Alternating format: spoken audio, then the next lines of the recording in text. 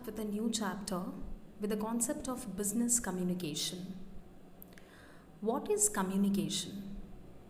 Communication is simply the act of transforming informations from one place, person, or group to another.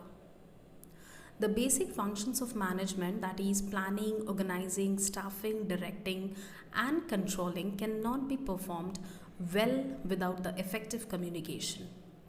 Every communication requires a sender, a message to be sent, and a recipient. The sender encodes the message. It is transmitted in some ways to the recipient, either by speaking or writing, and the recipient decodes it.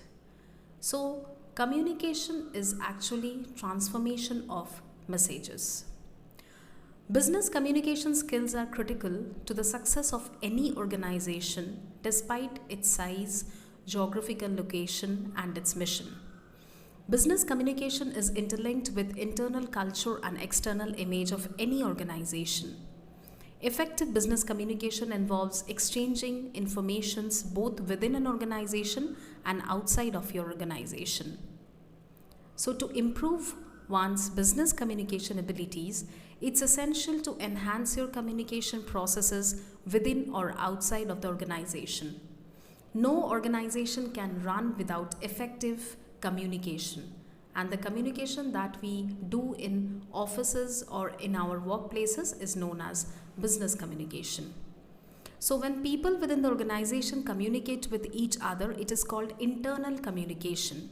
They do so to work as a team and realize the common goals. If they are not interacting or communicating with each other, then the teamwork will not be accomplished. It could be official or unofficial.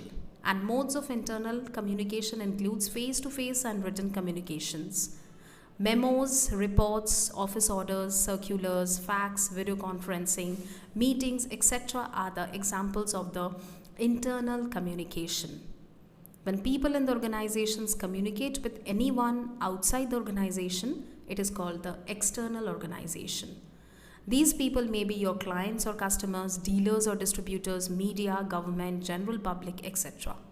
So they are the examples of external communication.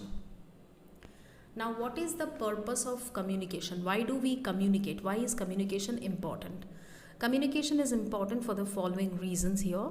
For instruction, the instructive functions unvarying and importantly deals with the commanding nature. So if we need to give some information or instructions to someone, we need to communicate.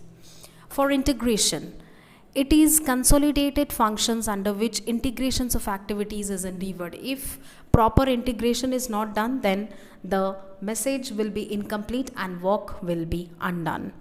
For informations, the purpose or functions of communications in an organization is to inform the individual or group about the particular task or company policies and procedures, etc. Whoever is working in the company needs to know about the company policies, the strategies, and so these informations should be communicated through proper communication. For evaluations, examinations of activities to form an idea or judgment of the worth of task is achieved through communication. So what type of work is going on in the organization, how to evaluate the work's progress can be done through communications. For directions, communication is necessary to issue directions by the top management or manager to the lower level. So we get informations from our subordinates, from our superordinates, and then we start working on the basis of that. So it's used basically for direction. For teaching, of course, the importance of personal safety on the job has been greatly recognized. A complete communication process is required to teach and educate workers about personal safety on the jobs. Sometimes we do feel insecure in job places. There are so many reasons for that. So not going further details with the reasons, we can say that in order to teach the employees about the safety procedures, communication is required. For influencing, a complete communication process is necessary in influencing others or being influenced. If you want to influence your team members or your juniors, you need to communicate with them so that they get influence through your communication. For image building, a business enterprise cannot isolate from the rest of the society. There is interrelationship and interdependence between the society and an enterprise operating in the society. So for image building, communication is also required. And for employees orientations, when a new employee enters into the organization, at that time he or she will be unknown to the organization, programs, policies, cultures, etc. So in order to make that person feel comfortable inside the organization, the head or the authority of the company needs to communicate all the policies and all the nitty-gritties of the company through communication. Now, dimensions of communication in an organization. Communication flows in 5 main directions. First is the downward communication, next is upward communication, third is horizontal or lateral communication, fourth is diagonal, and the fifth is grapevine communication. What is downward communication? It is the act of relaying important information in a company or organization from higher levels to the lower levels.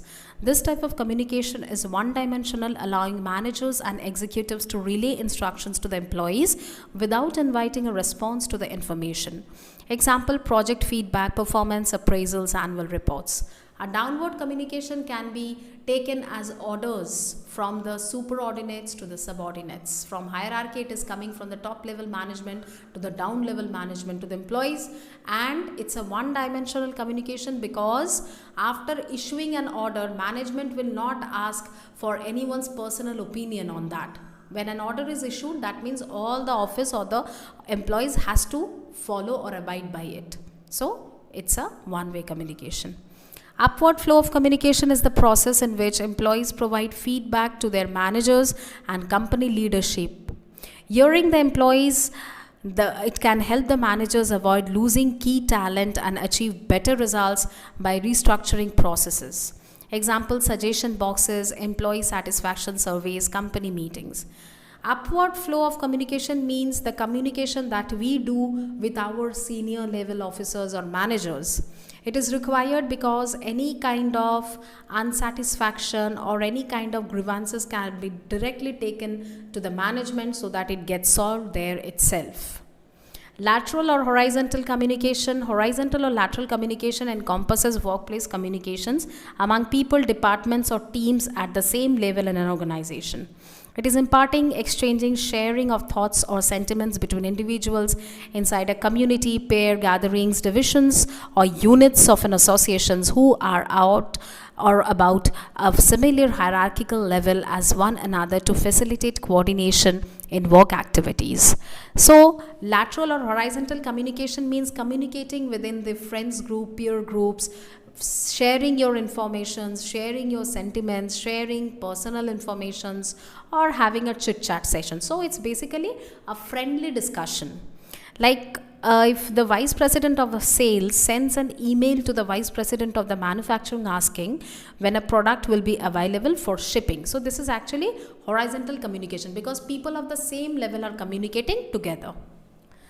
Diagonal communication or crosswise communication. It is a sort of hybrid between the vertical and the horizontal communication. It's a direct dialogue between the employees of different ranks who are not in the same chain of command. It is also called crosswise communication. For example, a software developer might collaborate with a marketing manager to better understand the product needs and positioning. So just the opposite of previous one is this diagonal communication. Here people are communicating but they are not belonging to the same rank. They are from different positions, different ranks, still they need to communicate with each other regarding job. An example is given here, like a software developer is cooperating or communicating with a marketing manager. Grapevine communication or informal communication basically refers to the gossips that arises in the workplaces or anywhere we go. So it's an informal channel of the business communication which forms mostly from unintentional social interactions. The information being conveyed may not be the primary intention of the initial conversation or message. As this type of communication originates from casual social interaction, it's inevitable for workplaces. So this is actually casual communication which a person might gather from a group or maybe from another individual, and then it gets spread out. Like rumor spreads faster than fire, This communication is similar to rumors, which starts with one or two person and then the whole office comes to know about it. Example is given here, like suppose the profit amount of a company is known, rumor is spread that this much profit is there, and on that basis bonus is declared. Now, how is technology and business communication interrelated? Technology has changed business in many ways, but its effect on communication is arguably very significant.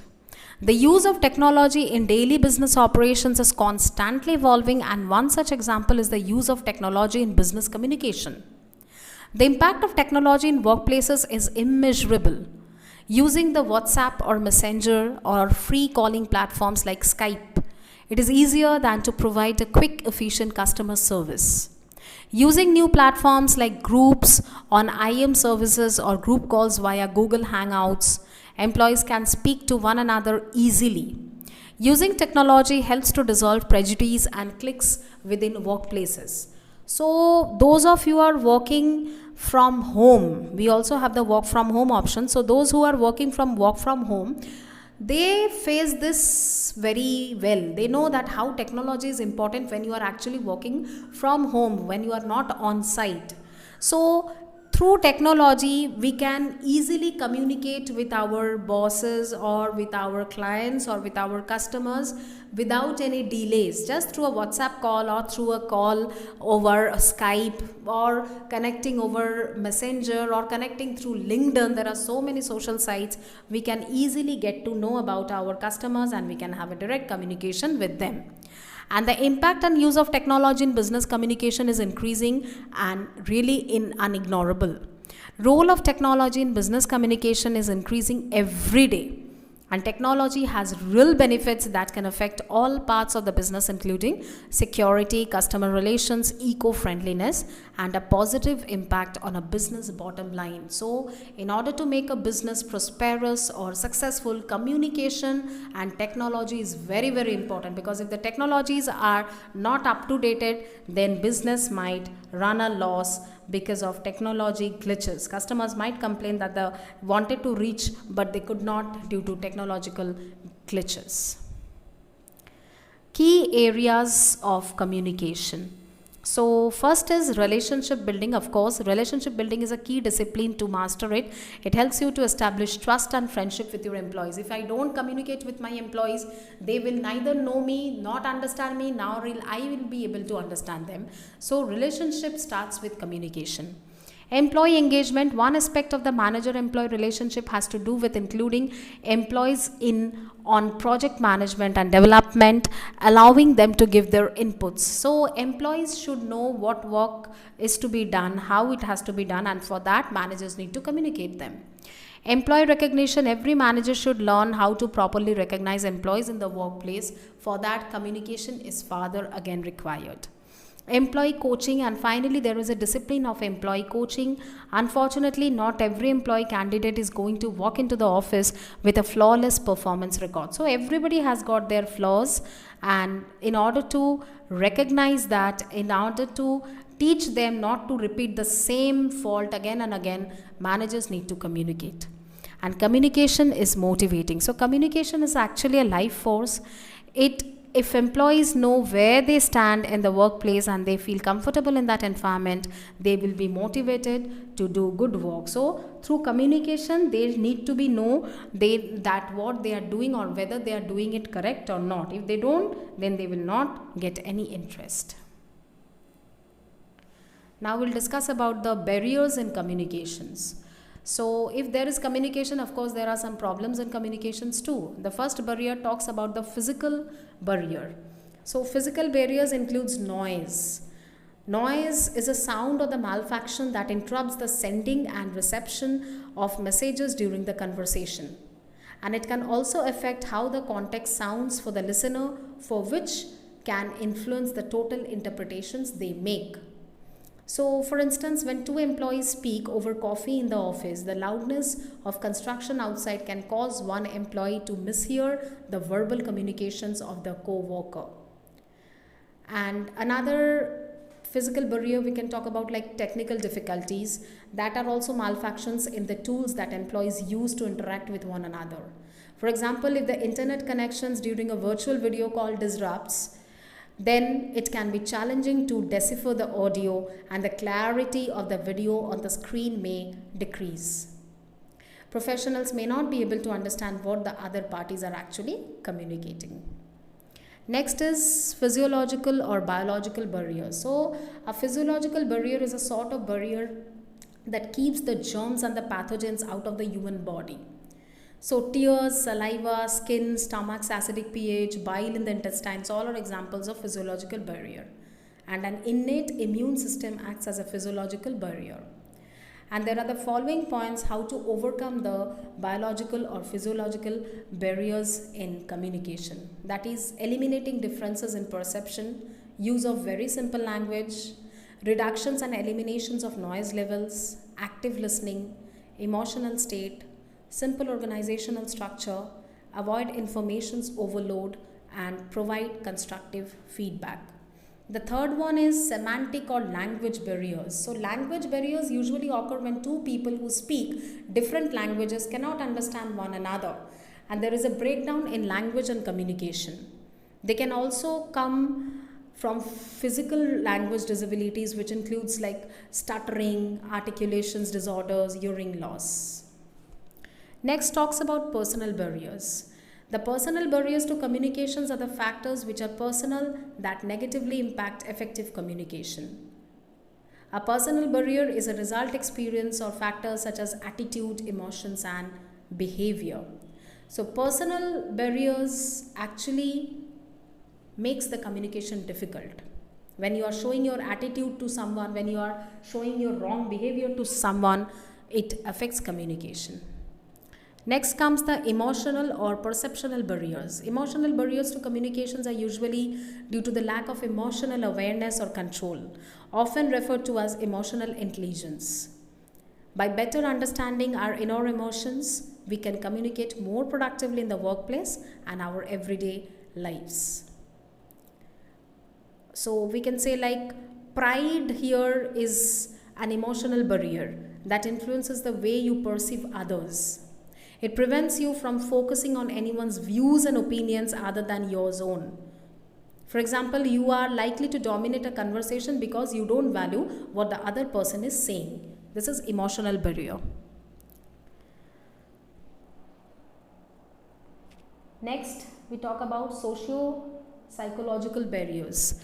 Attitudes and opinions, emotions, status differences, inattentions, closed mind, distrust, poor recollections, premature evaluations and interruptions, as well as lack of feedback. These all are the key socio-psychological obstacles to communication. Next, we talk about cultural barriers. Cultural barriers prevent people from different cultures from effectively communicating and working with each other. Cultural barriers can be caused by differences in languages, beliefs, values, norms. And the last we talk about is organizational barrier. The term organizational barriers refers to the restrictions on employee communication that could lead to a company's commercial failure. The major organizational barriers are like organizational rules and policies. Organizations frequently have policies governing the type of messages, medium, and mode that should be used for communication.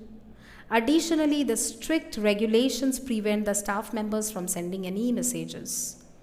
Then organizational facilities like refers to the tools that are made available to the employees to help with communication such as phone, stationery, translator, etc. The communication is stated to be timely, accurate, and need-based when these facilities are sufficiently provided for the employees. Conversely, communication could suffer if these facilities weren't available. It's a dynamic process in which the reader interacts with the text to construct meaning. Inherent in constructing meaning is the reader's ability to activate prior knowledge, use reading strategies, and adapt to the reading situation. So the components of reading skills are phonic awareness. Phonemic awareness, phonemes, the smallest units making up spoken language, combine to form syllables and words. Phonemic awareness refers to the student's ability to focus on and manipulate these phonemes in spoken syllables and words. According to the National Reading Panel, teaching phonemic awareness to children significantly improves their reading more than instruction that lacks any attention to phonemic awareness. Next comes fluency. Fluency is the reader's ability to read orally with appropriate speed, accuracy, and proper expression. Fluency is the ability to read as well as we speak and to make the sentence meaningful. The National Reading Panel's research findings conclude that students' guided oral reading and repeated oral reading had a significant and positive impact on word recognition, reading fluency, and comprehension in students of all ages. Next come phonics. It is the relationship between the letters in written language and the individual sounds in spoken language. Phonics instruction teaches students how to use these relationships to read and spell words. The National Reading Panel indicated that systematic phonics instruction enhances children's success in learning to read, and it is significantly more effective than instruction that teaches little or no phonics. Finally comes the vocabulary. The vocabulary development is closely connected to comprehension. The larger the reader's vocabulary, the easier it is to make sense of the text. According to the National Reading Panel, vocabulary can be learned incidentally through storybook reading or listening to others, and it should be taught both directly and indirectly. We come to advanced email communications and reporting, the next chapter. So, what are emails? Emails are the abbreviated forms of electronic mails. It is a system used for creating, sending, receiving, and storing data in the digital format over a network of computers. Today's email technology uses the store and forward model. In this model, users sends and receives information on their computer terminals. However, the computer is used only to connect to the email architecture. The creation, transmission, storage of email takes place only when connection with an email architecture is established. Email is one of the most important technological developments which has greatly influenced the way we communicate with each other. It would be interesting to study the benefits and limitations of the popular mailing tool. So emails are very important in our office, in our professions, where we just communicate by sending it over computer. Now, advantages of emails are many. If we discuss, like, emails are very easy to use. You can organize your daily correspondence, send and receive electronic messages and save them on computers. It is possible to send automated emails with a certain text in such a way that is possible to tell the sender that you are on vacation. These emails are also called autoresponders. If you don't want to respond, then autoresponders will respond on behalf of you. Then emails are very fast to send. They are just delivered at once around the world. The language used in emails is also very simple and very formal. Emails do not use paper. They are environment friendly and they save a lot of trees from being cut down. Emails can also have pictures in them. You can send birthday cards and newsletters as emails, as we have our GIFs on phone. So similar with emails, we can send someone wishing birthday with a picture or with the image attached to it. When you reply to an email, you can attach the original message so that when you answer, the recipient knows what you are talking about. So this is very important. Like, if we have to send some important attachment, we can send the attachment and we can write a brief mail so that the person who is getting the mail gets to know what is the attachment all about.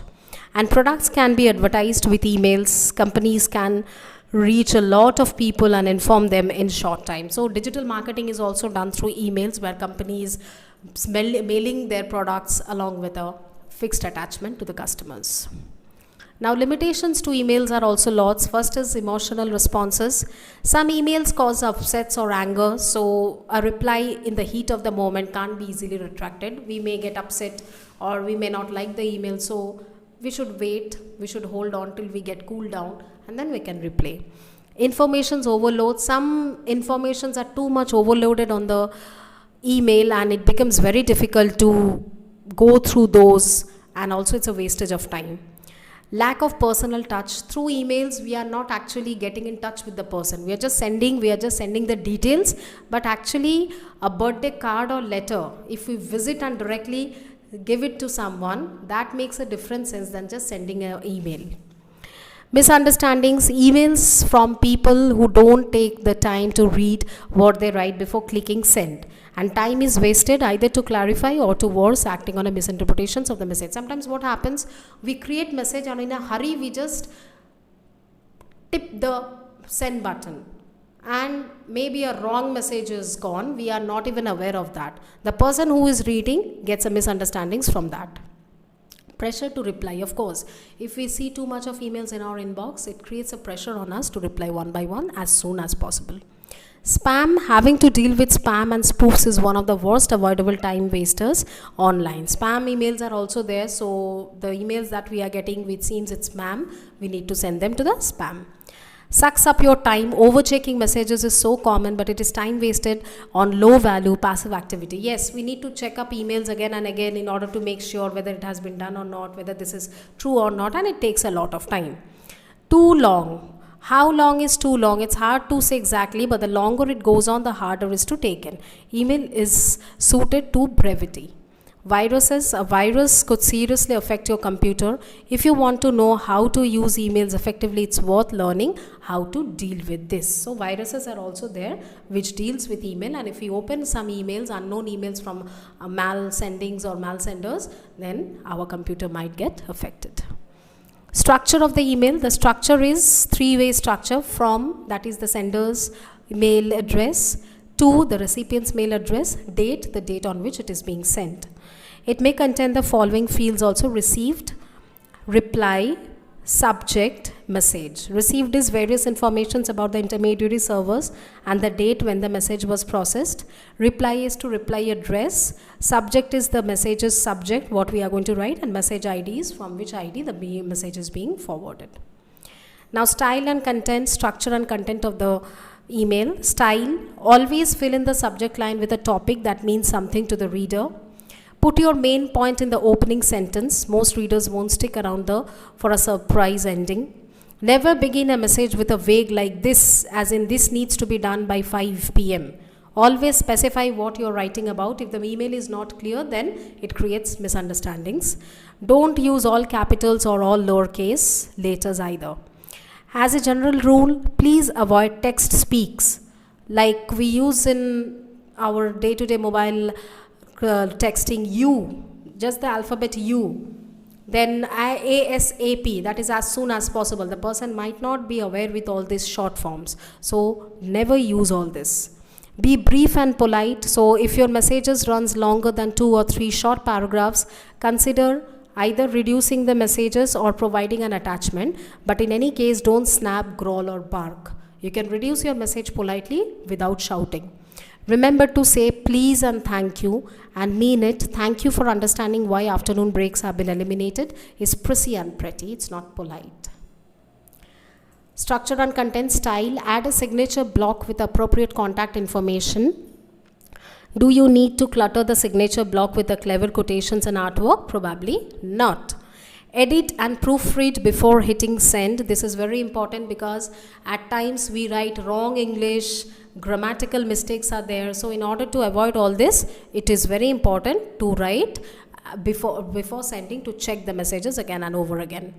Finally, reply promptly to serious messages. If you need more than 24 hours to collect information or make a decision, send a brief response explaining the delay. So if you receive an email and you feel that you are not in the conditions to reply it right now because you need to check it, you need to have a discussion on it, you need to have appropriate knowledge about it, you have to gather information, take time and just write to the concerned person why it is delaying.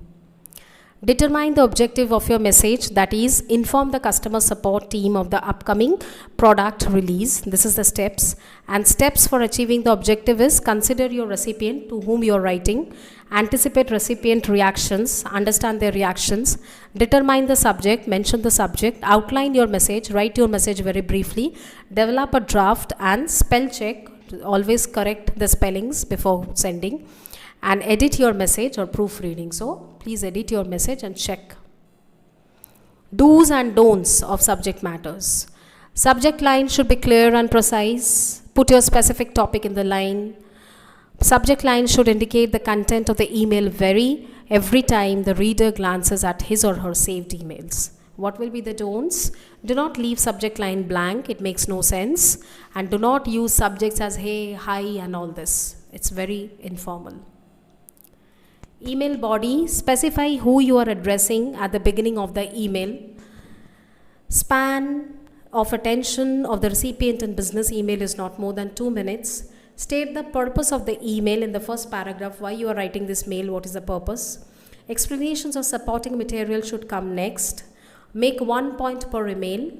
For more than 1 point, use a separate numbered paragraph. So each paragraph will have separate points. Sentences should be kept short and to the point. Sentences should be direct and informative, and also there should be no room for misinterpretation. Structure using paragraphs. Each paragraph should contain one idea, of course. Paragraphs should be short because one idea in one paragraph will, of course, make it short. Use topic sentences, use transitions. In addition, more importantly, first, second, third, finally, similarly, admittedly, in conclusions, etc. Structure of the email body, let the email wrap the sentences as if you were using Microsoft Word. Your email can appear choppy or inaccurate otherwise. Sign off as you would a letter. This lets the recipients know you have sent a complete thought. Provide the contact informations in a professional signature. Capitalize names and words as you would have in your English class. If you have attachments, make note of them in the email body and give them professional, easy identifiable names. Structure sentence type. There are 4 types of sentences: assertive or declarative emails, where you are actually declaring something, a sentence. Interrogative, where you are questioning. Imperative, where you are placing a request or an order. Order, of course, from the management. Exclamatory, where you are expressing your feelings. Now, email etiquettes. There are certain professional standards expected for email use. Here are some things to keep on mind. Be informal, not sloppy. So your colleagues may use commonly accepted abbreviations in email, but when communicating with external customers, everyone should follow the standard writing protocol. In office, we can be informal, but with customers, we can't, we should not. Keep messages brief and to the point, because nobody has got so much of time of going in details to the whole email. They just need the body line. They will just read the outline of the messages. So make it very precise. Use sentence case. Using all capital letters means you are very rude. So don't use all capitals, don't use all smalls. Use it in a middle way. Use the blind copy and courtesy copy appropriately. So the BCC and the CC should be used properly. Be cautious with your use of CC. Overuse simply clutters in boxes. Copy the people who exactly needed to be copied. You don't need to copy everyone. Only the important people who needs to be copied should be CC'd. Don't use email as an excuse to avoid personal contacts. Many issues can be resolved when we sit face to face. So sending an email may be a formal interaction, but if needed, we might meet the person after even sending an email. Remember that email isn't private, so it should be remembered that email is considered company property and can be retrieved, examined, and used in a court of law. So unless you are using an encryption device, you should assume that email over the internet is not secure. Be sparing with group email. Send group email only when it's useful to every recipient. Use the reply all button only when compiling results requiring collectively input and only if you have something to add. Use the subject field to indicate the content and the purpose. So don't raise hi and all in the subject field. Subject should be filled with the particular topic. Don't send chain letters, virus warnings, or junk mail because these can damage the computer. And remember that your tone can't be heard in email. So you have to be as soft and as polite in your words while writing email because your tone cannot be heard. Summarize long discussions. Too much long discussions in emails is really boring. Nobody has got so much of time of reading because it's an email, it's not a letter. So make your point, summarize your point, and then write.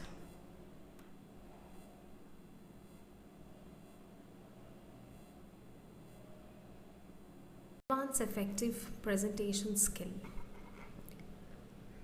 What are actually the objectives of a presentation?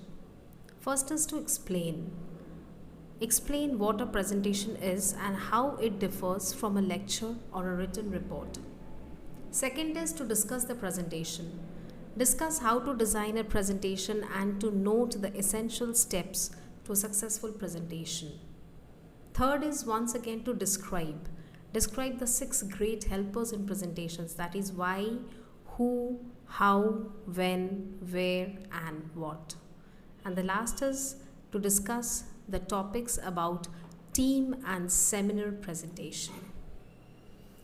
Now we will introduce the concept of presentation. In business organizations, presentations and public speaking by the executive and other personnel are a very regular feature. No matter what the area of responsibility is or what type of organization is for which you're working, you have to give a presentation or speech sooner or later. In simple language, presentation is presenting what the company is all about, what are the features of the company, what are you selling, how is your relationship with the customers, who are your customers, and everything all in a detail in a PPT form. You may be asked to talk to colleagues, clients, suppliers for the general public. You may be asked to speak for 15 minutes or for 1 hour. Hence, public speaking and presentation skills are very much essentials and professional, and they are actually used for professional excellence. Technical skills account to 20 to 25% professional excellence, and rest depends upon soft skills that includes public speaking and presentation skills. Features of a presentation. A presentation is actually not a lecture. Classroom lectures have well-defined educational objectives. Students raise questions and answer questions put by their teacher. A classroom lecture is ideally a two-way communication process, but presentation is a one-way communication process. The audience sits through listening, watching, and taking notes, whereas the presentation is going on. The focus is on persuading the listeners to buy the ideas that are shared. Through presentation, ideas are actually shared. A presentation has a very well-defined format. The audience sits through the delivery without interrupting the presenter, and after the completion of the presentation, the audience is invited to ask questions or seek clarifications. So it's a one-way process of communication where the audience is only listening, understanding, and after the completion of the session, they are asked to ask questions. Elements of presentation. There are 3 elements of presentation. First is the presenter's analysis, second is the audience analysis, third is the presentation design. So the presentator's analysis includes, as a presenter, you need to focus on the following aspects before making the actual presentation. Identify your purpose. For what is the purpose of this presentation? Analyze your audience. Who are the audience to whom you are catering? Identify the need. What is actually the need for the presentation? Collate your information. Share your information. Design your communication. How you are going to communicate, you should design the pattern. Time your presentation. How long it will take to the presentation to continue. Decide on the visual aids to be used. What are the visual aids that are being used should be taken into consideration. Study the location where the presentation will be taking place. Audience analysis. Before making presentation, audience analysis is also very necessary. The following points should be noted on this regard. Get an idea of the number, nature, needs, level of knowledge, and likely attitude of the audience. Who are the audience? What are their nature? What are their needs they are looking for should be well understood. Determine the language of delivery and selection of inputs. Which language this audience will be comfortable to understand should be considered. Understanding the audience's needs, what they have come for, what is their need should be understood. Never consider your audience to be a hostile group. So audience are not foolish people. They have the knowledge already. Always look for some smiling faces among the listeners. Audience should have a smiling faces, and you should try to find out who are actually smiling with interests. Make eye contact with them. If you don't make eye contact, they will understand that you are not serious to them, or you may not be equally apprehending to them. Remember the purpose for which you are addressing your audience. So what is the purpose of this presentation should be remembered. Designing your presentation. Think of a presentation in terms of a journey designed to take an audience to a pre-planned destination. Use this analogy to identify the key points of your message, prioritize them, and all allocate each one to appropriate time slot. Nearly all presentations should fit into a simple structure. This comprises 4 clearly parts and timing of each part too. Introductions, that is, tell me what you are going to tell them, 3 minutes. Main body, 15 minutes. Conclusion, 2 minutes. Question and answer series for 10 minutes. A good guide for the breakdown of presentation is 10-80-10 rule, whereby the introduction and conclusions are allotted 10% of the presentation time and the main body is 80%. For example, if a 30-minute presentation would have 3-minute introductions and conclusion and main body lasting 24 minutes. This formula can be applied to any length of presentation as it reflects a good breakdown from the audience's perspective. Now 10 steps to a successful presentation. First is consider the occasion and objective. Know the sphere and concentrize ideas. Where it is the purpose of the presentation should be identified. Make audience analysis. Meet the demands of the audience, what they have come for. Know about the location. Acquaint yourself with the venue, organizations, organizers, etc. where you are going to conduct your presentation. Decide the mode and manner of presentations. That is, how will you receive more attention from the audiences. Prepare the script. What you are going to say, that should be very well prepared. Preparations of the visual aids, handouts, feedback forms. This should be ready. Rehearse. Before going to the stage for final delivery, rehearse a lot. Consider personal aspects. Overcome nervousness. You cannot be nervous. If you are nervous, it will be reflected on your attitude. Make the presentation with due confidence. Come to the stage and hit back it with the presentation. Next topic is, how should you deliver the presentation? First point is, do not read. So whenever we are presenting a presentation, it should be very neat and clean. Our communication should be very straightforward, and we are here not to read a news. We are actually presenting a presentation with all details. So it's a face-to-face communication, and we need to actually emphasize on the details of the presentation rather than just reading it out.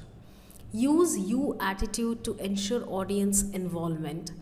So why the audience should listen to me? First, proper information should be given to the audience. They should understand what is the purpose of this presentation, what they are actually going to gain from this presentation. Answer the questions to be able to make your presentations relevant to the needs and interests of your listeners. Whatever questions the audience are asking, we should be able to answer them. And all such considerations acts as a motivation raisers. They ensure the audience's involvement in the delivery of the presentation. It should be on a two-way. When the audience is listening to us, they will surely come up with questions. We should try to answer those questions, and this shows involvement. Give the outline of the content. So in the beginning itself, tell the audience about the outline of the content of your presentation. This will help them to understand what is the presentation all about. It will give them a vague idea. Tell them what next. So the listeners will think what is coming up to next. So through your presentation, you have to tell them step by step. Tell them what is the next thing that you are going to present. The 6 great helpers in presentation. First is why. What is the purpose of the presentation? It should be very clear to the audience. It is necessary to be aware of the real reason for making the presentation, and if it is of a frivolous nature where the basic intent is furthering and cementing of social relationship, problems do not arise. So what is the purpose? Why this presentation is being held? The purpose should be understood very well. The second is who. Who is my listener? Knowledge about the co-participant goes a long way in meeting communication demands. So this is somewhat similar to an interviewee getting familiar with the organization to effectively answer to probable questions relating to the organization. Similarly, the personality, education, age, status, and knowledge level of the listener also helps in deciding the format, tone, manner of presentation. So who is actually listening my presentation? Understanding that is also very important. Where and when. These imply the place and the context. After your message is formulated, try and visualize the position of the receiver. Where would he be when he receives it?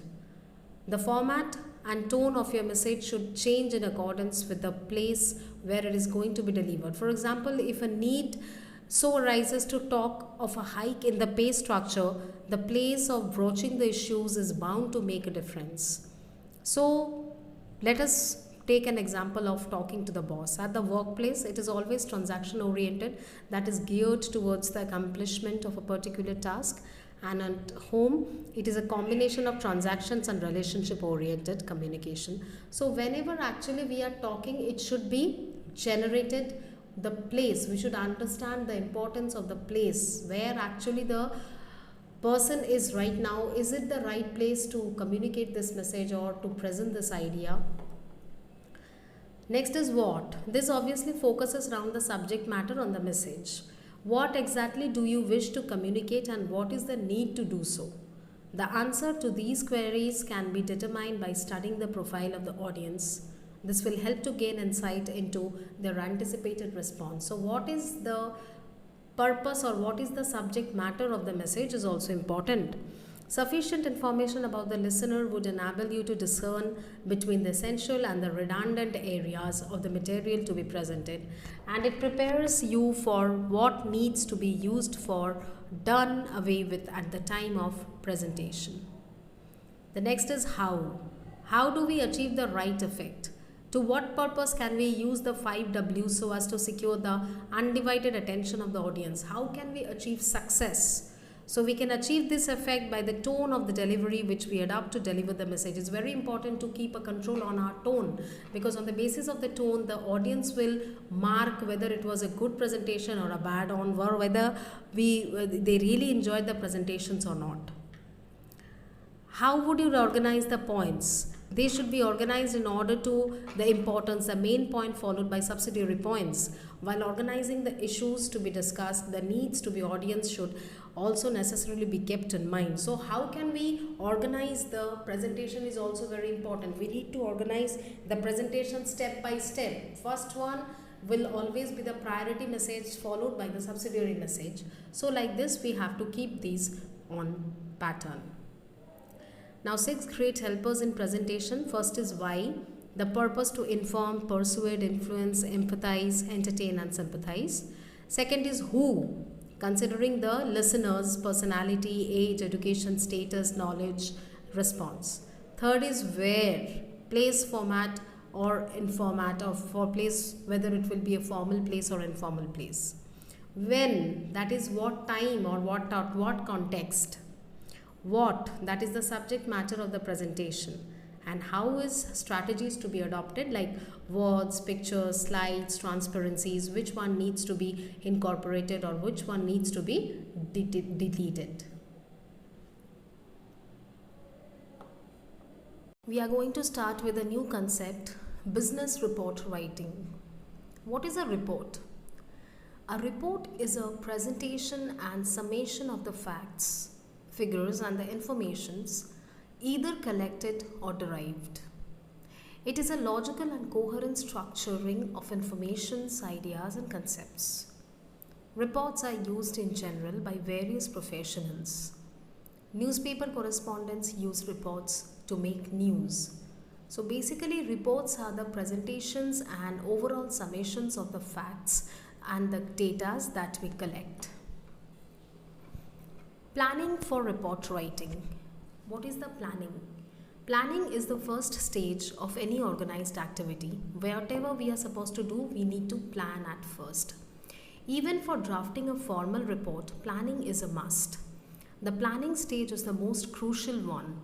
Spend as much time as possible in collecting the materials, synchronizing the details, and ensuring that nothing has been left out. If the planning is done in a detailed manner, there are few chances of missing out errors at the final stage. So planning should be very clear, because if there is any loophole in the planning, the entire process might suffer. In fact, planning for a report is as important as the process of writing itself. The various steps involved in report planning are as follows. Define the problem and the purpose. What is the problem that has arrived and what is the purpose of the problem? Outline the issues for investigation. Make the issues to investigate what and from which source the problem has actually raised. Prepare a work plan. Make a plan how to work on this particular problem or an issue. Conduct research, analyze and interpret. Conduct research work on the particular problem. Do some analysis and interpret it. Finally, draw conclusions. That is how we are supposed to plan a report writing. Now, types of reports. There are various types of reports. So reports are classified into like long and short reports, informal reports, formal reports, business or technical reports, academic research reports, and etc. So what is a long report? Basically, long reports are the detailed analysis of a project or a plan or a problem at hand. As indicated by the name, long reports are very lengthy and they consume a lot of time in making as well as for presentation. On the other hand, the short reports, as the name says, are a 1 to 3 page presentations of a topic or an event. These are the brief and precise in nature and they contain only the relevant facts. Whereas long reports contains all detailed facts, short reports are very brief and they contain only the important facts that needs to be researched on. Examples of long report are like feasibility report of a product, and the short report examples can be like annual exhibitions at school. Now, what is a business report? Business reports are the ones prepared in the organization for formal purposes. Research reports or academic reports are the ones prepared in the course of study. They may be reports prepared after summer training or after completion of a project or a research. So these business reports are actually based on a research topic which may be formulated in a form of a research or a problem. Business reports are the collections of the data and analysis that helps make relevant information easily accessible to a company. Its main purpose is to communicate relevant information effectively. Whatever the organization is doing, they need to report it so that the other colleagues or the other organization comes to know about its work culture, its work productions and all. So business reports actually shares information about organization. Business reports may be classified on the basis of purpose of preparation. Routine reports. The reports which are prepared on a routine basis in an organization are called the routine reports. These are prepared in the normal course of business, whether or not something extraordinary takes place. The different reports of routine are discussed, like progress reports. This is a report about the growth of an organization or any of the department in the organization. So it relates to the progress of the organization. Inspection reports in case of a manufacturing concern or even in case of other organizations. Regular inspections are held to check the compliance of the products and services with the specified norms. So these inspections may be done by the superiors in the organization, and the report prepared by this inspection team is called the inspection report. If there is any investigation or any inspection going on in the office, the report that comes out from the inspection officers are called inspecting or inspection reports. Performance appraisal reports. At regular intervals, performance appraisal of the employees is done by the personnel department. So this is done to access and also evaluate the employee as per their performance. For this purpose, the performance appraisal report of each employee is made and sent to the management for evaluation. And the last is the periodical report, which is the report prepared at regular time intervals. A monthly report, the annual report, the biannual report, etc. falls under this category. The next is special reports. Special reports are the reports which are not actually prepared on a routine basis but only in the event of special circumstances or exceptional situations. This may have to be made once in a while. So various special reports are like investigation report. In case of an unusual happening like sudden downfall of sales or fall in productions or any other event, investigations may have to be carried out to find out the reasons behind the event. Reporters prepared after such an investigations are called the investigation reports. If suddenly your company is running a loss, maybe an investigation report has to be prepared in order to search out the reason behind it. Survey or feasibility report. A survey is sometimes carried out regarding the present working or an organization, its sales, etc., on the feasibility of any new product to be undertaken by the organization. Survey or feasibility reports are prepared to record the findings. And first informations report, this is commonly known as FIR. Mostly we understand that FIRs are lodged in police stations in case of any mishappening. But FIR may also be prepared for record of an organization. This is prepared by the first witness to the event to report to his superiors. Now, report writing process. Prior to commencing work on a report, a few queries should be raised by the report writer and satisfactorily answered. This enables the writer to produce a highly focused report. The queries are central on the 5 W's and 1 H. What is the problem? What is it needs to be ascertained? Clarity along these lines helps in eliminating and redundancies that might crop up. So what, why, where, when, which and how. These 5 W's and 1 H is very essential for report writing. Identifications of the genesis of the problem helps in streamlining the approach. The 5 W's and 1 H are very important. Questions like the following pertaining to these W's and H are to be answered before writing the report. Why is it important to study the problem? Why? What is the purpose should the problem be analyzed? What is relevance and significance to the department and specific an organization in general? What are the benefits that will be obtained as a result of this particular report to the department, the organizations and the self? So report writing processes also involves who is involved in the situation. This could take into account both the readers and the writer. In case there is a third party involved, it would also account for that. Who is going to be the reader of the report? With a change in the reader, a change is visible manner in the manner of approach in the report. The report must be read by someone. So who is the person who is going to take my report and read it? When did the trouble start? In case it is an analytical report, one would also need to address oneself to the source and time of the problem before reaching any conclusion. So where and when this problem arose, this need to be clarified. When am I going to write the report? The time factor is very important. After the incident, it depends how much time should it be taken to write the report. Where would the reader be at the time when he receives the report? Would the reader read the report in a meeting or read it within the confines of his room? There would be definitely a difference in the manner of approach. So it depends also on the space where the reader is going to read the report exactly. And finally, how would the report be written? What is the style and structure of the report? What information is to be included and what is to be excluded? Which graphs and chart would be used and avoided? So there is no set outline that can be used in preparing reports. The most appropriate form and contents of a particular report should be determined by the nature of the target audience. The following is the suggested broad outline of a report. First is preliminary pages. Title page is showing the heading, contents along with unit headings and page numbers, preface along with acknowledgements, foreword, list of the tables, list of graphs and diagrams, abbreviations. The main text will include the summary, the introductions, the main findings, along with the conclusions and recommendations. Introductions, introducing the theme. Review of the related literature, methodology, results.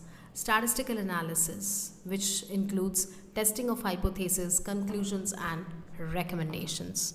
And the end matter will include bibliography along with the annexure. Writing basics. Communication. So again, we are going to introduce the concept of communication, which is very important in business. And what is communication? It is just giving or exchanging of informations, signals or messages as by talk, gestures or writing. The art of expressing ideas, especially in speech and writing, as referred by Webster's New World Dictionary. So communication is interaction. Communication is talking, communication is exchanging ideas, communication is informations and data exchanges as well as any sort of interaction. Communication influences thoughts, feelings and actions. Information merely informs. So communication actually influences us. It influences our thought processes, it influences our feelings and also it influences our actions. And information merely informs. Information merely informs in the sense information hardly gives us all the informations, but through communication we can have all the informations, like the 80-20 rule. 80% of a subject matter can be dealt with communication provided 20% of the correct and reliable information. That makes a communication actually successful. Clear. So first concept of communication is to clarify what it is you intend before writing. So whenever we are going to write any business prospect or anything, we need to clarify what am I supposed to write, what is the subject, content or matter that I'm going to place. Next is clearly state your intent in the lead. So whatever I'm going to write, my intention has to be very well clarified so that the readers don't get into confusion or they just can understand what am I supposed to write. Next is one topic per communication. Yes, unless I write one topic, if I overload the topics, too many topics together, it might create a problem once again for the person to understand. So one topic per communication is essential both for writing as well as for the others to read and understand.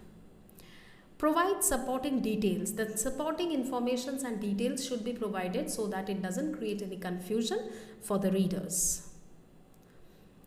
Edit, less is more in many cases. So if we add too many unnecessary informations, that might make the readers get disinterested or they might feel that it's too much of unnecessary informations overburdened.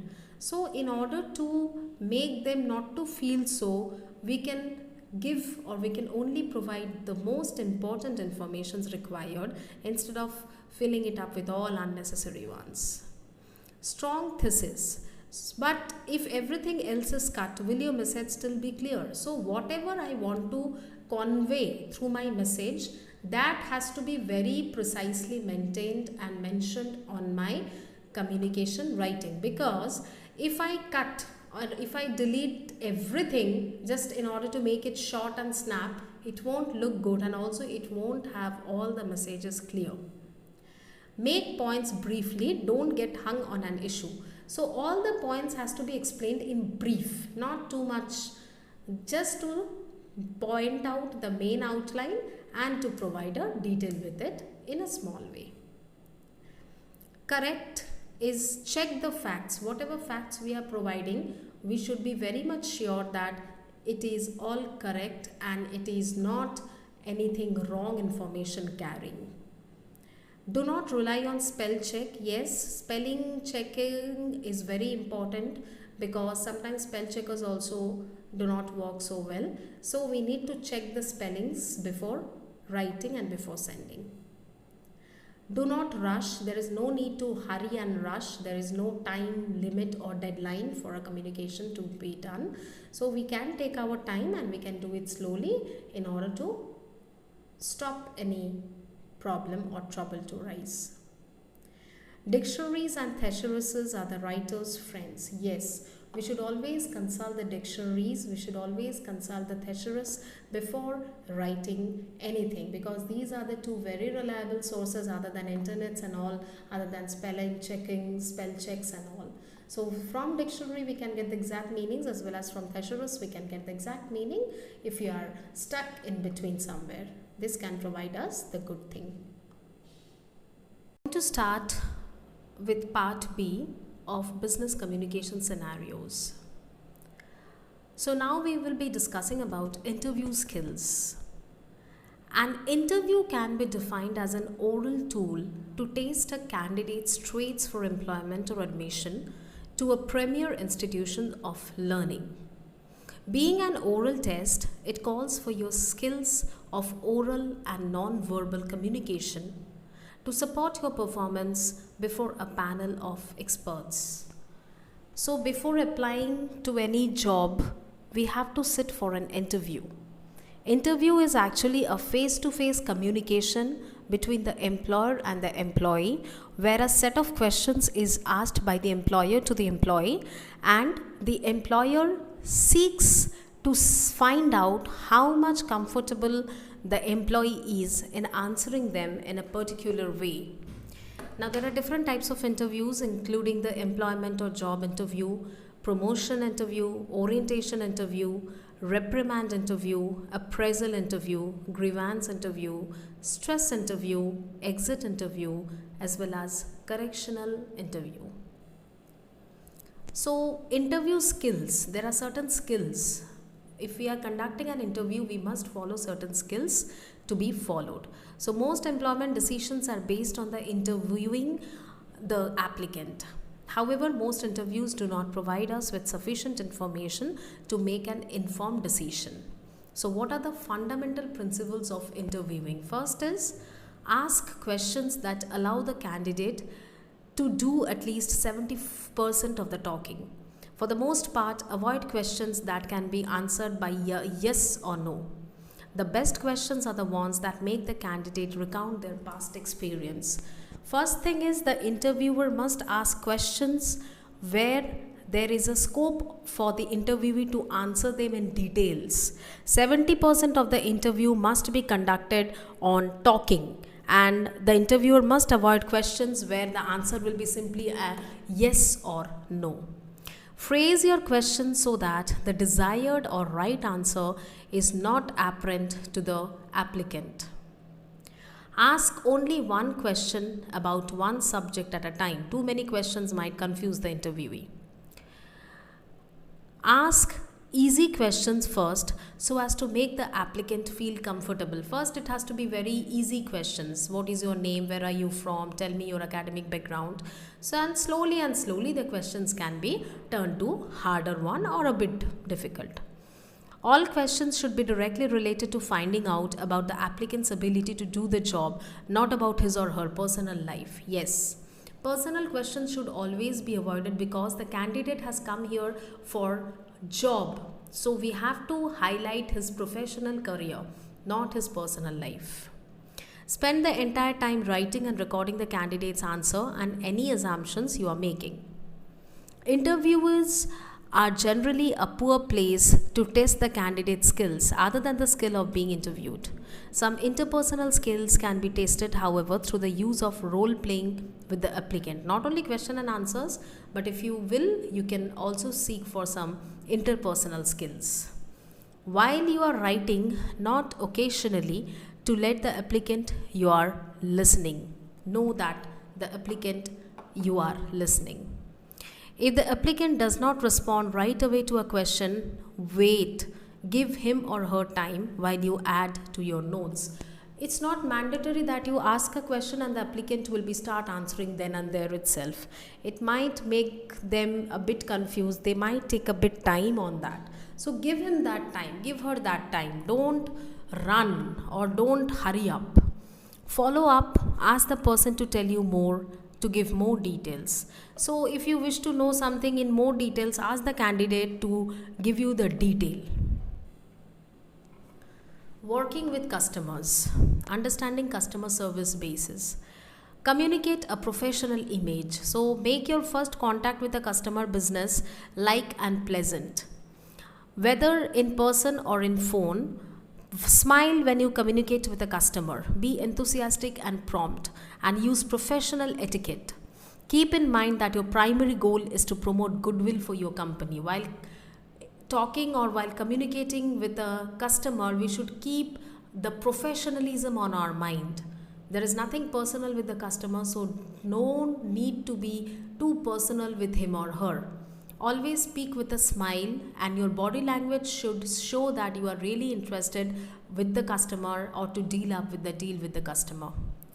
Listen to your customers. When serving customers, especially those with complaints, spend most of your time in listening. Active listening means that you stop talking and concentrate on the customer's words, not on how to counter their arguments or respond to their claims. Active listening also helps you understand a customer's needs and the content of their messages. Listening shows that you value customers and respect what they have to say. So, if somebody is talking to you, if a customer is talking or if he is expressing something, some grievances, complaints, don't cut it from between. Allow him to talk and you listen. Active listening is a key part of communication. Until and unless we listen to the next person carefully, we will not be able to understand what that person wants to say, and we will come up with wrong assumptions. Ask question. Make sure you understand explanations and requests by asking for clarification. You can also ask questions to gather all the facts you need to make a decision, to solicit suggestions for improvement, and to find out what your customers need and want. After you ask a question, be prepared to keep quiet while you listen to the response. So if you are having any doubt in understanding something, please clarify it by asking questions. Until and unless we ask question, the other person might not take interest in explanation, or they might feel that we are not listening to them carefully, or we might not be interested. So nothing as such. Ask questions and make it clear. Exceed expectations. One popular definition of excellent customer service is an organization's ability to consistently exceed customer expectations. You can do this by determining what a client wants and then doing that and more. Being more attractive and helpful than your customers expect helps to build the customers' loyalty. So we should try to reach and meet the customers' expectations. If we don't do that, customers will lose interests. So try to meet the expectations of the customers. Improving informal communications. So use informal communications opportunities to form and enhance relationships through communications. Taking time to make a personal telephone call, briefly visiting colleagues at their desks when they are free, or discussing business over lunch helps to foster goodwill among the colleagues and decision makers.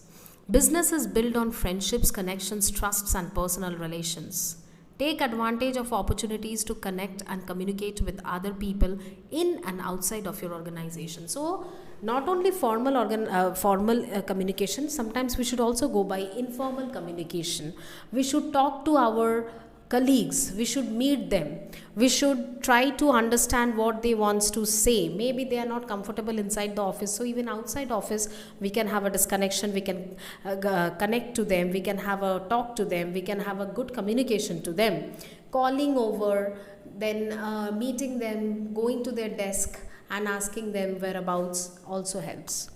As you communicate with other people, you make yourself more visible and let others know what you are doing and accomplishing. In particular, let your managers and other decision makers know about your contributions to the organizations. Decisions about raises, promotions, and other opportunities are often based on information that is gathered informally. So, if we communicate with others, other people come to know what actually we are doing for the organization, or what post am I holding and what is my contribution towards my organization. If I don't communicate with others, they will not be able to know me. They won't understand what is my job role and how exactly I am helping the organization to achieve its goal. So in order to do that, we need to communicate very well with our colleagues. And from them, this might rotate, or this might go to other colleagues or to the whole organization, that what is actually my role or what I am doing or what is my contributions, and maybe the promotions and raises will be dependent on this. So while we are communicating informally, we should keep on mind that we should be professional, we should emphasize the positive, and we should overcome obstacles. Always be professional. There is nothing personal with the colleagues. Emphasize the positiveness, see positive, talk positive, be positive, and overcome obstacles. Any problems, any difficulties, we should try to overcome that. Now, improving informal communications includes listening actively. So, studies suggest that people remember only 25 to 50% of what they hear in informal communication. They overlook, disregard, misunderstand, or forget the other 50 to 75%. So, we should listen very carefully. When somebody is communicating with me or with us, we should always focus what they are saying, because we are not machine. We cannot keep everything on mind. So we have to listen very carefully the important points said. Speaking persuasively, persuasive speaking is really one of the understanding the audience's mindsets and talking in terms that show you are broadly empathetic to their attitudes and acknowledging that their views are of considerable value, which must be fully taken into account when deciding upon an action. So speak, we should also speak, not only listen, but at times we should also speak, so that the other person can also understand and the communication goes well. Negotiating effectively. Negotiation is a process of exchange, a give and take between two or more parties to resolve a conflict or problem solve and reach a mutually beneficial agreement. So we should negotiate effectively so that both sides gets a profit and also it's beneficial to both of us. Managing conflict, as we all know, to be a safe and predictable person for those around you at work and at home. It is essential that you are able to maintain your composure when you feel like your buttons are being pushed. So, conflict should be managed well. If there is any conflict arising between the team or in the organization, it should be very effectively managed through informal communication. Next is group discussion. A group discussion starts without a leader. It is conducted in an atmosphere of free and equal chance for all the candidates to express their views on the topic. It is during the course of a discussion that the leader emerges gradually. So a group discussion, the name itself suggests it's a group. All will be talking, all will be discussing, all will be having their general thoughts, and slowly they will come up with their own decisions. So this is very important that in group discussions, everybody will share their opinions. Now, what are the qualities needed for a group discussion? Leadership qualities to lead or guide the team. Of course, there should be a very prominent leader who will lead the whole team. Analytical skill, that is ability to deconstruct informations into smaller categories to draw conclusions. If it's a big topic, then it has to be cut short and then we should come to a conclusion. Fluency refers to the continuity, smoothness, rate and effort in speech production. Fluency of speech is very important. If some fumbling or some confusion arises, then the group discussion might break in between. Good listener, listen carefully, ask questions, give feedback. Yes, listen very carefully first. Then if you are having problems, ask questions and then draw a feedback. Empathy, strong interpersonal communication skills, proactivity, leadership to boost. Empathy is also very much important in group discussions where interpersonal communication skills are used. Now, reading skills. Reading is a dynamic process in which the reader interacts with the text to construct meaning. Inherent to constructing meaning in the reader's ability to activate prior knowledge, use reading strategies and adapt to the reading situation. Reading, we all know, is a dynamic process. We are reading something means we are trying to understand the concept, we are trying to actually go into it and visit the reality. Components of reading skills are like phonemic awareness, fluency, phonics, vocabulary.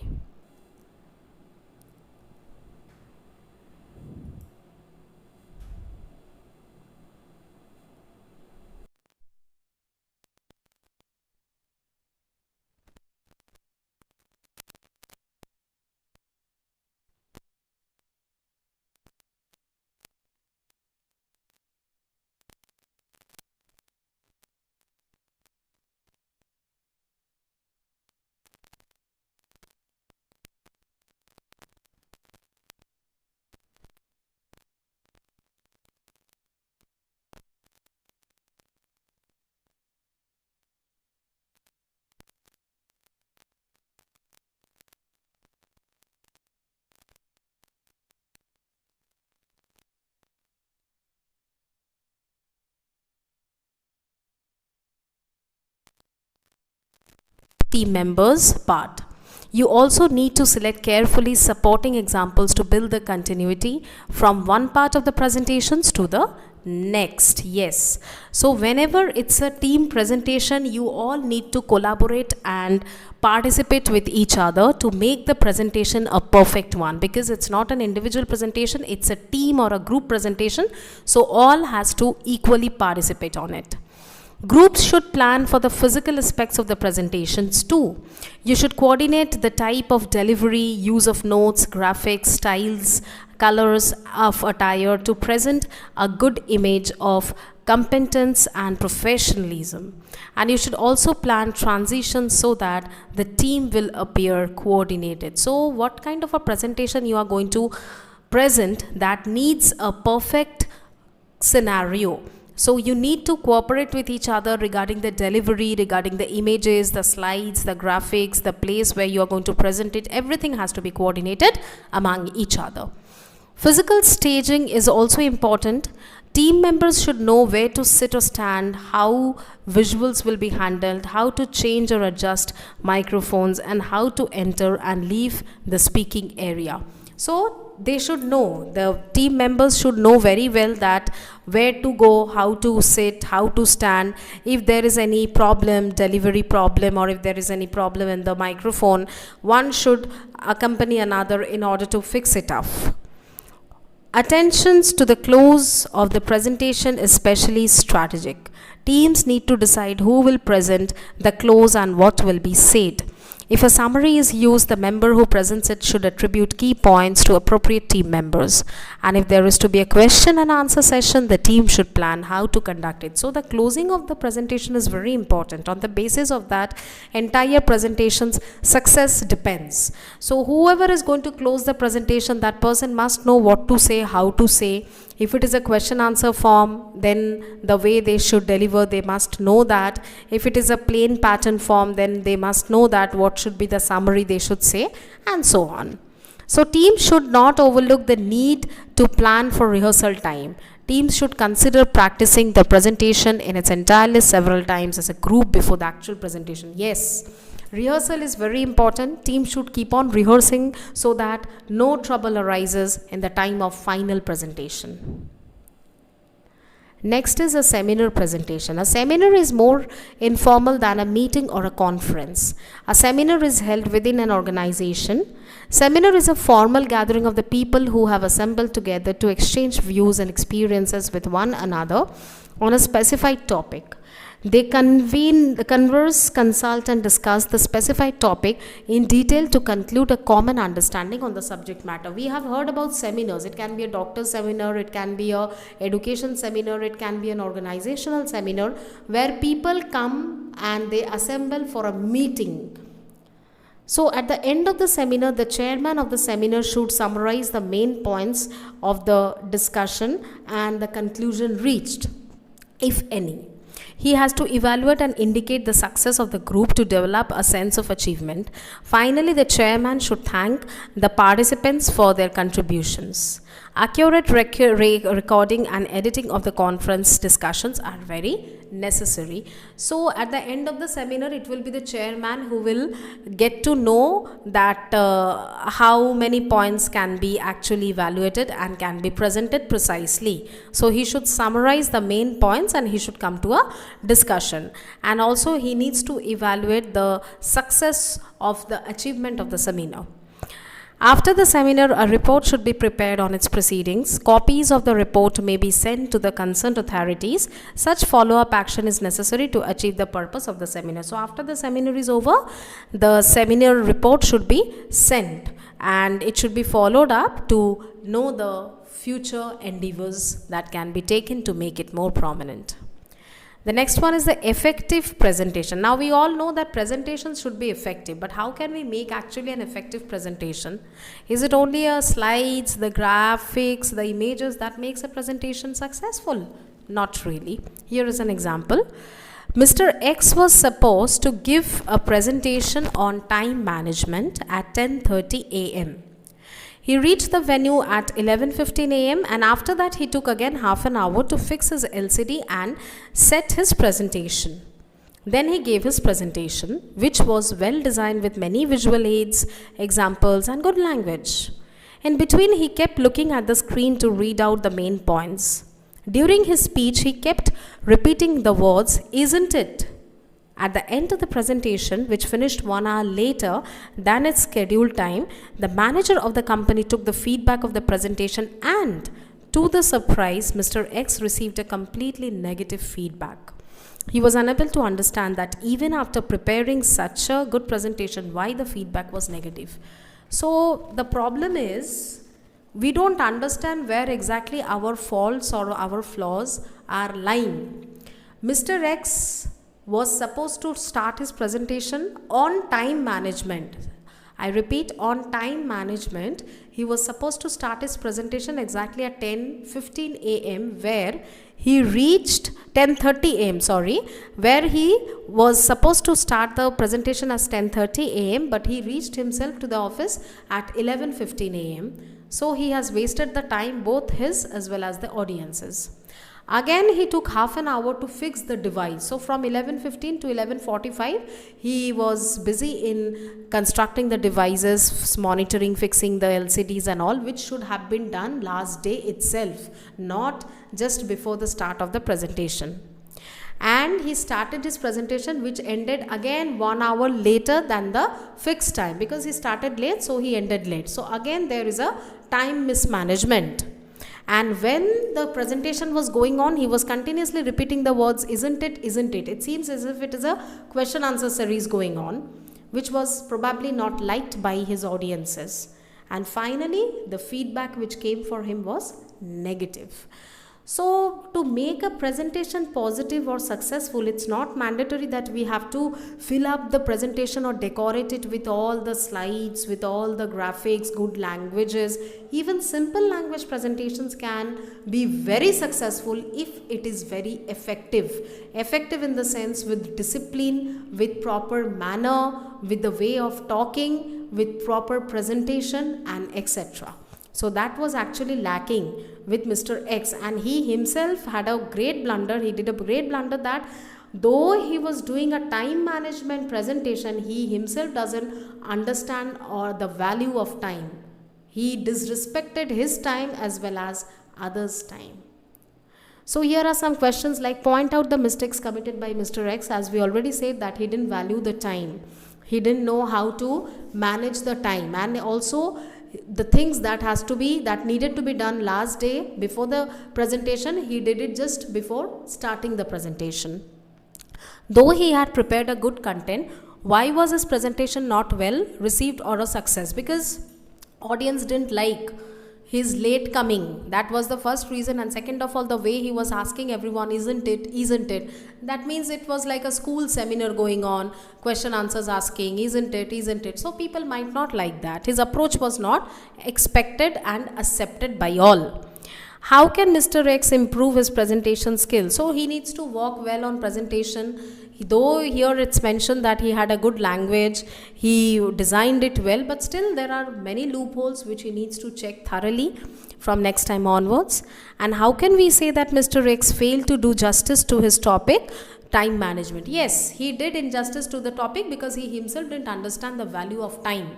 10:30 was the time on which the presentation was supposed to be started, but he was late. He himself arrived to the venue at 11:15, and again from 11:15 to 11:45 he was busy in fixing the LCDs, monitors and all. And as a result, the presentation completed or ended up 1 hour later than the precise time. So this things needs to be checked by him thoroughly from next time onwards. Leadership skills in communication. So communication is at the heart of leadership. Leadership cannot occur except in relationship to other people, and communication is the means through which leadership is accomplished. If I am a leader, I'm leading my team, I need to communicate with my team. Without communication through sign languages, I cannot lead my team. Now communication is 3-way steps. Giving and receiving feedback. I'm giving feedback to someone, again I'm receiving feedback to them through communication. Linking, that is connecting ideas in a group. If I'm having some ideas, I need to pitch them to my team through communication. And networking, connecting people in a group or organization, connecting all the peoples to a group or a particular organization through communication is also networking. Next is verbal and non-verbal key points. Most non-verbal is done unconsciously. So we know verbal communication and non-verbal communication, but non-verbal communication is actually not a conscious one. It is being done unconsciously, and it is more difficult to control our non-verbal actions.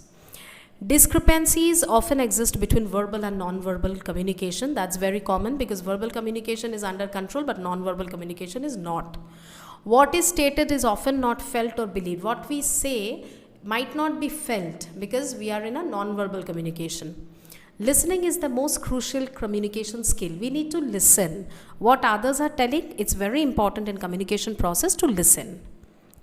Emotional intelligence, listen to others. Yes, when I am talking, I will expect others to listen to me. Similarly, when others are talking, we should listen them as it is expected by them too.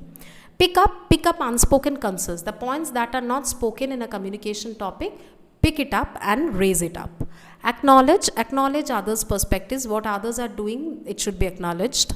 Welcome constructive criticism. If somebody is criticizing, that doesn't mean that person is my enemy. We need to embrace criticism, we need to accept criticism, we need to work on criticism. Bring people together in a spirit of trust. All people should be united, they should be assembled together. Now there is an exercise. What is a feedback? Feedback is a communicating or transmitting ideas or opinions, evaluative or corrective informations about an actions, event or process. Types of feedback is appreciation, when we are appreciating someone because of their achievements or because of their good work. Coaching, if some employees are not that up to the level, then we need to train them to come to that level. Evaluation is just judging or just giving up the opinion in order to make them correct. So appreciation is acknowledge the effort should be acknowledged of others. Build trust in your relationship. Through appreciation, you are actually building a good relationship with the other person. And thank the employee for their contributions and performance. Whatever they have contributed to the organization and how good performance it is or how bad, that really doesn't matter. We should always appreciate them for their general contribution. Coaching, assistance to the employees. So coaching is actually a sort of training where we are actually assisting our employees, those who are not at that level. Helping employees to know the cause for not reaching goals, why the employees are failing to reach the particular goals or why they are not able to achieve their targets, it need to be mentioned to them. It is made to raise the level of performance. So through this mentioning or training, we can mention or we can raise their performance level.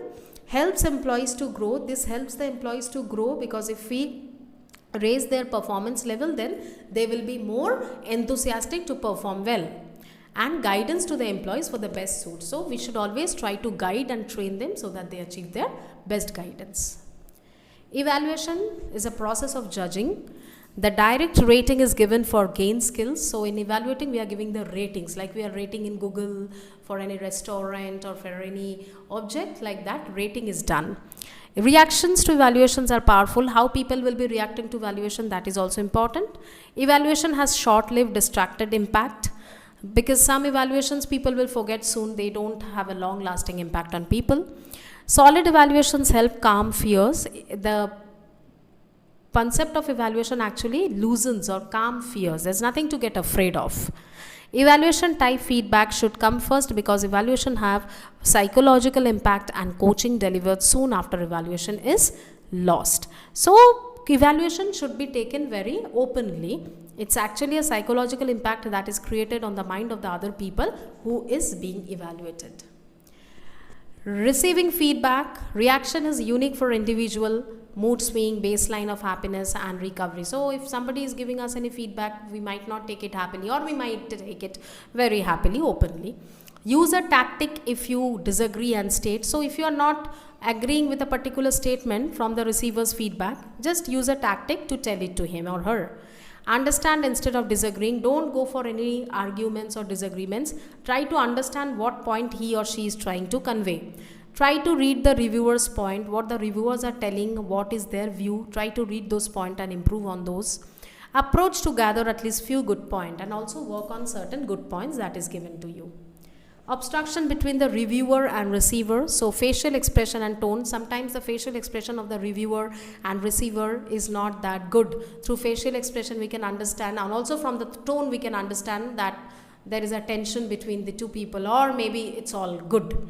And judging the tone of the reviewer and receiver, we can also judge the tone of the reviewer and receiver. If we can see that the person is talking in a very friendly manner, in an open tone, that means he is happy or he or she is happy with our performance. But if it is not happening that, then it's a matter of tension. Today we are going to start with a new chapter, thinking skills. So the first chapter that comes under thinking skills is thinking and reasoning. Now, what do you mean by the term reasoning? Reasoning is actually the process of thinking about something in a logical way in order to form a conclusion. We draw an inference or a conclusion through reasons. So, reasoning basically helps us to think critically, analyze information, and evaluate arguments, which are all crucial skills in both personal as well as in professional contexts. At its core, reasoning involves the ability to think logically and make rational decisions based on available information. In a very simple way, we can say that reasoning is based on reasons. When we are judging, when we are arguing, it is based on reasons so that we can draw a conclusion which is rational rather than emotional or wrong. So reasoning is actually the process of thinking in a logical way with logics, with proper judgments that gives us a true and proper conclusion. Here we can say an example like someone has coffee every morning from Monday to Friday before work. So based on this fact, we can say that this person actually likes coffee. This is the reasonable thinking. Now, what is creative thinking? Creative thinking is a skill which lets you consider things from a fresh perspective and different angles. It's an inventive thought process that results in surprising conclusions and new ways of doing things. Creative thinking actually gives birth to creativity. When we are taking or when we are viewing things from a different angle, from a different perspective, we give birth to creativity. And through this creativity, creative thinking comes with a proper outcome. So creative thinking is actually developing innovative solutions to problems, and those who are creative thinkers, they actually aren't afraid to take risks or try new ideas, because creative thinkers, they know they have to create something. They know that their creation will bring something unique, and that's why they are never afraid to take any risks. So examples of creative thinking, we can say like creating branding materials like logos, web page layouts, designs, developing business plans for a group of training program, designing a quiz or test. These all actually comes under creative thinking. Your creativity will allow you to give birth a set of new outcomes that will really differentiate you from others. And creative thinking includes analysis, open-mindedness, problem solving, organization, and communication. So many employers value creative thinkers. So one must highlight the creative thinking skills on resume and interviews, of course, because if you are a creative thinker, then you are very different than others. You can think in a different way, and your thought process can bring different solutions to different sets of problems. So a creative thinker or a creative person is very important, because that person can bring solutions to problems through their own creativities. And reasoning is required both to enable and to apply creative thinking. Until and unless you are logical, you are reasonable, you cannot bring creative thinking. Now, what is critical thinking? And introductions to critical thinking. Critical thinking is actually the intellectually disciplined process of actively and skillfully conceptualizing, analyzing, applying, evaluating information generated by observation, experience, reflections, reasoning, or communication as a guide to belief and action. It involves the evaluating arguments, identifying and solving problems in a systematic way, and communicating your ideas. So, critical thinkers watch the problems, they communicate to the problem, and then they come with their own outcomes or with their own solutions in a very systematic way. So, importance of critical thinking. What are the importance of critical thinking? Like, some professions require it. For career success in the field of law, like in the field of finance, education, medical, critical thinking is crucial, where the goal is to deduce information without bias, analyze the context, solve creative problems, and come up with solutions. Because these fields, which I named just now, are very critical to work. So whenever there is any problem, it's very sure that the problem will also be very critical, and one has to come out with solutions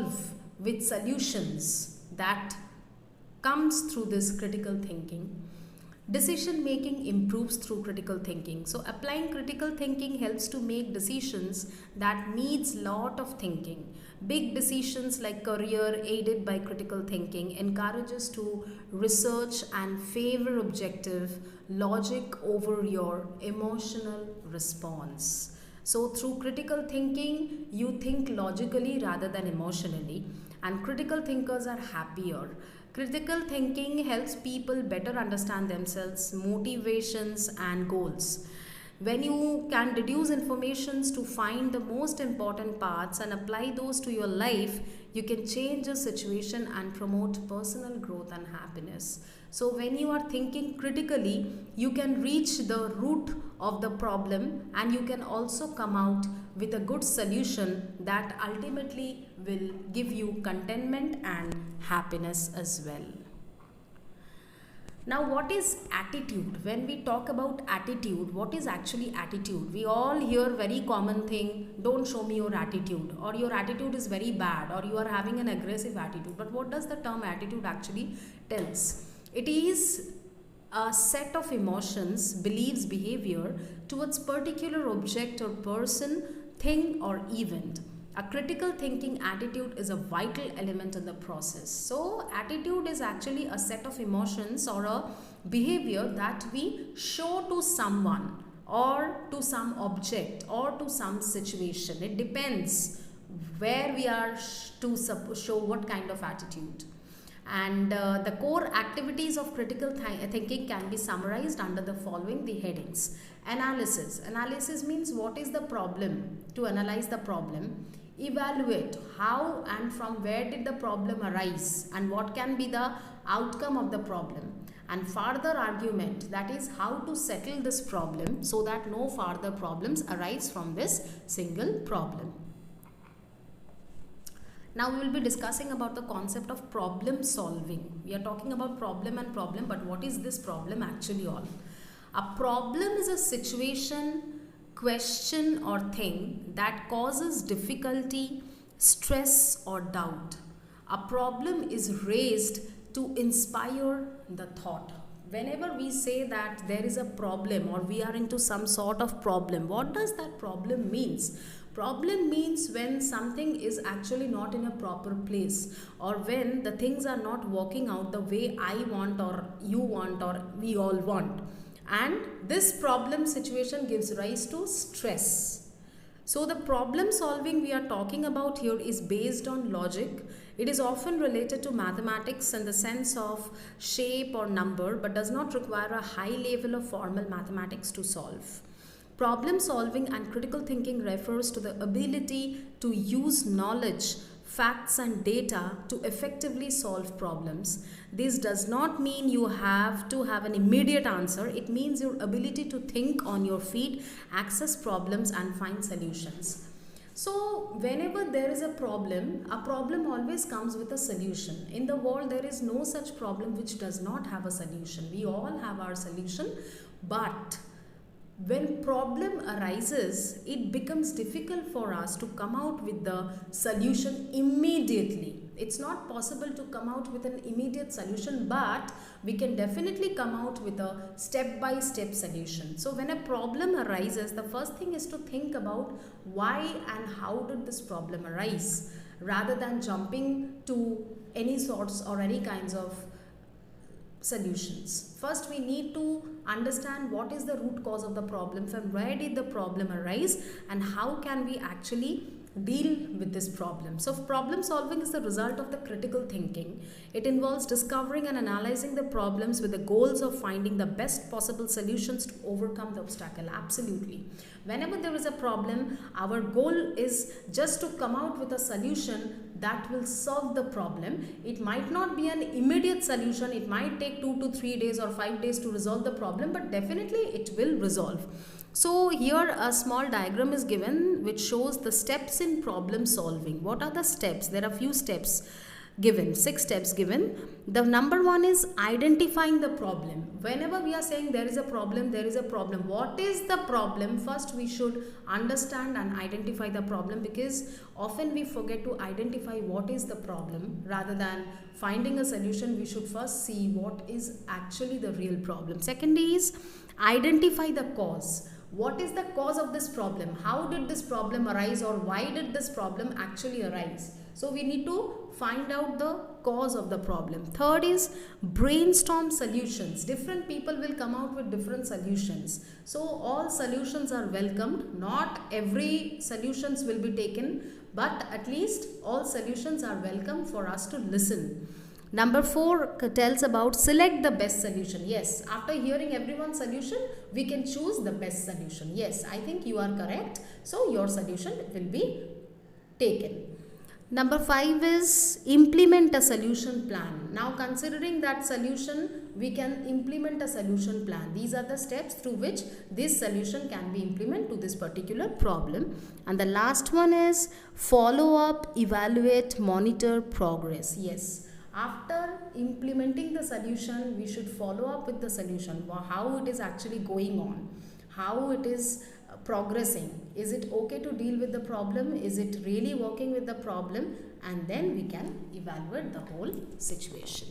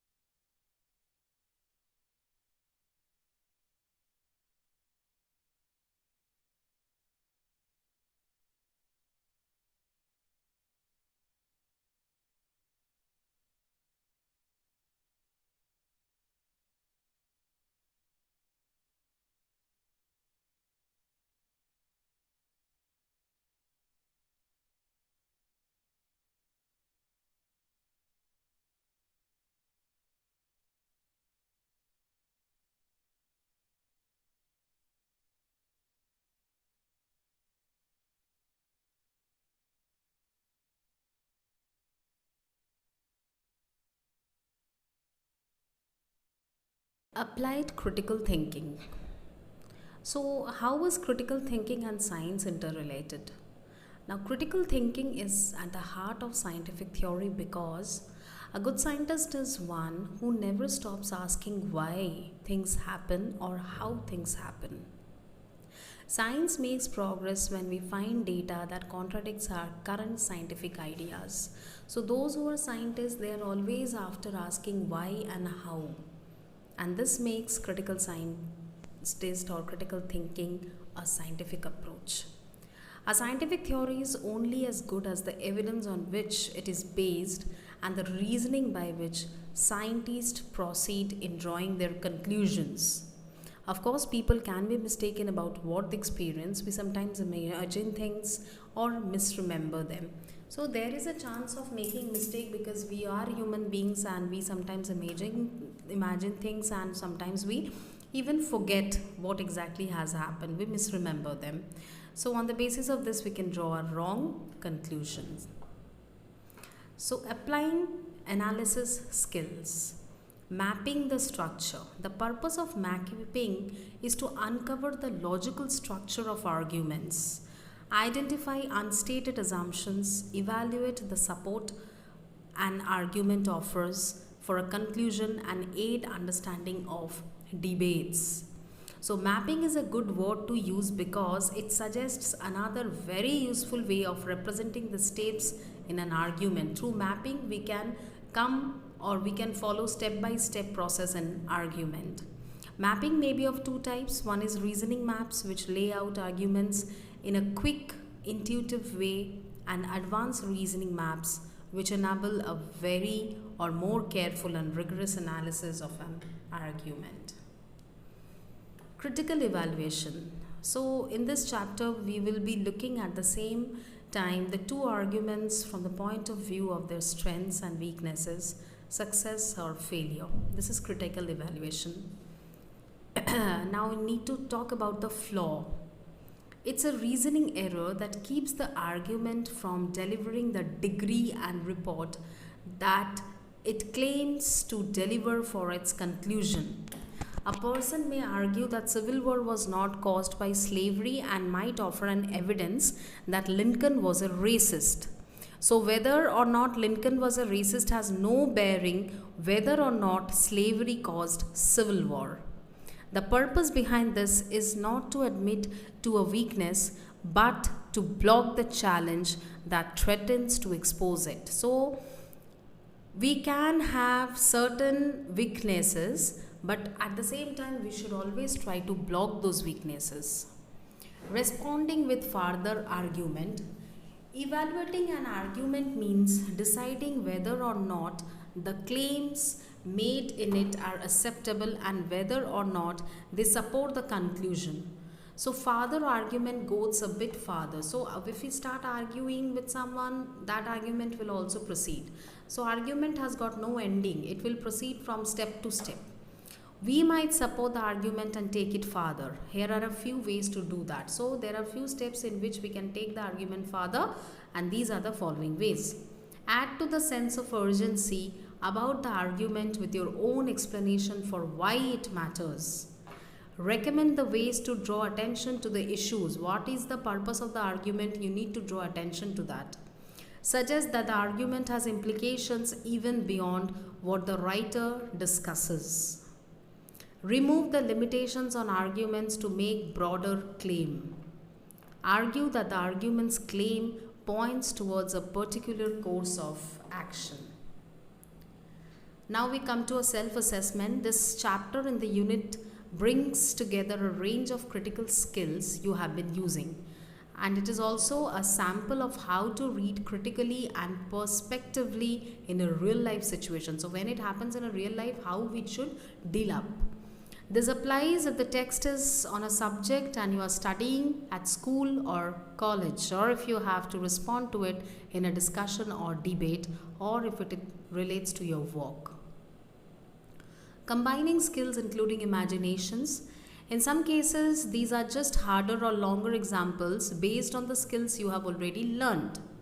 This does not go beyond algebra and probability at relatively simple levels, but if you are not confident with this, then there might arise some problem.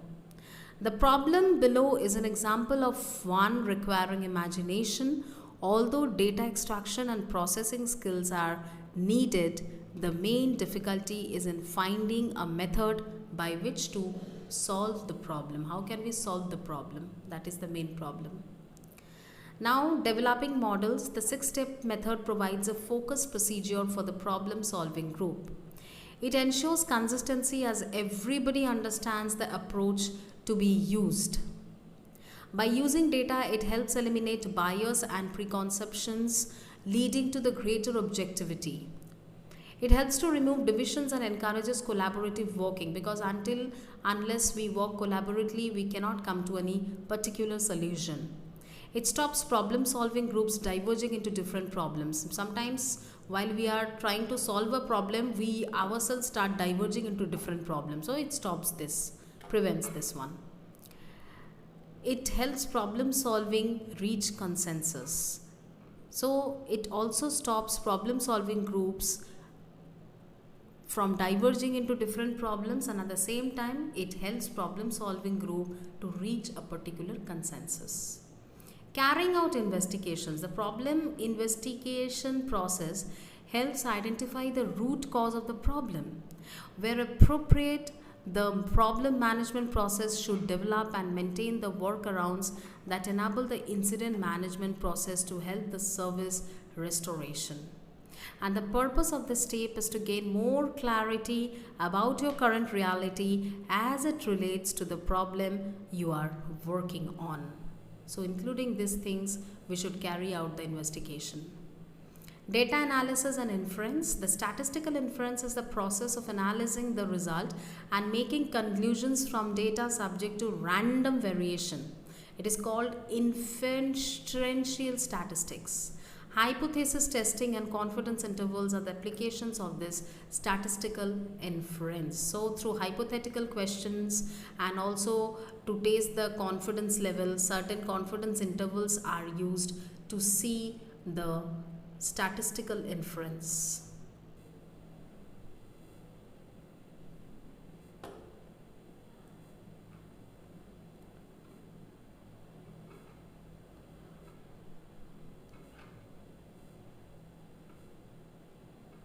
We are going to discuss about problem solving, the basic skills. The ability to solve problem is a basic life skill and is essential to our day-to-day life, starting from home to workplace. Problem solving is the process of identifying a problem, developing possible solution paths, and taking the appropriate course of action. Example: it is raining outside and you need to go out on an emergency.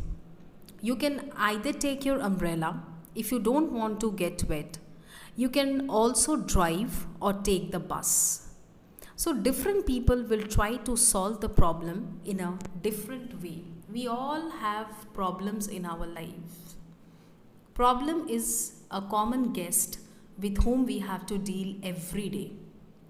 So what happens when problem comes, sometimes we get shattered off. But actually every problem has solution. And how to find out the solution of the problem is the core of this chapter.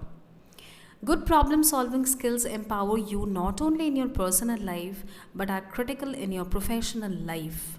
Good problem solving skills are appreciated in all organizations.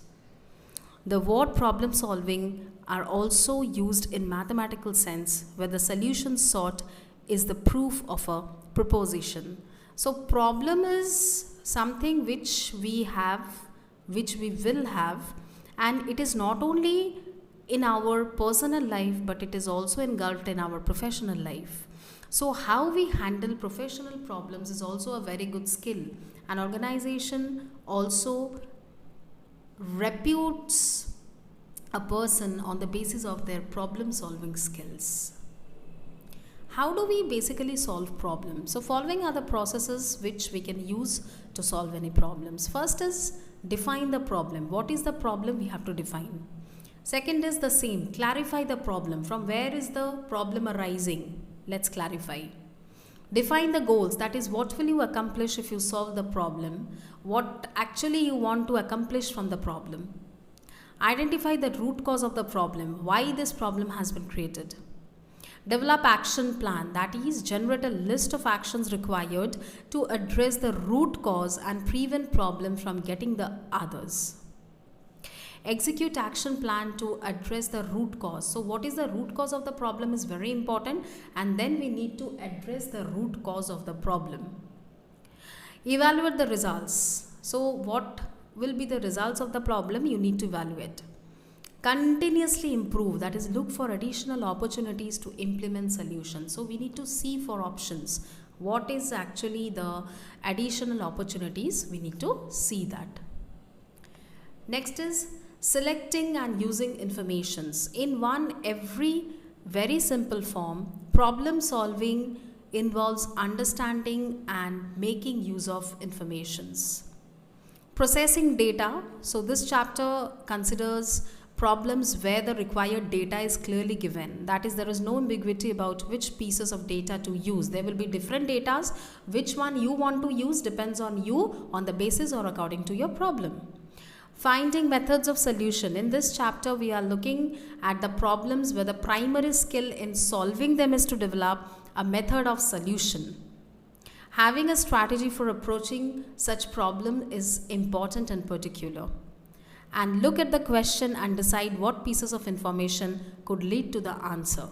So how a solution can be made. If there is a problem, try to first understand the root cause of the problem, find a strategy to deal with the problem, and finally come out with an answer which will actually answer to the problem specifically.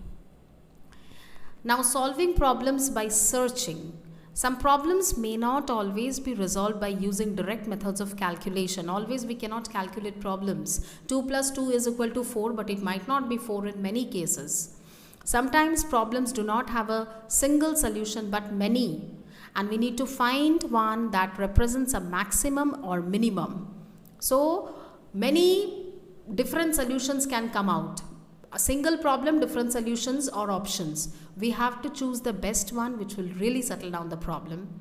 The process of problem solving involves define the problem once again, analyze the problem, identification of possible solutions. As I said that there will be multiple solutions.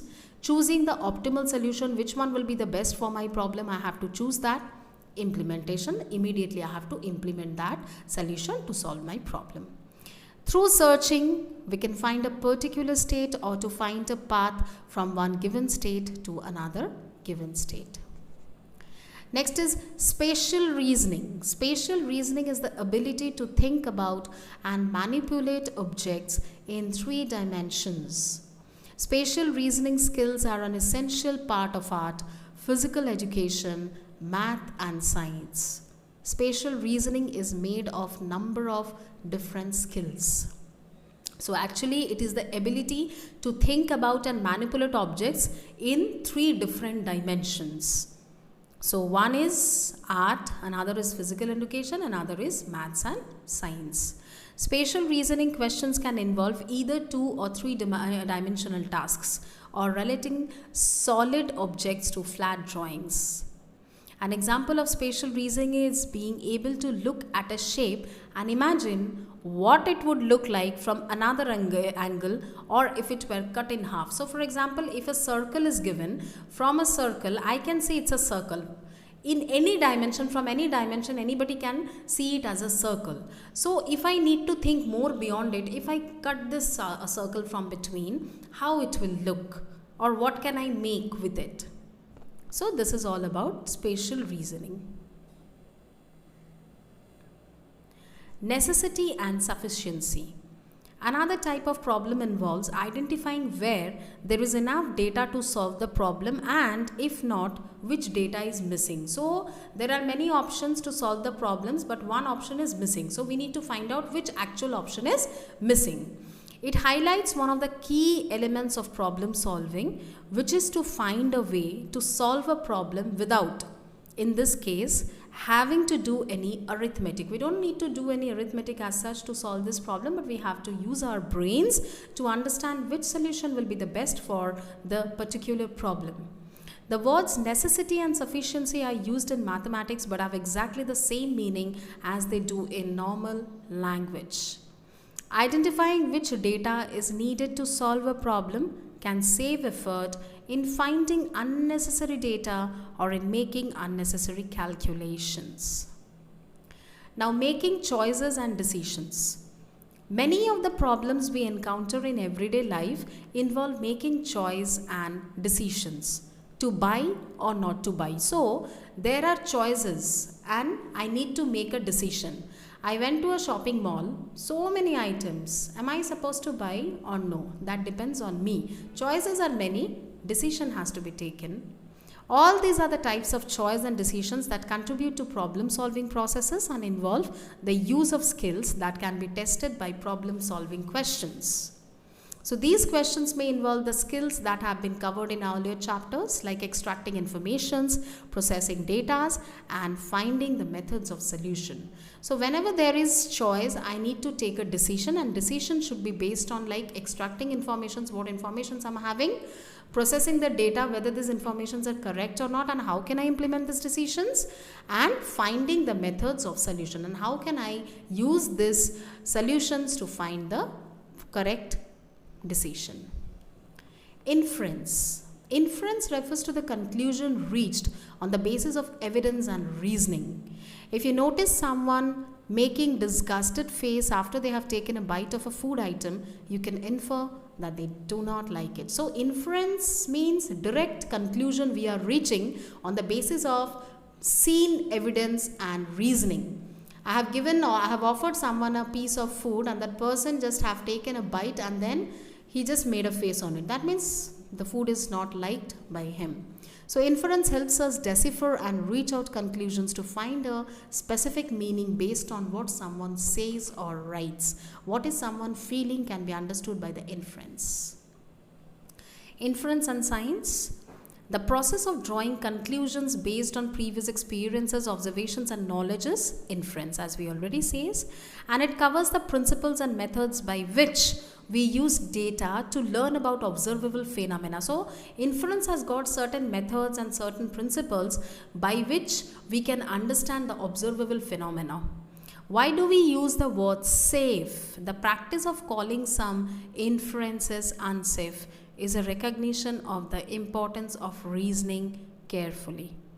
What makes an inference unsafe is that just it may be wrong, that it may have consequences, sometimes very serious ones. So sometimes inferences can be wrong, not always inferences are safe, as we can see. So sometimes inferences can be wrong and sometimes we can have consequences which are really very serious to the problem. What is evidence? Evidence is anything that can be used to prove anything. Evidence suggests serving as proof of the actuality or existence of something. Simple layman's English, evidence is a proof to something. Types of evidences. Statistical evidence is a collection of the observations that has been organized, validated, gathered in a way that allows them to be expressed in a mathematical form. We have statistics, like sometimes we get market statistics calculating how many people are happy buying Lux, how many people are happy buying Synthol, how many people are happy using some other brands, shampoos or the soaps. So this is actually evidences, statistical evidences. Mathematical calculations are used in this. Evidence can usually be subdivided into two categories, the direct as well as an indirect. Direct evidence supports the truth of an assertion without intervening inference, and indirect evidence is that which establishes a collateral facts from which the main fact may be inferred. This is the basic difference. Now, what is a testimony? We hear about the word, I want to give a testimony. What is it? Testimony is actually account, giving an account. A witness statement is a testimony. So long as it is an account of something that the person has witnessed or experienced at first hand, it too counts as direct evidence. So testimony is a direct evidence. Credibility, it is the objective and subjective components of the believability of a source or message. If I say that this story is incredible, that means it's really difficult to believe.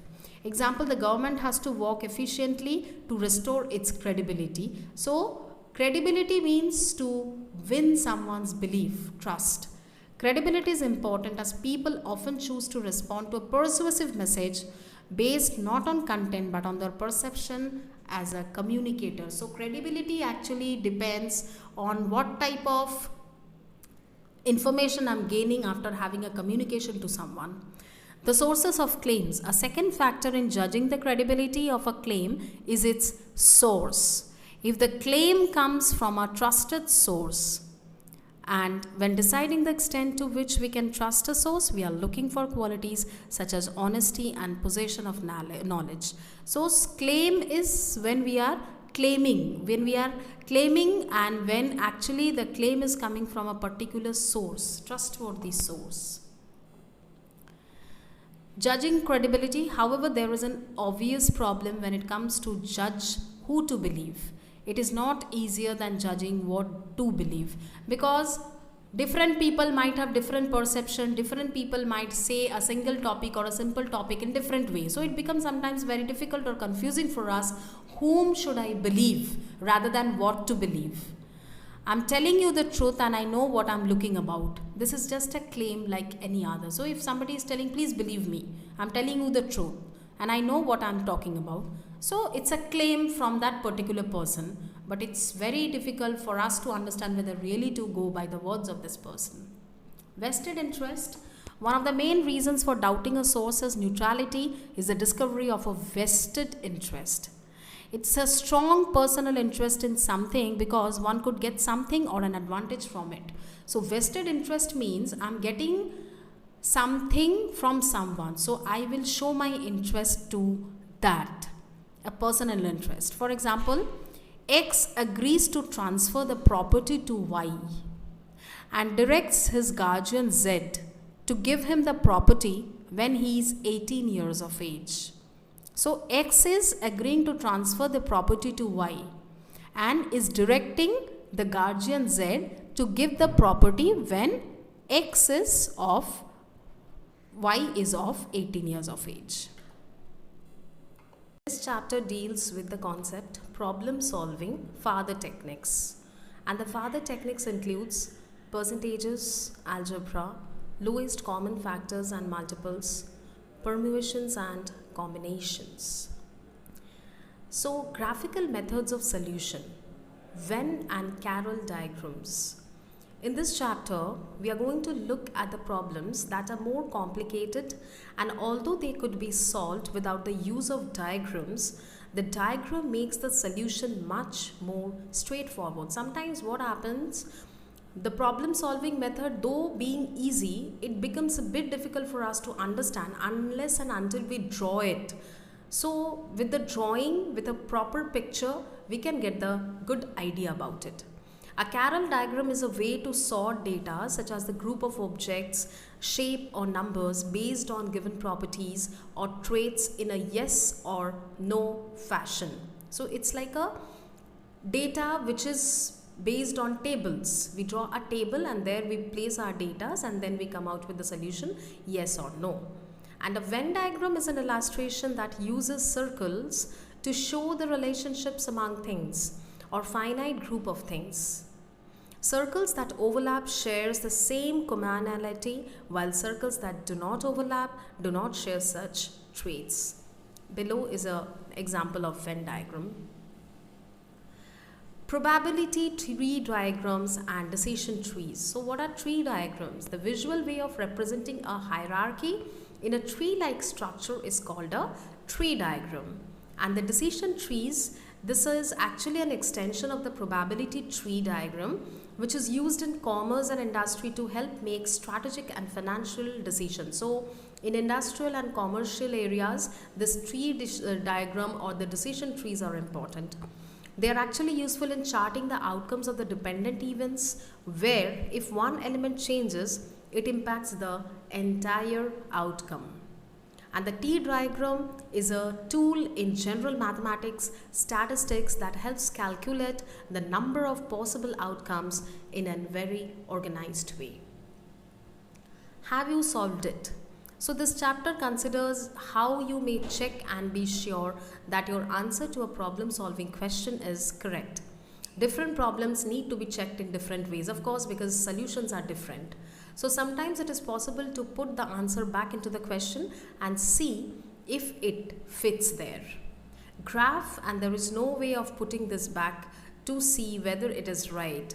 At the end of the chapter assignment considers several problems that may have a variety of ways of checking.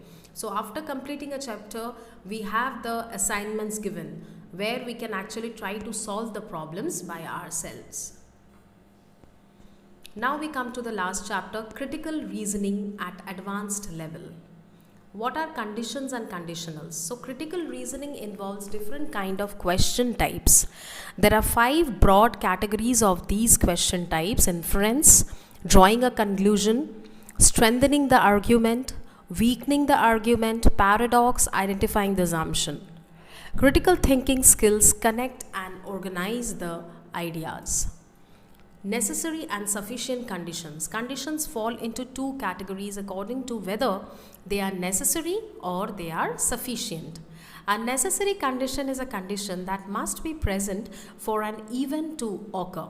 A sufficient condition is a condition or set of conditions that will produce the event. For example, lung cancer may result from a sufficient cause that includes smoking as a component cause. But smoking is not a sufficient cause by itself, because not all smokers develop lung cancer. So we cannot come with the conclusion that those who smokes, they will develop exactly lung cancer. It might not happen so. So neither is smoking a necessary cause, because a small fraction of lung cancer victims have never smoked. So there are so many people who actually suffer from lung cancer, but they have never smoked throughout their life. So how are they getting lung cancer? We cannot particularize the cause. Smoking is causing the cancer. Logical form. This is a statement where a precisely specified semantic version of the statement is in a formal system.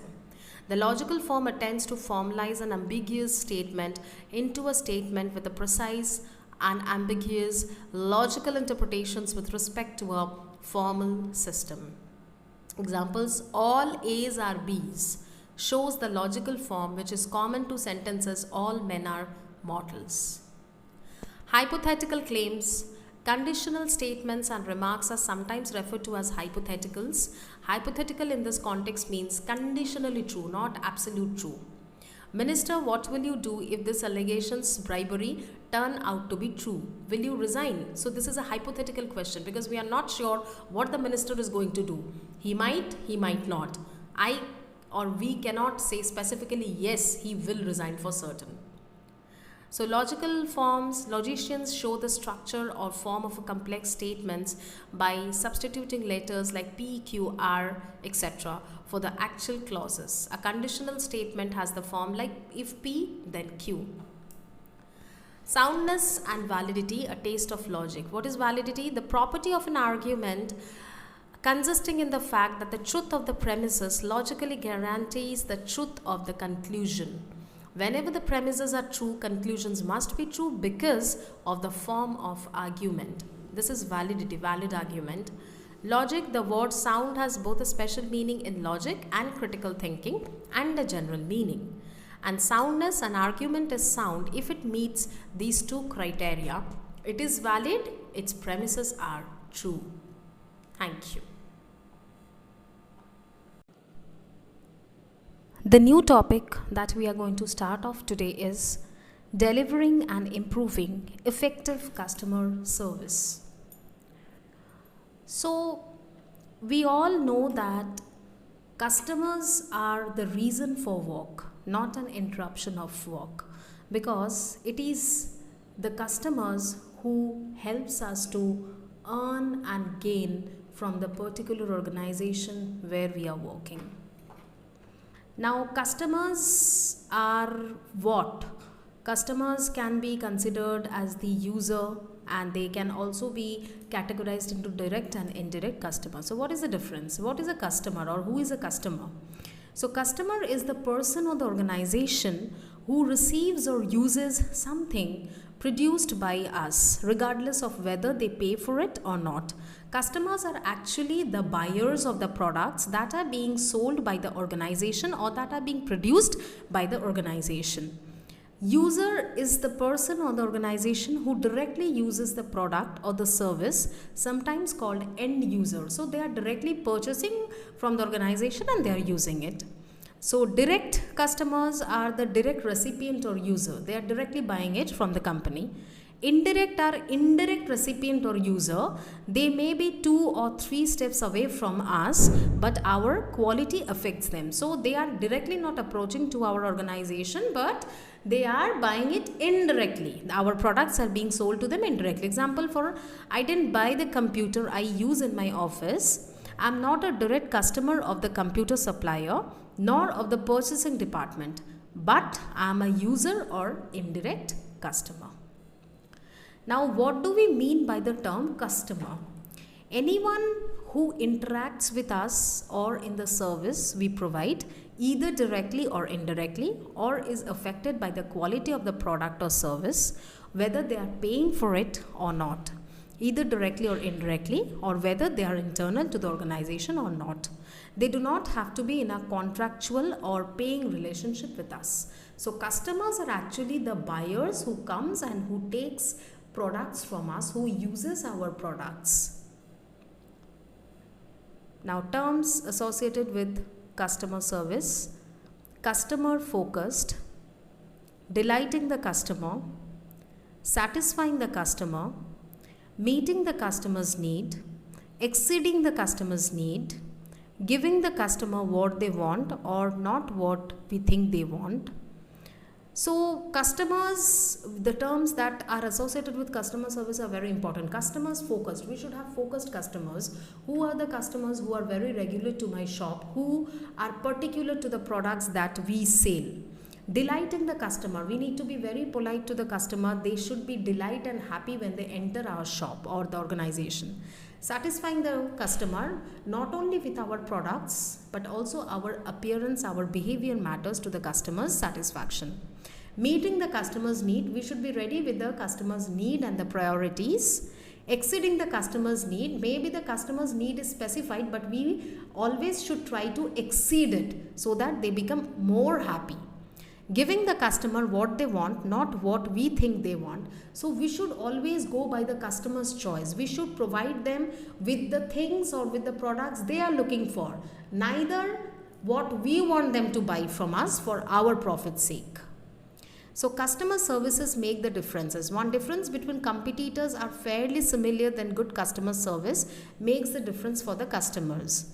Once price, delivery times, quality of product are similar, then customer service makes the difference as to whether a customer comes to you, stays with you, or goes elsewhere. So competitors are there in the market. So when we are into business, we need to know how to hold our customers, and this can only be done through the price, through the delivery time, through the quantity, through the quality of the products, and we need to beat our competitors by providing all this to the customers at their satisfaction level. Now, internal and external customers are there. Who are the internal one? Staff who work within our organizations are internal customers of each other. Like those who are the people within the organization who receives goods or services from another part of the business, they are the internal customers. Examples, the employees of the organizations, the owners, the shareholders. And who are the external? External customers are the people or the organizations that buy what an individual or organization sells. So they are actually the outside people who buy what the organization is selling. Example, students, faculty or staffs working in a personal capacity, other universities and for-profit corporations. Now, what do you mean by customer service? This is a very familiar term, customer service representative. What is customer service actually? For the purpose of today, we will take it mean like it is the set of the behaviors which an organization undertakes its interaction with its customers and how customers perceive the behavior. Customer service is actually providing the best to the customer through interactions and communications. Service quality comprises the degree to which attributes of the service desired by the users are identified and incorporated in the product, and service of the degree to which the desired levels of these attributes are perceived by the users to be achieved. So as said by Jacques Horowitz in 1987. So service quality depends on the customer's choice, and if the service quality is really good, it is actually worth to say that the customers will stick to us. They will be happy to do business with us. Now, difficulties and problems with measuring and accessing the quality of customer service. So there are also difficulties with customer service, which says extremely objective. Quality is more frequently judged by price because there are less likely to be other measurable factors. But once price amongst your competitors is similar to your prices, then it's customer service that makes the difference. So quality, customers actually go for quality. We need to be very careful with the quality of the products that we are selling to the customers. And if the quality matches with our competitors, then the customers actually goes for the prices. How much price we are keeping for our products and what is the price being sold at outside, that is in the market. So comparing this to, the customers will decide which organization or which shop to follow or not. So each customer is different and has a different perception of what they expect, need, demand, want. This is very common because all the customers are different. Their choices, their taste preferences are different. And so on the basis of their taste and preferences, of course, their demands will also vary. With products, a customer can see it before they buy it. With a service, the quality can only be experienced. So customers can actually see what quality or what can be actually experienced from the product that is being sold. Now the two dimensions of quality service customers service are, first is the procedural dimensions, systems, procedures and processes, the way how things get done. And yes, the machine mechanisms by which customers' needs may be met, and normally they are systematic, formal and organized. And second is the personal dimension. So procedural dimension means how procedurally, step by step, the things are being processed to the customers. So personal dimensions includes the human or the interpersonal side, that includes behavioral patterns, attitudes, verbal skills which are present in every interactions with the customer. And unless the organization is customer focused and staffs are customer focused, it's easy to lose sight of how important the personal touch is. Things such as our appearance, attitude, communication style, telephone manners, friendliness, etc. On the basis of this personal dimensions, the customers will decide whether they will continue with us or not, because it's actually on our appearance, it's actually on our attitude that depends whether the customer will be happy with us or not. So procedural dimensions is like an organizations can manage the procedural dimensions. They need to check the steps and procedures by which they will be approaching. They will be approachable to the customer. And an organizations can develop the personal dimension and set standards. And if there are any customer service executive who are not that good, I mean not good in the sense they are not that kind of polite, they don't know how to actually hold on their attitude, then the organization needs to work on them also. And as individuals, you can improve, develop and enhance your personal dimension. So as an individual, we also need to develop our standards. We also need to improve and enhance our personal dimensions to attract the customers to the company. Now we will focus on the topic typical factors you might have listed for excellent customer service. So when a customer is giving the feedback that their service was really very good, they liked the customer service, what are exactly the points they listed? They are knowledgeable and friendly staff. Customers always seek for knowledgeable people who can guide them efficiently. So if the customer care executive is not knowledgeable or is not up to that level, then the customers might get upset. And of course, they also like friendly staff. Professional manner of staff. Professionalism should be maintained well with the customers. Staff listen to me. The customers often gives a feedback that staffs are busy among themselves. They didn't even care to listen to me. This should not happen if you want to get a good feedback from your customer. They did what they said they would do. Customers want their promise to get fulfilled by the staffs. So if the staffs are promising something to the customers, they need to do it 100%. They seem to care. Very importantly, the staff has to be caring by nature to their customers. They responded to me promptly. So it often happens that after a thing is purchased by the customer, the seller does not take care, or the customer service center is not responding if there arises any problem with the product or anything. That should not be the case actually. The customer care service should respond to the customer's queries, problems, troubles, whatever it is, very promptly and efficiently. They seem genuinely concerned. So if the customer says that there is some problem with the product they are using, the customer service should be generally and genuinely concerned with the fact, and they should try to solve it out as soon as possible. They smiled. Very important is smiling. It often happens that customer service people are so serious, they don't even feel like smiling or giving an attention to the people. That should not be the case. They should be very smiling. Their smile should actually greet the customers. They treated me as a real human being, not a distraction. So customers should be treated as a human being, not like, why did you come? You have purchased the product, it's okay. Now we don't need you, neither you don't need us. It should not be like that. Customers can come anytime with their faults or with their problems, and they should be greeted without any distraction.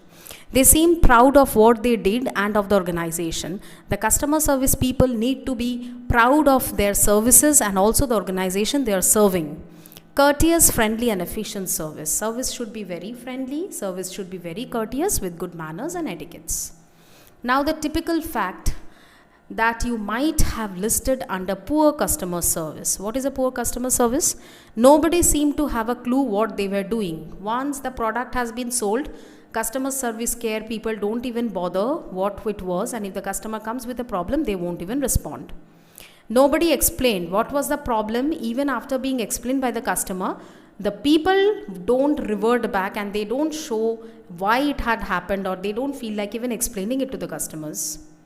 I was kept waiting. They make the customers wait for a long time. Please sit, be seated, we will get back to you, and they are sitting. And even it happens over telephone also. Please be online. And you are online for quite a long period of time, nobody returned back.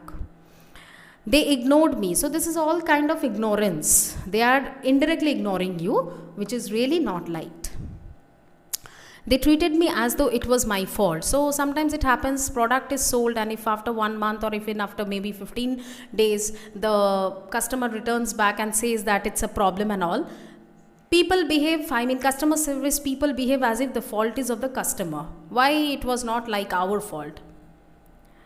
They never go back to me. I had to chase them. So customer service people, they promise that if there arises any problem, we will be with a phone call. We are just a call away. Just give a call and we will come back, or we'll return back with very soon to your product or to your problem. But it never happens like that in reality. They blamed it on the system, the managers, the computers, their suppliers. So if any problem arises, the blame game starts. Customer service people will blame the system. They will be blaming the super system, that is superordinates, managers. Managers will be blaming the network system, computers and all. Again, these people will blame their suppliers. So it's a blame game chain. They fobbed me off. They just took you off, not needed, not interested. They were busy doing something else, and I was on interruption and the distractions from their main work. So they were very busy attending other customers, and they don't even give a look to you, which you don't like or which you may not like. 4 fundamental principles for delivering good customer service. The organization is fully committed to provide excellent customer care, and the customer care is the key focus throughout the organization. So the organization should be fully committed to provide 100% satisfactions to the customer, because customers are actually the key of success to their organization. All staffs are aware of and committed to the vision of excellent customer care. All the staffs are so well trained that they know how to deal with the customers. All staffs are trained to provide the highest quality customer care. So staffs should be very well trained to provide the best quality of customer service care. Systems and procedures are designed to enhance customer care. Systems and the procedures should be up to date so that they can guide the customers very well. Customer perceptions. Quality of a service is about customer expectations and perceptions. Exactly the same product or service may be perceived as being good or poor depending upon the customer's expectations. So customers are actually looking for the quality. If the quality of the product is very good, of course they will be having a very good sense of feedback for the organizations, and they actually look for the longevity, for the quality of the product. Customers' perceptions of the product or service is often just as or even more important than the service itself. So what the customer is actually thinking about the product is very important, more important than the service that the company is providing. Customer needs to be happy and their perception is very important. It's not just what you do, but the way that you do it. So customer service is not just a service, not just a work. I need to do it for the sake of money, so I'm just serving my customers. It should not be like that. You should always focus on the work and the procedure by which you are actually doing it in order to make your customers feel really good about you and your organization. Customer expectations change over time, usually becoming more demanding and are influenced by their previous experiences and their experiences of dealing with other organizations. So customers' expectations changes actually. So maybe one customer is having a long-term deal with a particular organization, but now their expectations are changing and so they are looking for other options, and maybe they might approach to the competitors. Almost every customer is unique, but we can categorize them. So every customer has got different uniqueness, and we need to categorize them on the basis of their unique. Ways of categorizing the customer. Now, how we can actually categorize the customer? Prospective customer, that is not yet a customer, and that's always more customers than you already have. So they are actually not a customer, but always more than the customers. New customers, very new to the market or maybe to the organization. Old long term, they are having a long relationship with this organization. Repeat customers, they are a repetitive customers who often visit and purchase. Local and regional, that is local, it depends on the geographical implementations of the place. National and international customers. National caters to India, to our country. Internationals are the foreign clients. By how much they spend. So how much amount the customer is ready to spend, on that depends the customer's range. By how quickly they pay. Another way is how quickly do the customers are making the payment. Complaints. Now, do we like complaints? Of course not. We don't like hearing complaints. Neither we do like launching complaints. Customers don't just complain for the sake of it. Nobody wants to complain. They complain for a reason. So, when we are not ready to hear a complaint about ourselves, we are also, or we should not also be ready to get a complaint from the customers. Because customers will be complaining when actually they are not happy about a particular thing, and that should not happen. So why customers are actually complaining, we need to check that. They are actually complaining because there is a reason for them to complain. How we manage the complaint is crucial to our reputation and to whether they will want to do business with us again. Now, how we are dealing with the complaint, how are we going to manage with the complaint, that depends on our procedures and our techniques and tactics. If we can deal with it very efficiently, well and good, customers will be ours forever. If somehow not, we are not being able to resolve the complaint, then the customers will not be happy with us, and there is a chance that they will shift to the competitors. Tools and technique. The SWOT analysis. So what is a SWOT analysis? It actually allows us to consider our strengths, weaknesses, opportunities and threats. So all can be internal or external, or it may be both. SWOT analysis is the framework for identifying and analyzing an organization's strengths, weaknesses, opportunities and threats. So these words make up the SWOT acronym. The primary goal of SWOT analysis is to increase the awareness of the factors that go into making a business decision or establishing a business strategy. That is all about a SWOT analysis. So the 4 grid we can see: strengths, weaknesses, opportunities and threats. Now, what are the strengths of a company? Like we can say things your company does well comes under strengths. Qualities that separate you from your competitors. Internal resources such as skilled, knowledgeable staffs. Tangible assets such as intellectual property, capital, proprietary technologies and etc. What are the weaknesses of the company? Things your company lacks. Things your competitors do better than you. Resource limitations. Unclear unique selling proposition. What are the opportunities that your companies have? Undeserved markets for specific products. Few competitors in your area. Emerging need for your products or services. Press or media coverage of your company.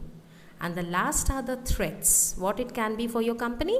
Emerging competitors, changing regulatory environment, negative press or media coverage, changing customer attitude towards your company. These all are the 4 grids of SWOT.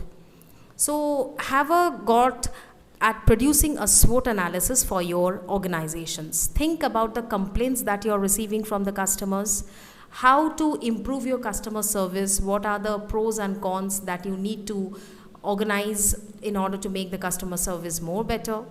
Systems, how it is running, procedures that can be followed to make the system more smooth, people who are interacting, who are in touch with the company, barriers to improvement, what are the barriers that are making a stoppage to the improvement, how to remove and eradicate it, what else is important to you, what else do you think you can do more better in order to make your company get better.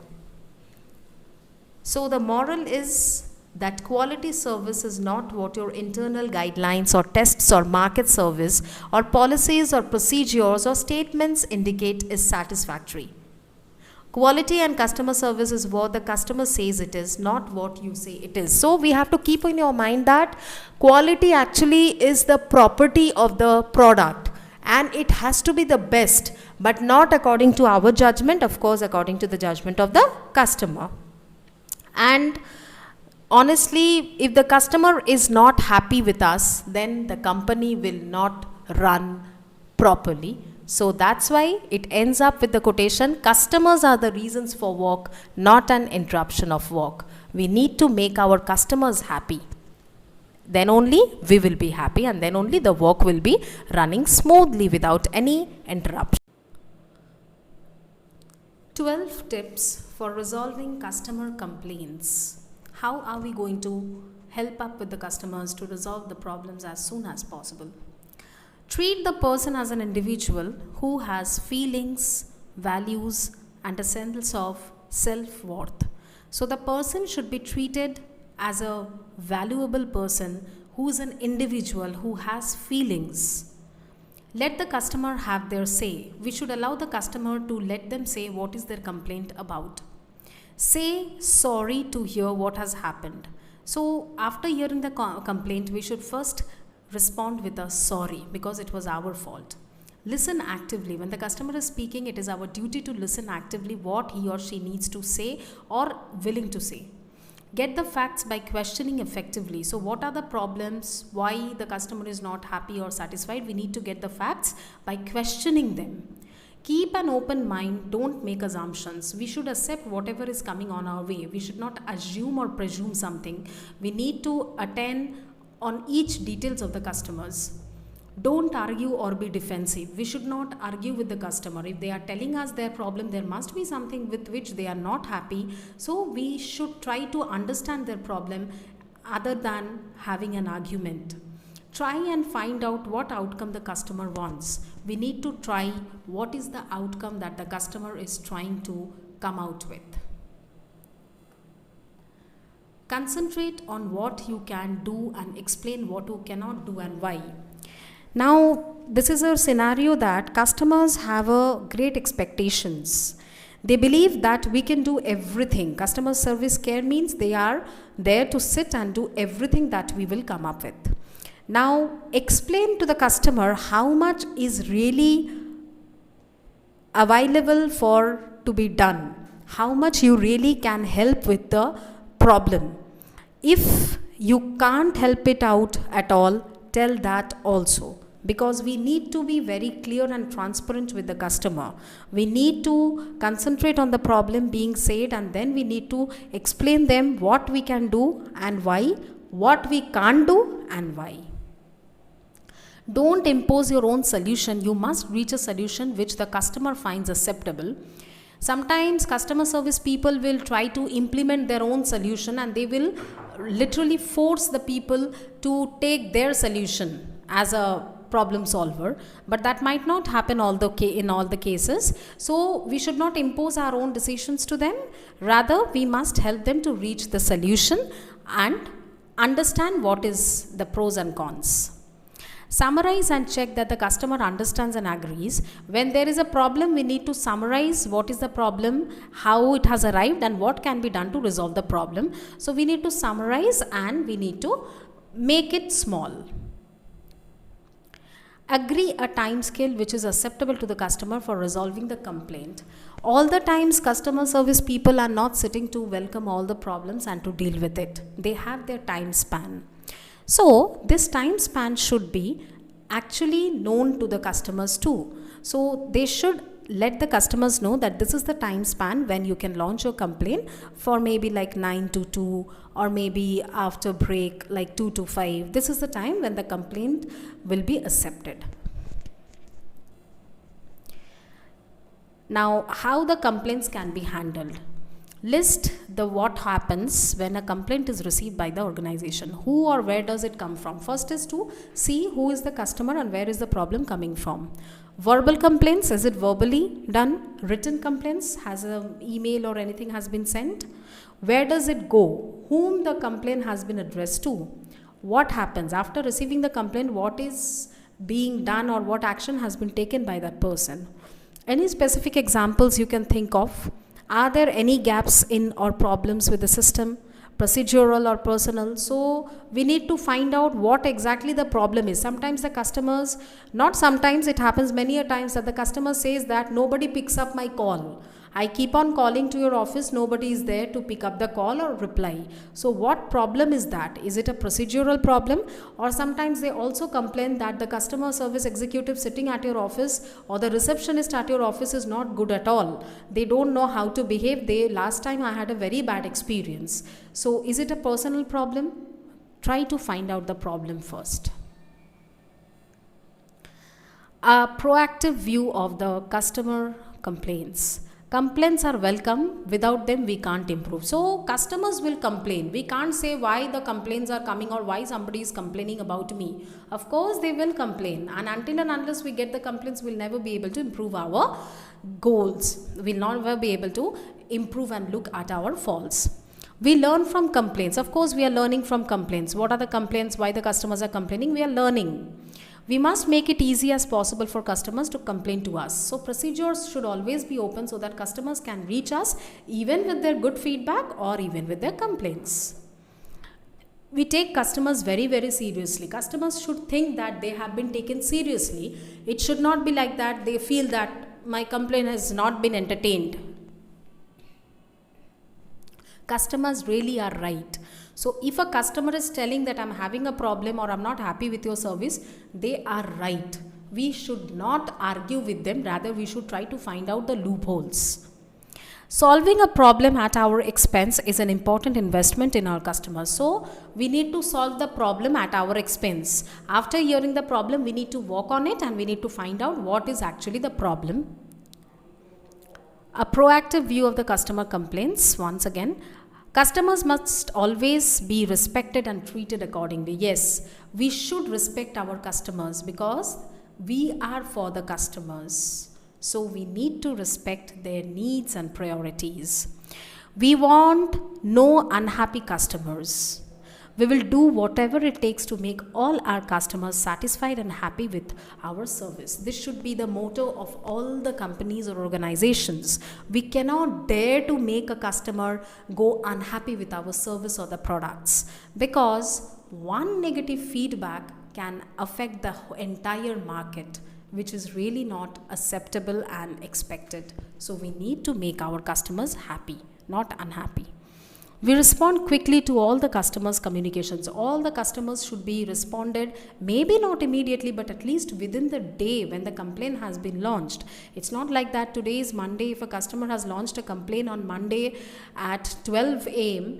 and the problem will be at 12 p.m. if the customer launches a problem on Monday, it should not be like that. We will be resolving that problem after 15 days or maybe after 30 days or 1 month or more. No. If it is on Monday today, like for example, today is 25th May, Thursday, if we receive any complaint today itself, we need to solve it out within the office hours, that is by 7 p.m. The way in which we solve every customer service problems has crucial or long-term ramifications, not only on customers' loyalty, but ultimately on the success of our organization. So, our success or the success of the organization depends on how we are responding and treating our customers, and how much active we are in resolving the problems of the customers. So, if we don't resolve the problems of the customer, if we just sit and okay, I'll see to it, I'll get back to you, and we never do that, then it's very wrong. It's injustice. Beware of complaint filtering. So our complaint system filters out the unimportant complaints so that only the major complaints get properly dealt with. Now, problem is a problem. Unimportant or important, whatever it is, we cannot sort it out on that basis whether it's an important problem or an unimportant problem. Maybe it's unimportant for me, not necessarily for the customer, because if it was unnecessary, then the customer would have not approached to us for our help. So we should not filter it within unimportant or important. Complaint should be taken as a complaint, should be resolved as soon as possible. Less important complaints don't get dealt with. This is a very common objection or complaint from all the customers, that this problem is very small or maybe less important, so it has not been dealt or solved with.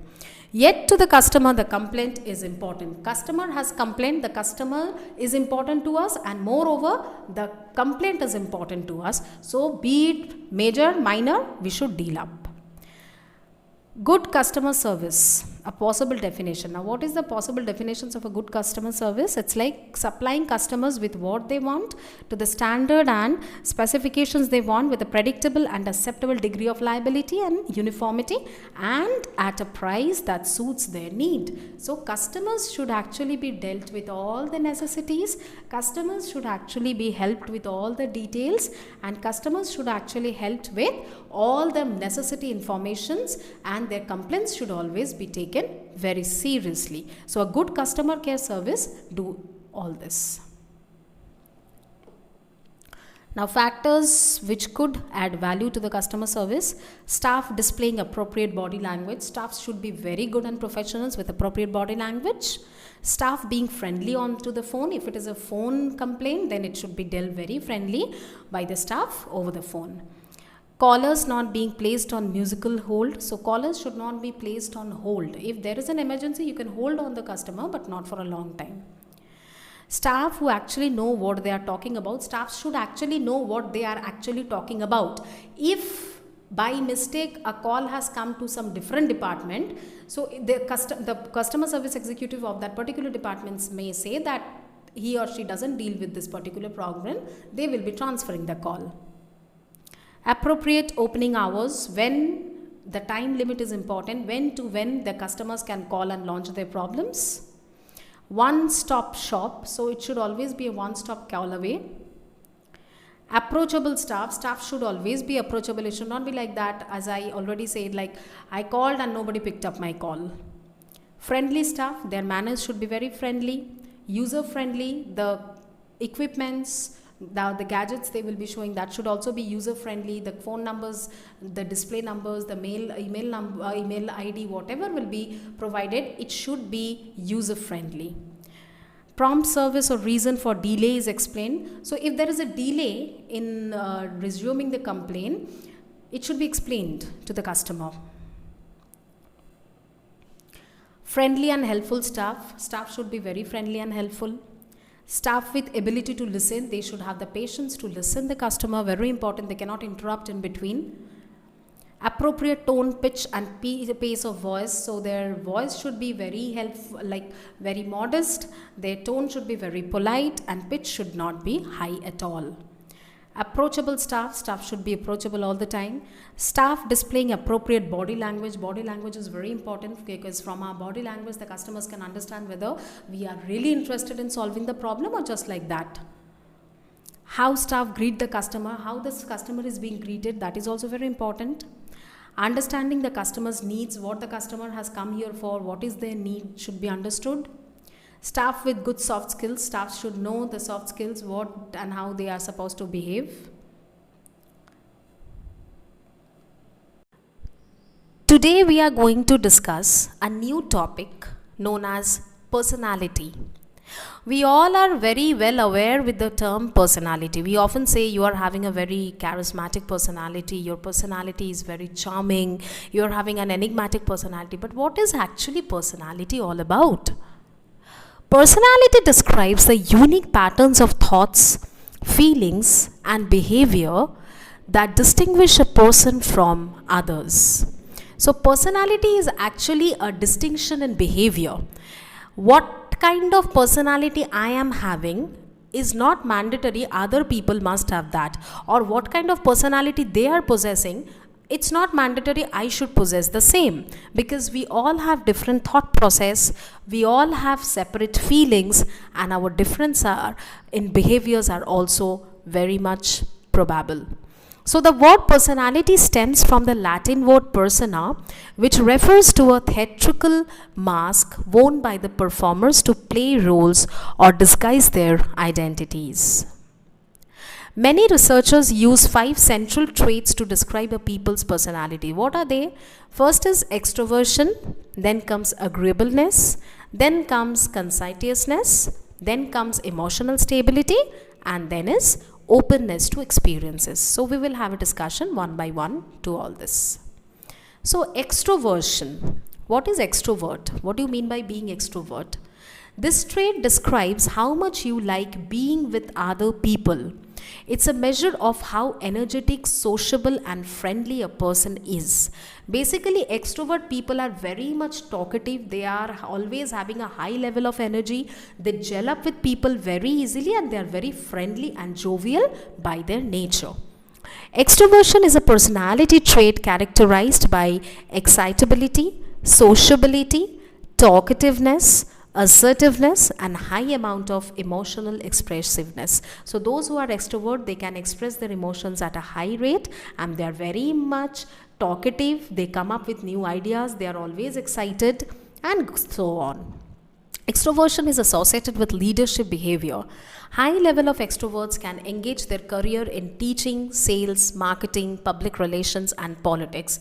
So people, those actually who are very extrovert, can go by this profession, because professions like teaching, professions like marketing, professions like politics, these all needs extrovert people, because until and unless we gel up with our students or we gel up with the public or we gel up with the customers, then our product or our company or our school will not gain that profit. So it's we through whom the company can gain the profit. It's we who through our words, through our gelling up nature, can get lots and lots of profit for the customers as well as for us. Now, agreeableness. This trait reflects the individual's tendency to develop and maintain pro-social relationship. Individuals high in this trait are trustworthy, straightforward, altruistic, modest and tender-minded. So the term agreeable itself tells that this person agrees to everything very easily. They are very modest, they are very altruistic and straightforward, and they don't hold anything. So agreeableness is a personality trait that describes a person's ability to put others' needs before their own. We can say on one word, they are selfless people, not selfish people at all.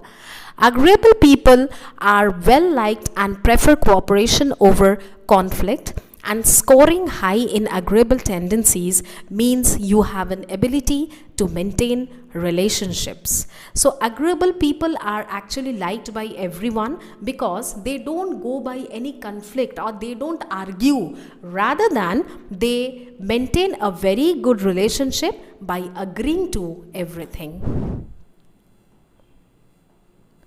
Next come conscientiousness.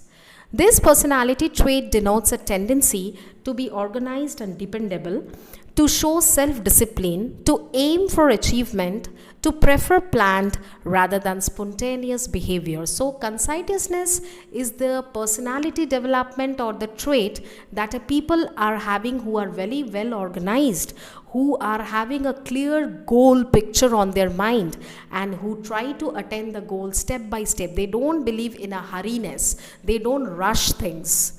It reflects the tendency to be responsible, organized, hardworking, goal-directed, and adhere to norms and rules. So they follow rules. They go by rules. They are very hardworking by nature, and they are responsible too in order to achieve their goals. Conscientiousness is a quality that employers look for in candidates, so it is a valuable trait to have.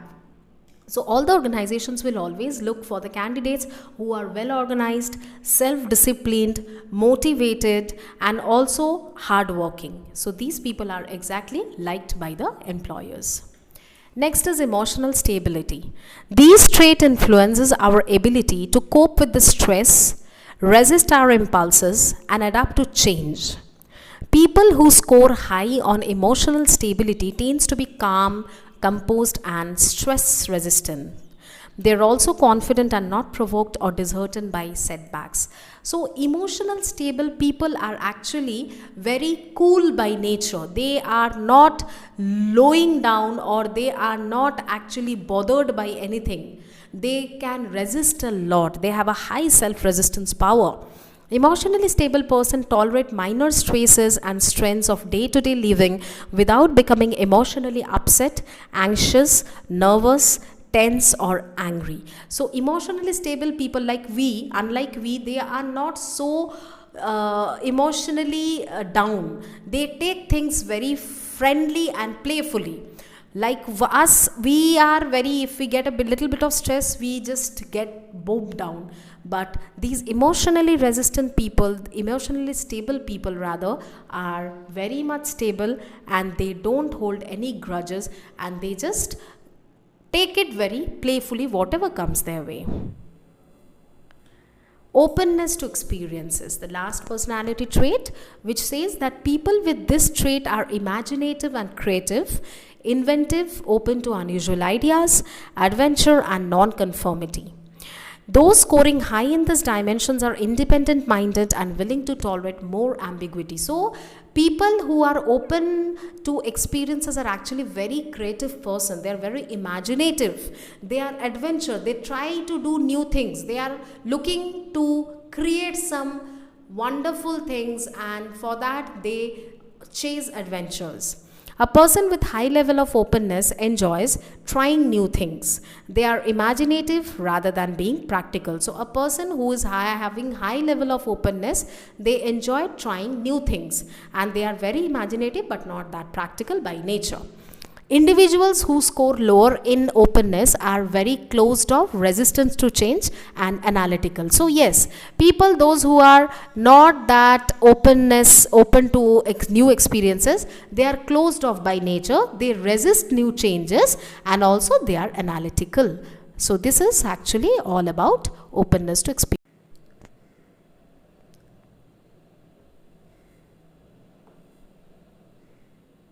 The topic is tips and hints for clear and concise writing.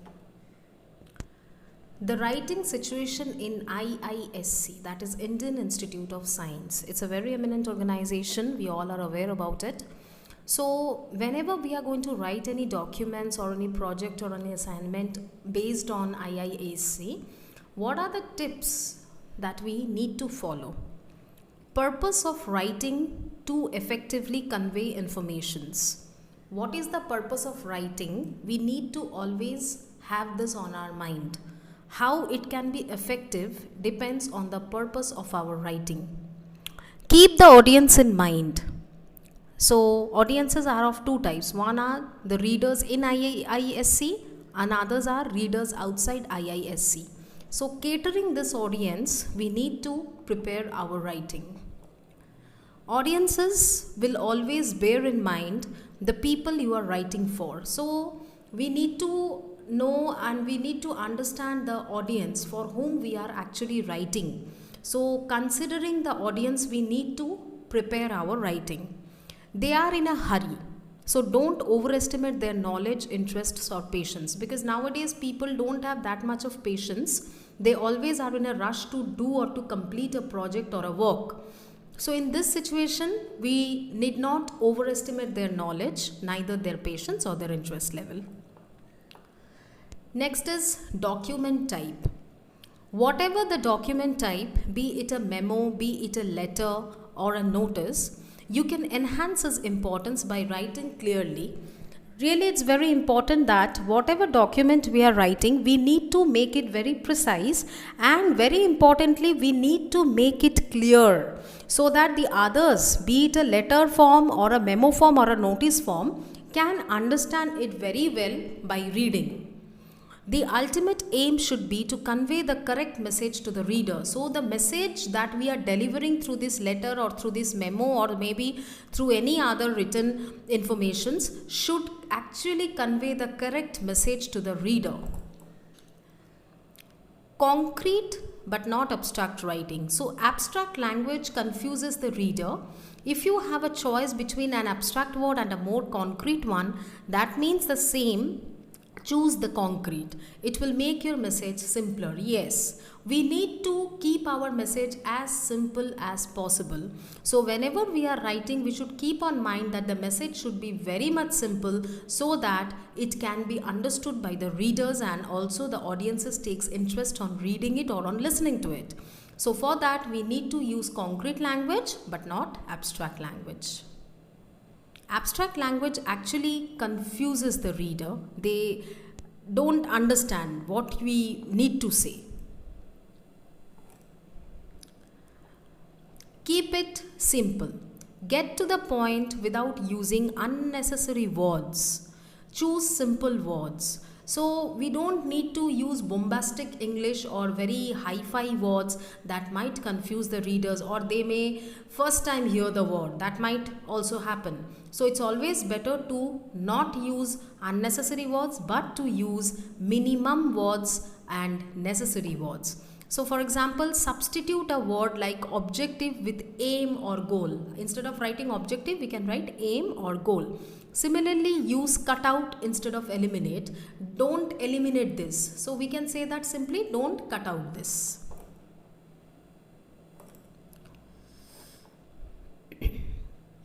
Example of confusing writing. Using impressive, abstract and complex words are really not effective because, to be honest, not all of the people are well aware and well sounded in English. So if we use too much of difficult words in order to impress the audience, it might happen that only half of the, or even maybe less than half of the audiences are actually interested or got interest from these words, but others might not understand anything. Here is an example given. Subsequent to the passage of the subject legislation, it is incumbent upon you to advise your organization to comply with it. So difficult. Half of the people will not understand what it actually written. If we want to make it simply, how can we write? The same example using simple and direct wording is, after the law passes, you must tell your people to comply with it. So as easy as that. We can always make it easy. Instead of go for hard words and hard ways, we can always make it easy one.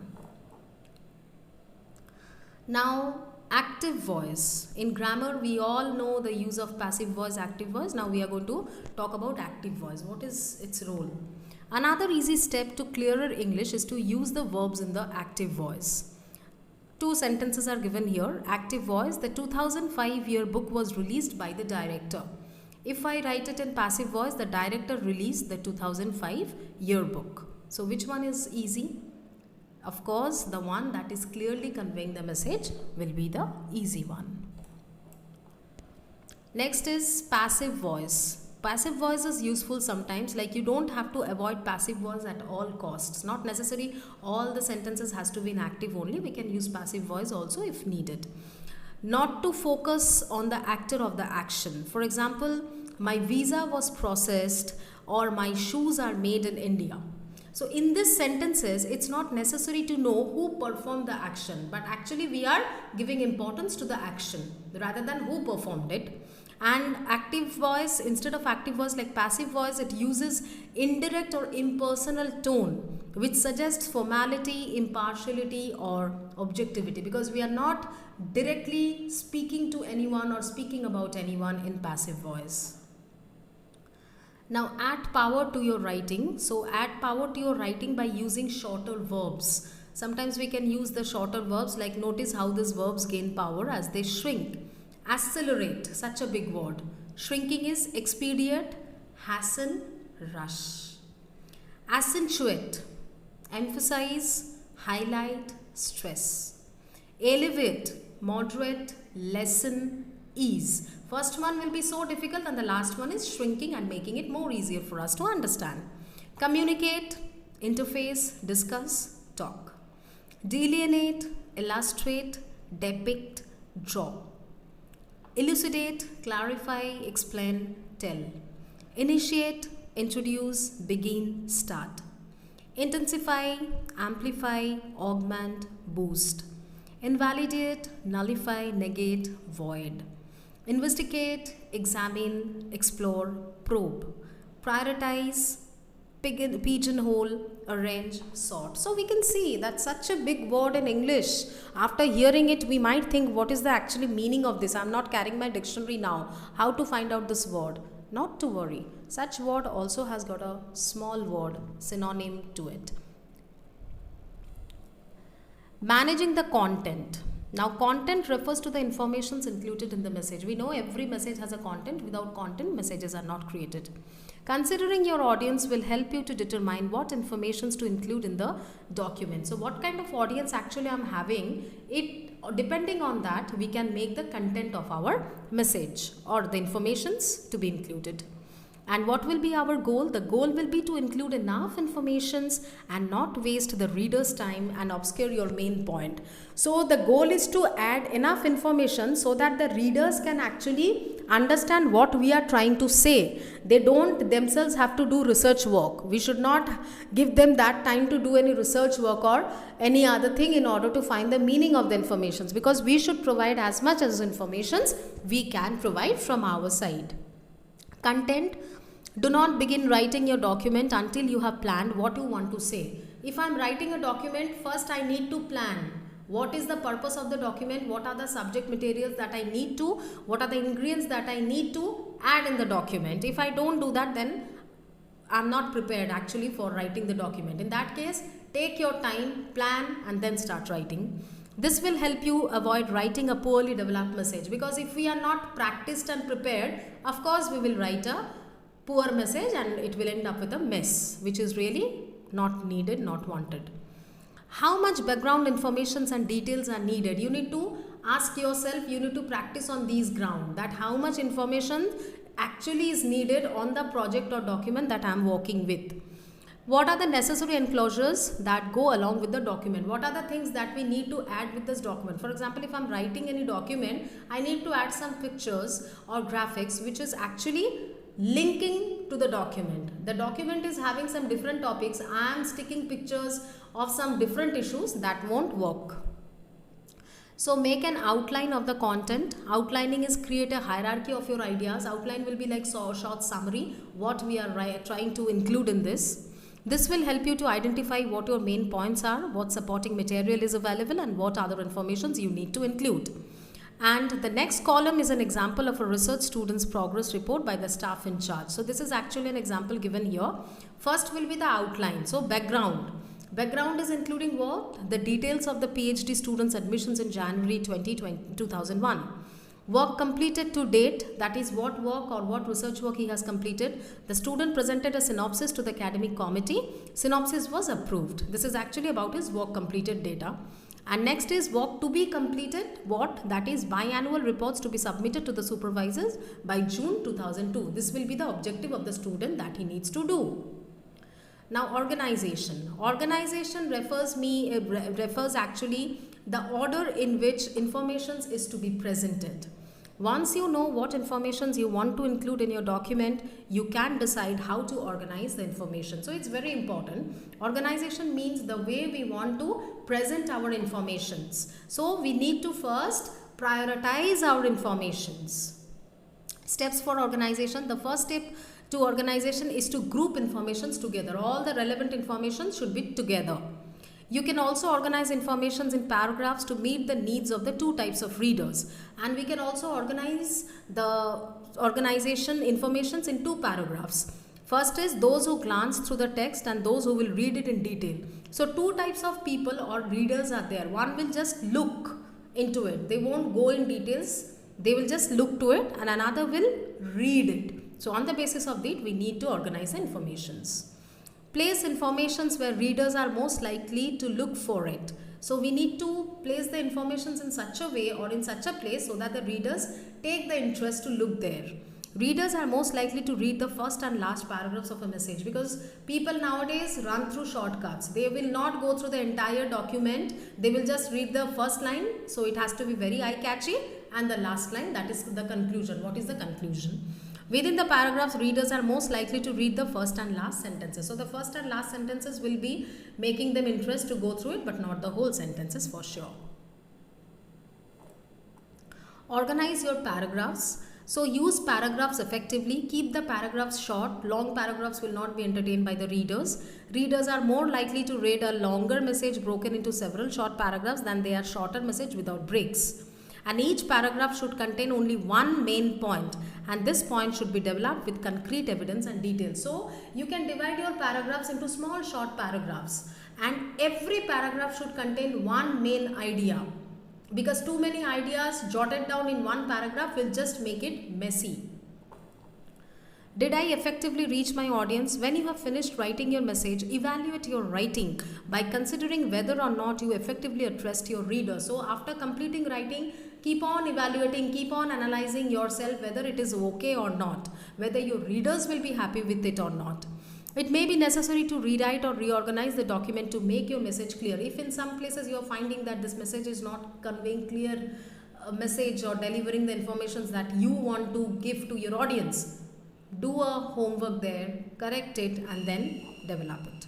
And finally, read your document before sending it to the persons. Very important, because there may be so many spell difficulties. There may be so many other issues. There may be wrong grammars, typos. So considering all these things, documents should be read at least thrice before being sent to the person. And check for spelling, punctuations, typo errors. Make sure all the necessary attachments are enclosed. All the attachments that you need to have attached should be attached. And also the spell checks and the grammatical mistakes, typos, punctuations should be thoroughly checked.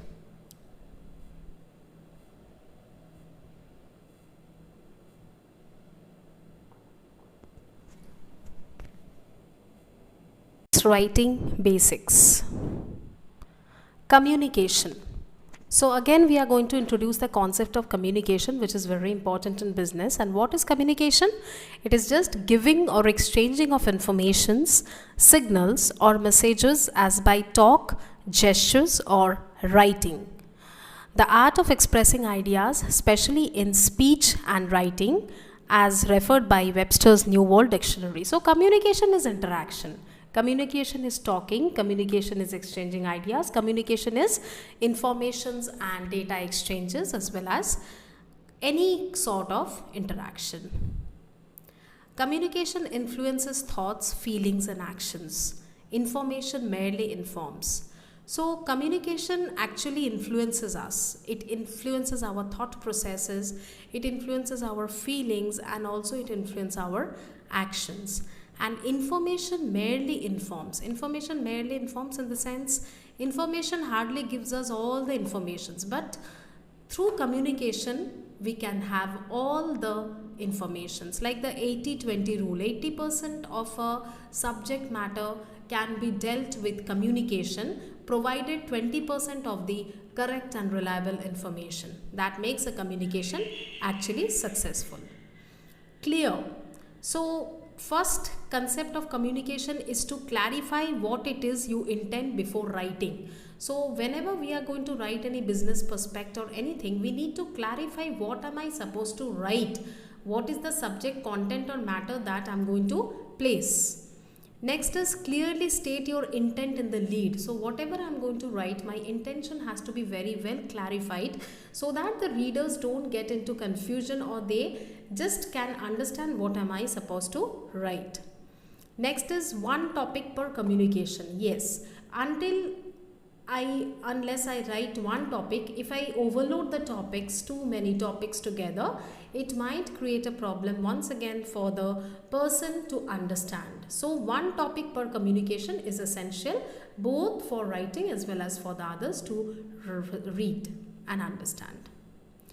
Provide supporting details. The supporting informations and details should be provided so that it doesn't create any confusion for the readers. Edit less is more in many cases. So if we add too many unnecessary informations, that might make the readers get disinterested, or they might feel that it's too much of unnecessary informations overburdened. So in order to make them not to feel so, we can give, or we can only provide the most important informations required instead of filling it up with all unnecessary ones. Strong thesis. But if everything else is cut, will your message still be clear? So whatever I want to convey through my message, that has to be very precisely maintained and mentioned on my communication writing. Because if I cut or if I delete everything just in order to make it short and snap, it won't look good, and also it won't have all the messages clear. Make points briefly, don't get hung on an issue. So all the points has to be explained in brief, not too much, just to point out the main outline and to provide a detail with it in a small way. Correct is check the facts. Whatever facts we are providing, we should be very much sure that it is all correct and it is not anything wrong information carrying. Do not rely on spell check. Yes, spelling checking is very important because sometimes spell checkers also do not work so well. So we need to check the spellings before writing and before sending. Do not rush. There is no need to hurry and rush. There is no time limit or deadline for a communication to be done. So we can take our time and we can do it slowly in order to stop any problem or trouble to rise. Dictionaries and thesauruses are the writer's friends. Yes, we should always consult the dictionaries, we should always consult the thesaurus before writing anything, because these are the two very reliable sources other than internets and all, other than spelling checking, spell checks and all. So from dictionary we can get the exact meanings, as well as from thesaurus we can get the exact meaning if you are stuck in between somewhere. This can provide us the good thing.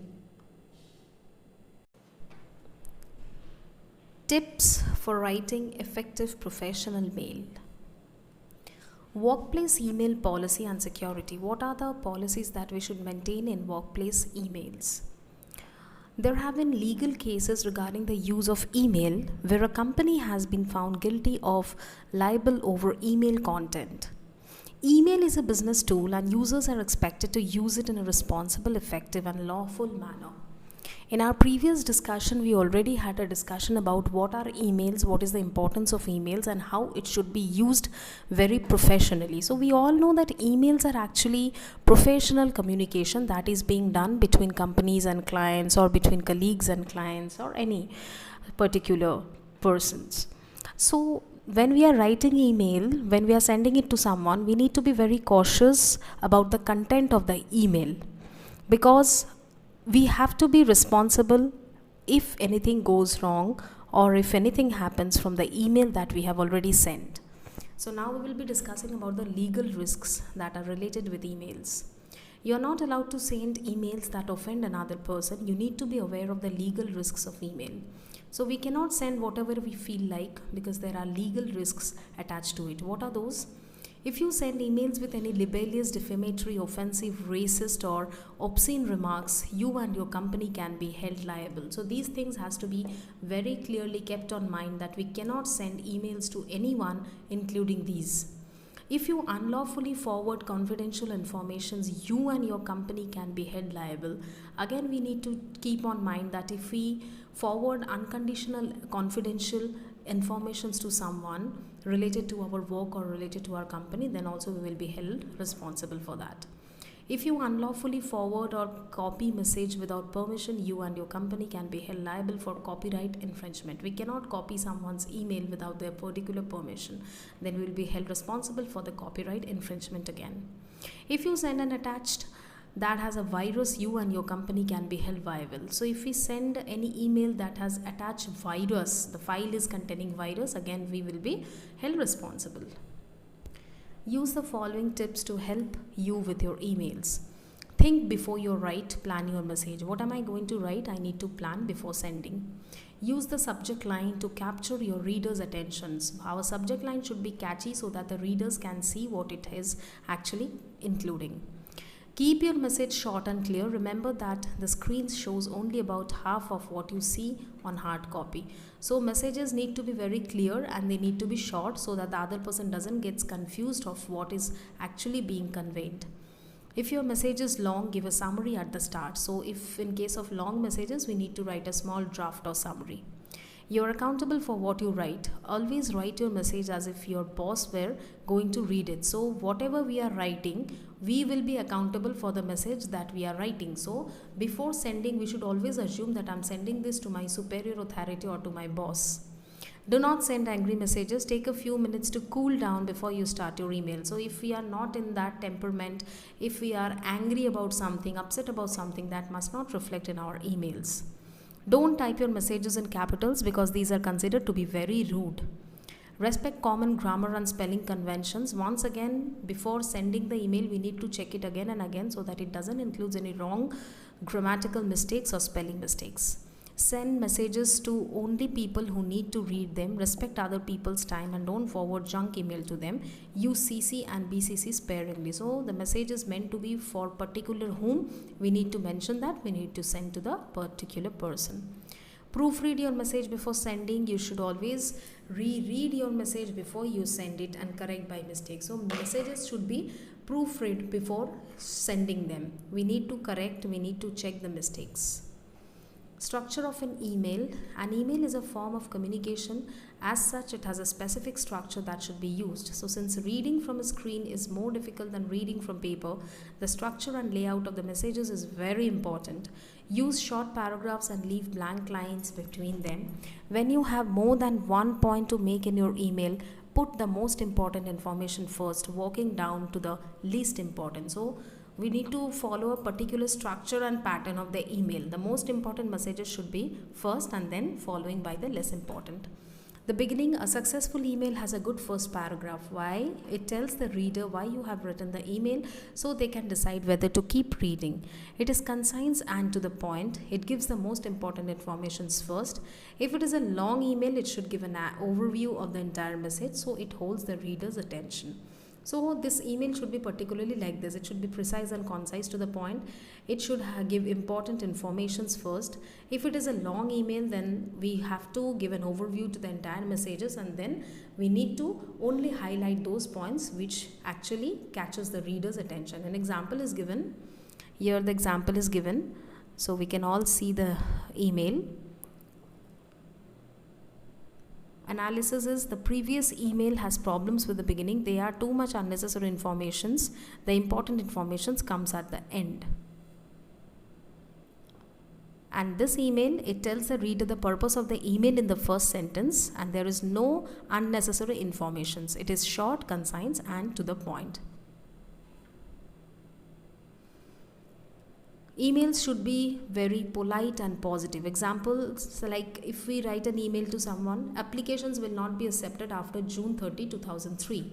And if we write it like please return applications before June 30, 2003. So it makes a difference in tones. Making request, when making request, it's a very good idea to use a model or conditional construction such as could you or would you, like that. For example, it is urgent that you will fill out this form and return it promptly. And another is like, could you please fill out the form as we require it urgently. So whenever we are requesting imperative sentence, we need to write would or could you. This gives some sort of respect to the person. Useful phrases and vocabulary for writing the business letters. So here comes like salutation. Dear Mr. Brown, dear Miss White, dear sir, dear madam, dear sir or madam, gentlemen. This is the way we are supposed to show the salutation. Then starting is like we are writing to inform you that, to confirm, to request, to require, inquire about. I'm contacting you for the following reasons. I recently read or heard about and would like to know. Having seen your advertisements, I would be interested in obtaining or receiving. I received your address from and would like to. I'm writing to tell you about. So this is just the starting of the letter. We are going to start it like this so that the person feels that we are giving or paying attention and importance to them. And referring to the previous contact, like thank you for your letter of March 15. Thank you for contacting us. In reply to your request, thank you for your letter regarding with reference to our telephone conversation. Further to our meeting last week, it was a pleasure meeting you in London last month. I enjoyed having lunch with you last week in Tokyo. I would just like to confirm the main points we discussed on Tuesday. So this is the way we are going to refer the previous contact we had with the person. That person might forget, but we need to remind them in this way. This is actually the way on the process or the norms, whatever you call. Effective email writing, last part. So when we are writing an email, how are we going to make a request to someone? These are the following ways. We would appreciate it if you would. I would be grateful if you could. Could you please send me? Could you possibly tell us or let us have? In addition, I would like to receive. It would be helpful if you could send us. I'm interested in obtaining or receiving the following. I would appreciate your immediate attention to this matter. Please let me know when action or what action you propose to take. So we can see that the use of could and would is more here. Use of modals are more here because we are making a request, imperative sentence. Offering help, would you like us to?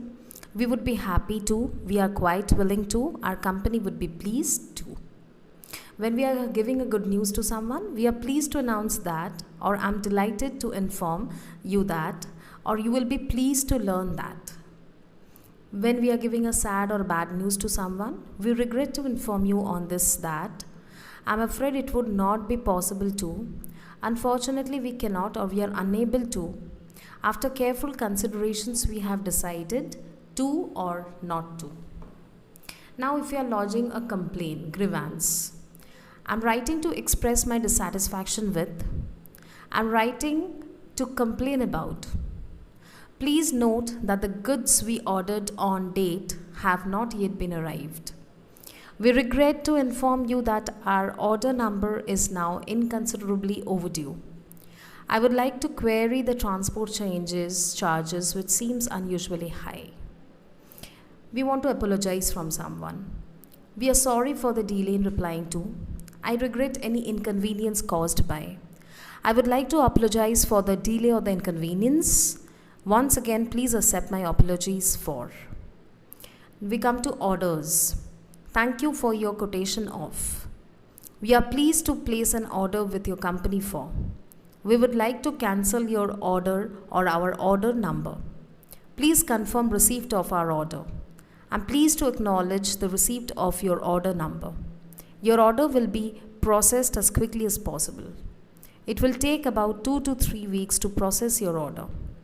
We can guarantee your delivery before date. Unfortunately, these articles are no longer available, are out of stock. Prices. Please send us your price list.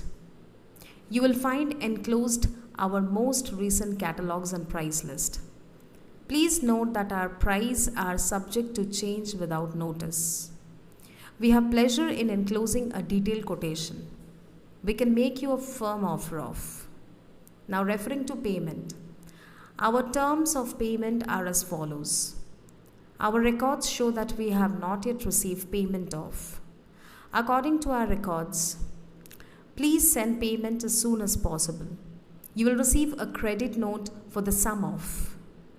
For enclosing documents, I'm enclosing. Please find enclosed. You will find enclosed. Closing remarks. If we can be of any further assistance, please let us know. If I can help in any way, please do not hesitate to contact me. If you require more information, for further details, thank you for taking this into consideration. Thank you for your help. We hope you are happy with this arrangement. We hope you can settle this matter to our satisfaction. For referring to future business, we look forward to a successful working relationship in the future. We would be very pleased to do business with your company. I would be happy to have an opportunity to work with your firm. Referring to future contact, I look forward to see you next week. Looking forward to hear from you. Looking forward to receive your comments. I look forward to meet you on the date. I would appreciate a reply at your earliest convenience. An early reply would be appreciated. And for ending the business letters, sincerely, yours sincerely, for all the customers, clients, sincerely yours faithfully in more formal letters. Regards for those you already know and or with whom you have a working relationship. In this way, we are going to close the salutation. Thank you. A new topic to be discussed today, which is public speaking, building confidence, and conquering fears. What is public speaking and what is its main objective? Public speaking is the presentation that is given live before an audience. Public speeches can cover a wide variety of different topics, and the goal of the speech may be to educate, entertain, or influence the listeners. Any event that takes place live in front of the public is known as public speaking, where the speaker speaks in front of a huge audience and the objective might be to educate them, to entertain them, or even to influence the listeners. So while going for a public speaking or before preparing a public speech, one has to be very confident. They have to have passion on that. They should practice, not memorize what the speech is to be. They need to speak in a natural voice. They need to keep their speech short and sweet. They need to connect with their audience. They need to paint a picture through storytelling. And these are the things that we are going to discuss in this chapter. Now, objective is identify what makes you feel less than confident about speaking in public. So we need to consider the following things that makes us very uneasy before going for a public speaking. What are these? Body language.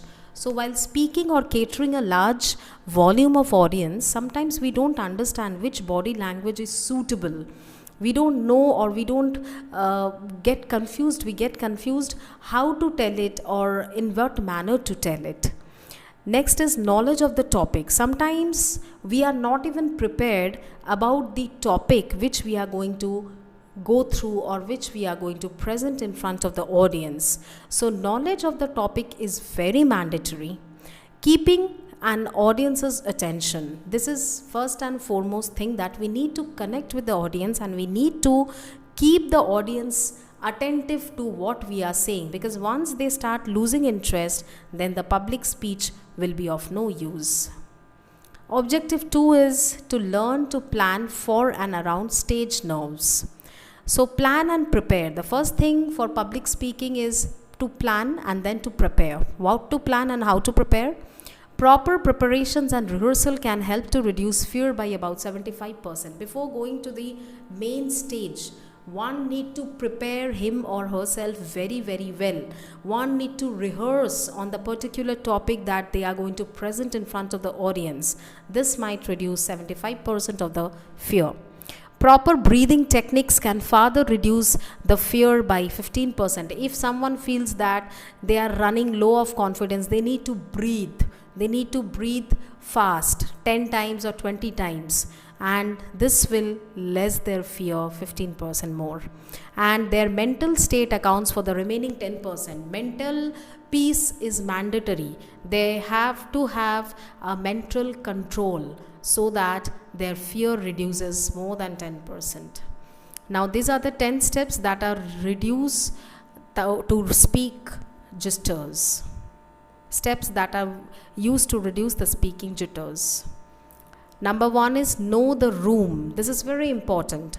Arrive early and walk around the room. The room where we are going to present, that room has to be well known to us. Stand up front by lectern or podium. So the podium where we are going to stand and give the lecture or the presentation, we need to stand before that. Test out the microphone if using one. If there is a microphone, we need to test it so that no technological glitches occurs while the speech is going on. Walk around where the audience will be seated. So we need to check the area by walking around where the audience will be sitting and where from we can communicate with them or they can communicate to us.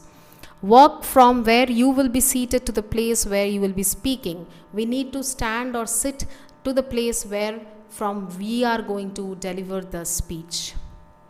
Next, number 2, know the audience. So try to greet some of the audience and chat with them. If we see that the audiences are arriving, we need to greet them and we need to have an ice-breaking session with them, which might reduce our fear and also high up our confidence. Friends are easier to talk to than a group of strangers. We can easily talk or mingle up with solo friends, but when it comes regarding a group of people, we do get confused. So in order to reduce that, we need to greet our audience first. Next, number 3 is know your material. So research topics thoroughly. What topic I'm going to speak about? What is my research topic? We need to have a very good understanding on that, and then only we can properly present our topic. Provide specific examples and scenarios to illustrate your point. So we need to exemplify, we need to give examples and we need to picturize the situation so that the audience connects to the speech. Read your material aloud and get a feel for how it sounds as it is explained. So we need to read out our material and we need to explain it with our own gestures and postures so that it becomes attractive for the audience too. Be mindful and monitor your speed when going over your presentation. We cannot hurry. So we need to maintain a minimum speed level. So we have to be very mindful on what we are reading so that we don't say anything that is not there in the speech or that is not relevant to the topic, or maybe out of mistake we spoke something wrong. That should not happen. And also we need to maintain a minimum speed. We need not run the speed. Learn how to relax, number 4. So sit comfortably with your back straight. Sometimes we need to know how to comfort. Out of tension, out of stresses, we forget to take rest, which is very wrong. Because if we ourselves are not taking care of our health, then nobody will be there to take care of our health. And health does matters while going for a public speech. So we need to sit and relax so that we feel a bit better. Breathe in slowly. Hold your breath for 4 to 5 seconds and then slowly exhale. This is one sort of meditation we all know. We need to have a breath meditation. We need to hold our breath and slowly we need to exhale to release our stresses or tensions. To relax your facial muscles, open your mouth wide and eyes wide and then close them tightly. Pause and open them again. This is another exercise which we can do in order to relax our facial muscles. Next, number 5, visualize yourself speaking. So imagine yourself walking confidently to the podium. The first and foremost key to success for a public speaking is self-confidence. We need to have 100% confidence on ourselves, then only we can excel. So we need to imagine that we are walking confidently towards the podium. Imagine yourself speaking your voice loud, clear and assured. Imagine that you are speaking in front of 1,000 audiences. Imagine that you are the leader of the speech. It's you who has the power to hold and control the audience. Keeping that on your mind, raise your voice loud, make it clear and assured. When you visualize yourself as successful, you will be successful. So we all know that if we want to achieve something, we need to start dreaming about it. And here we need to visualize ourselves as a winner. So if we want to really get success in public speaking, we have to develop confidence, and through that confidence, we can really be successful. Realize people want you to succeed. So the audiences want speakers to be interesting, informative and entertaining. They don't want the session or the presentation to be boring. They don't want themselves to get bored by the speaker. So they find or they search something interesting. They want you to succeed and not to fail. Of course, the audience will always want the speaker to succeed, because if the speaker succeed, then the whole presentation will be considered as a successful one, and also the audiences will be happy with it. Don't apologize for being nervous.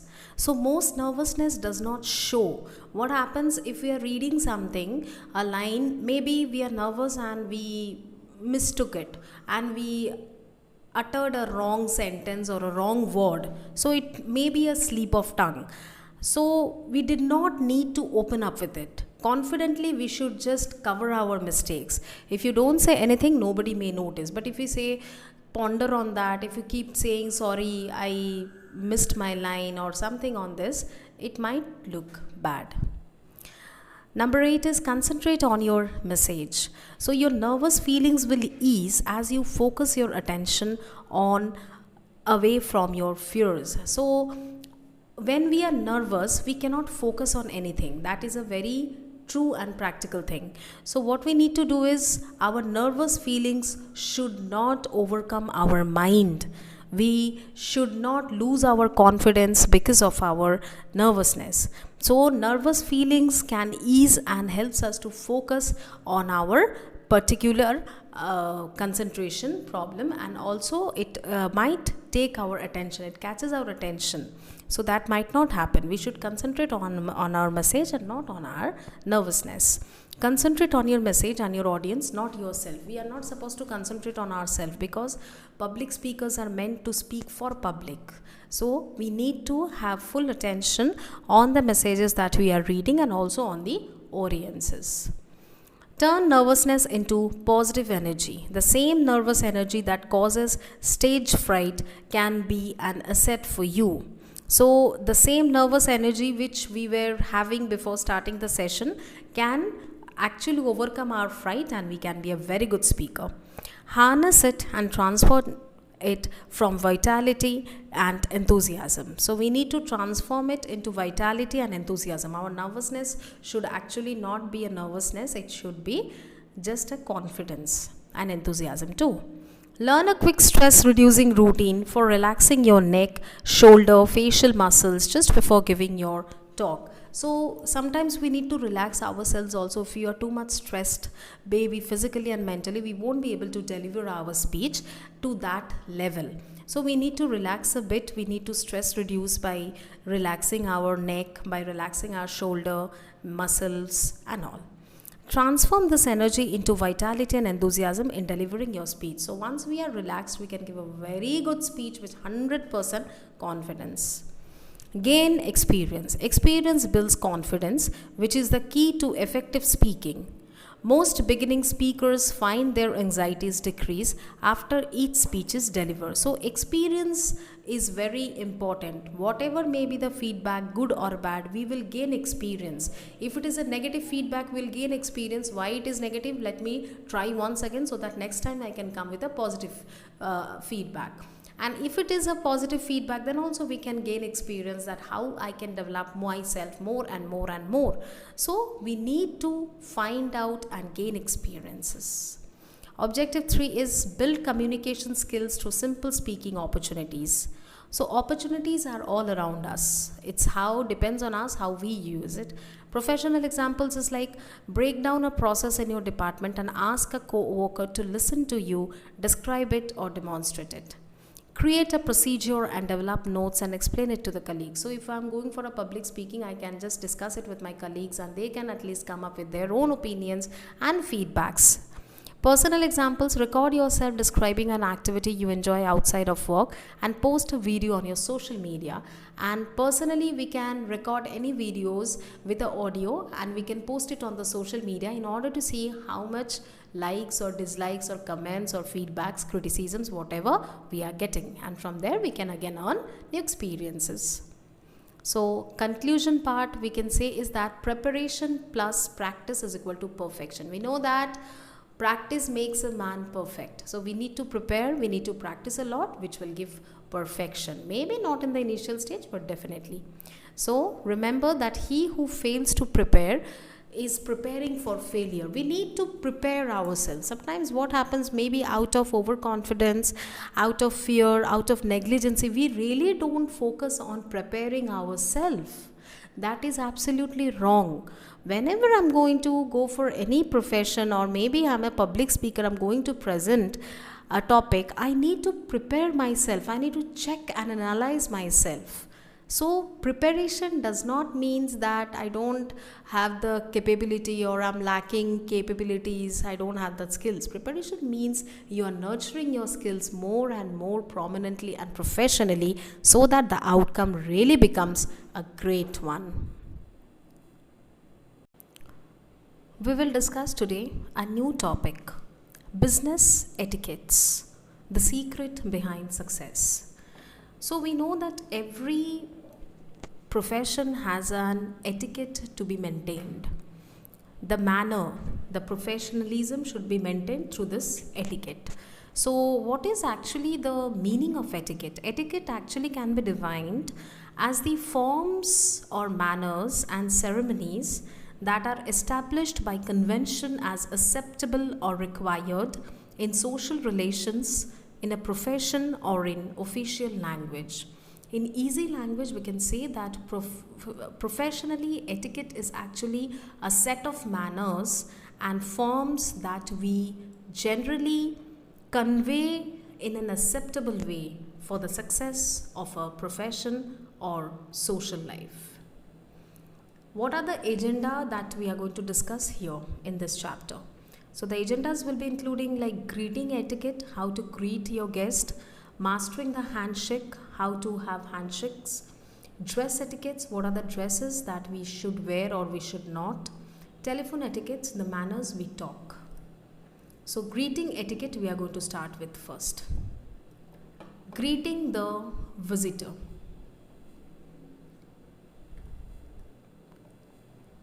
So when it comes for greeting the visitors, how are we going to do so? First, stand up when a visitor enters the room or you are being introduced. So when a visitor is entering to our room or in my office cabin or anywhere, that person is actually my guest and I'm the host. So it is our responsibility to stand up and greet our guest. Shake hands. This is the ice-breaking session.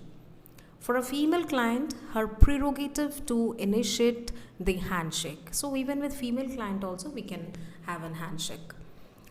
Invite the visitor to sit down, then sit down yourself. So since the visitor is our guest, being the host, it is our responsibility to make the visitor get down, sit first, and then we will take our seats.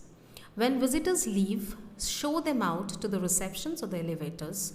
So when visitors or the guests are leaving, we should always guide them towards the elevator and also to show the reception area.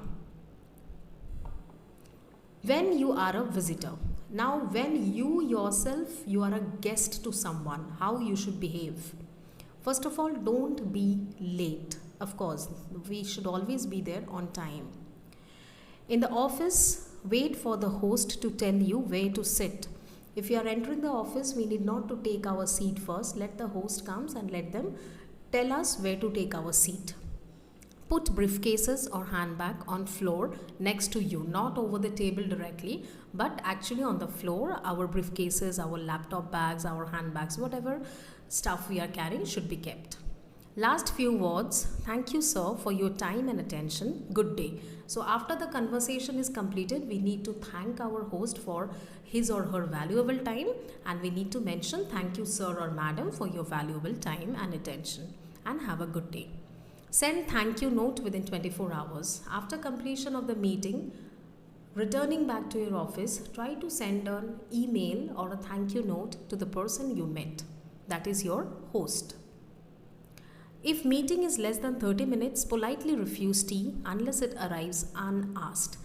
So if the meeting is not exactly of 30 minutes, less than that, then refuse tea or coffee or any juices or any snacks that will be offered to you if it comes unasked.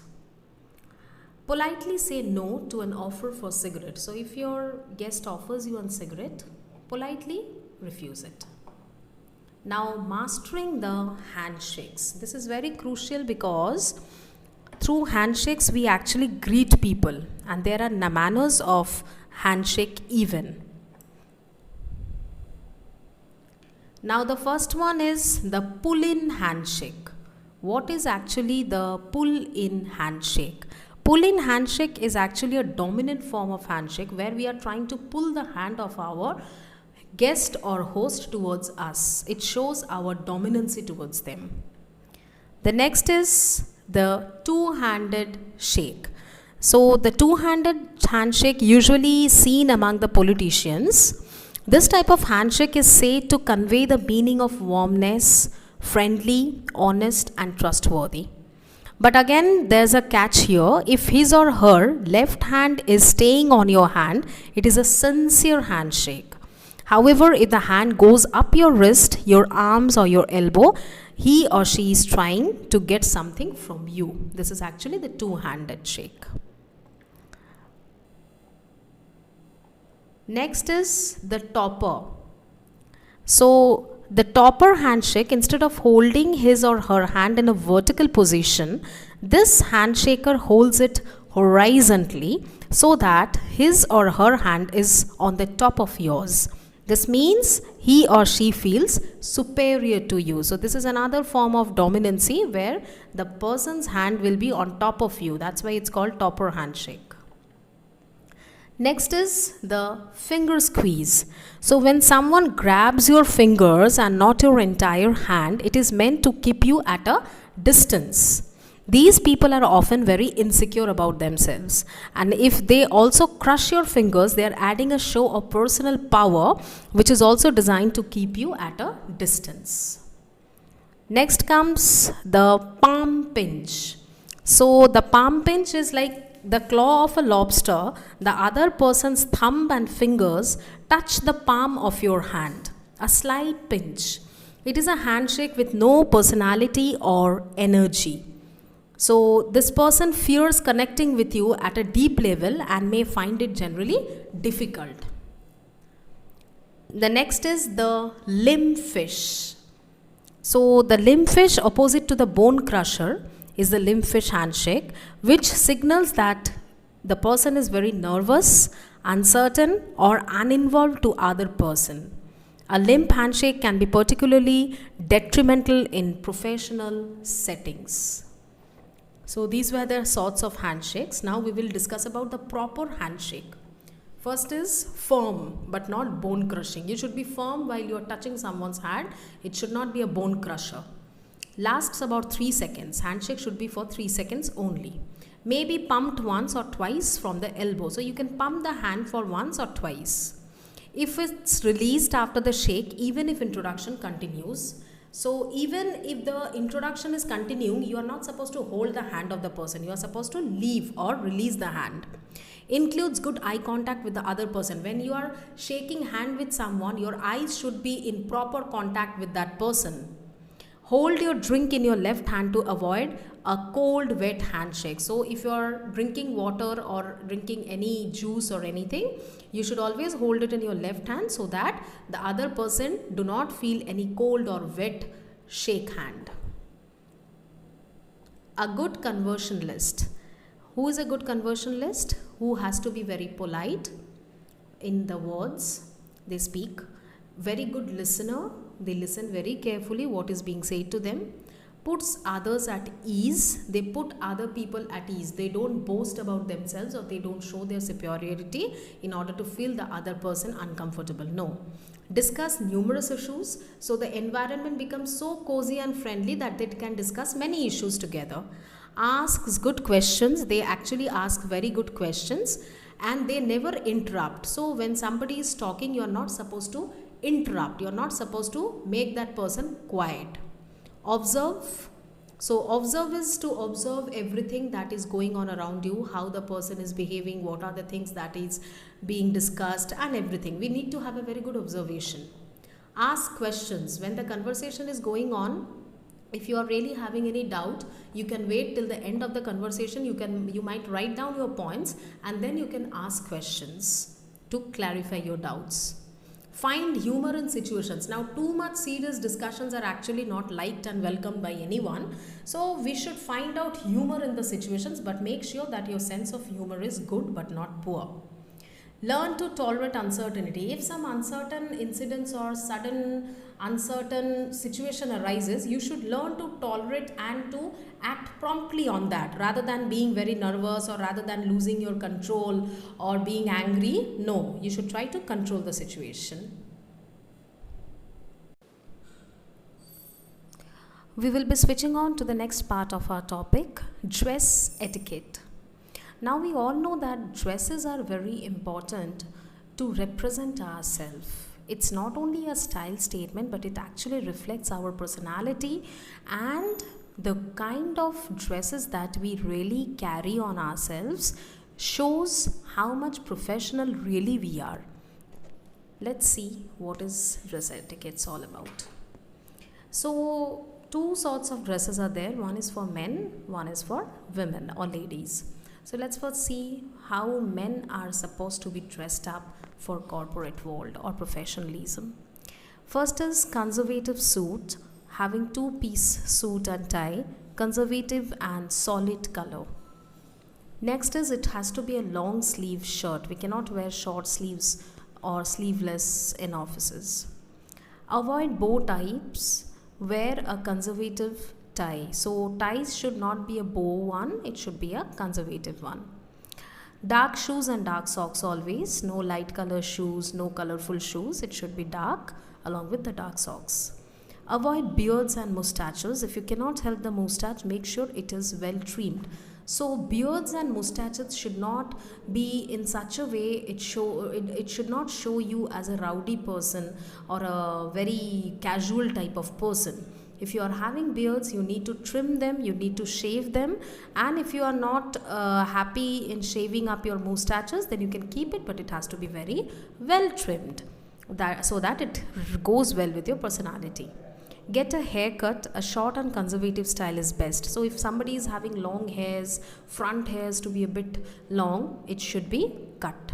Do not wear any earrings. So guys should not wear any earrings or jewelries so off. So these are the two types of dresses we are seeing here, and actually not two, three types of dresses. First one is a bit casual one. We can wear this in offices but not exactly on working days.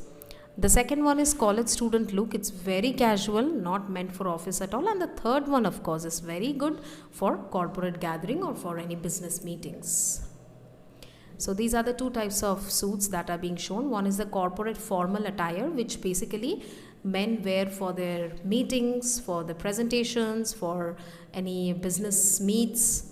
And this corporate casual attire, this is for office, but it's not meant for meeting actually. Now we come for the women. How women should maintain their dress etiquettes.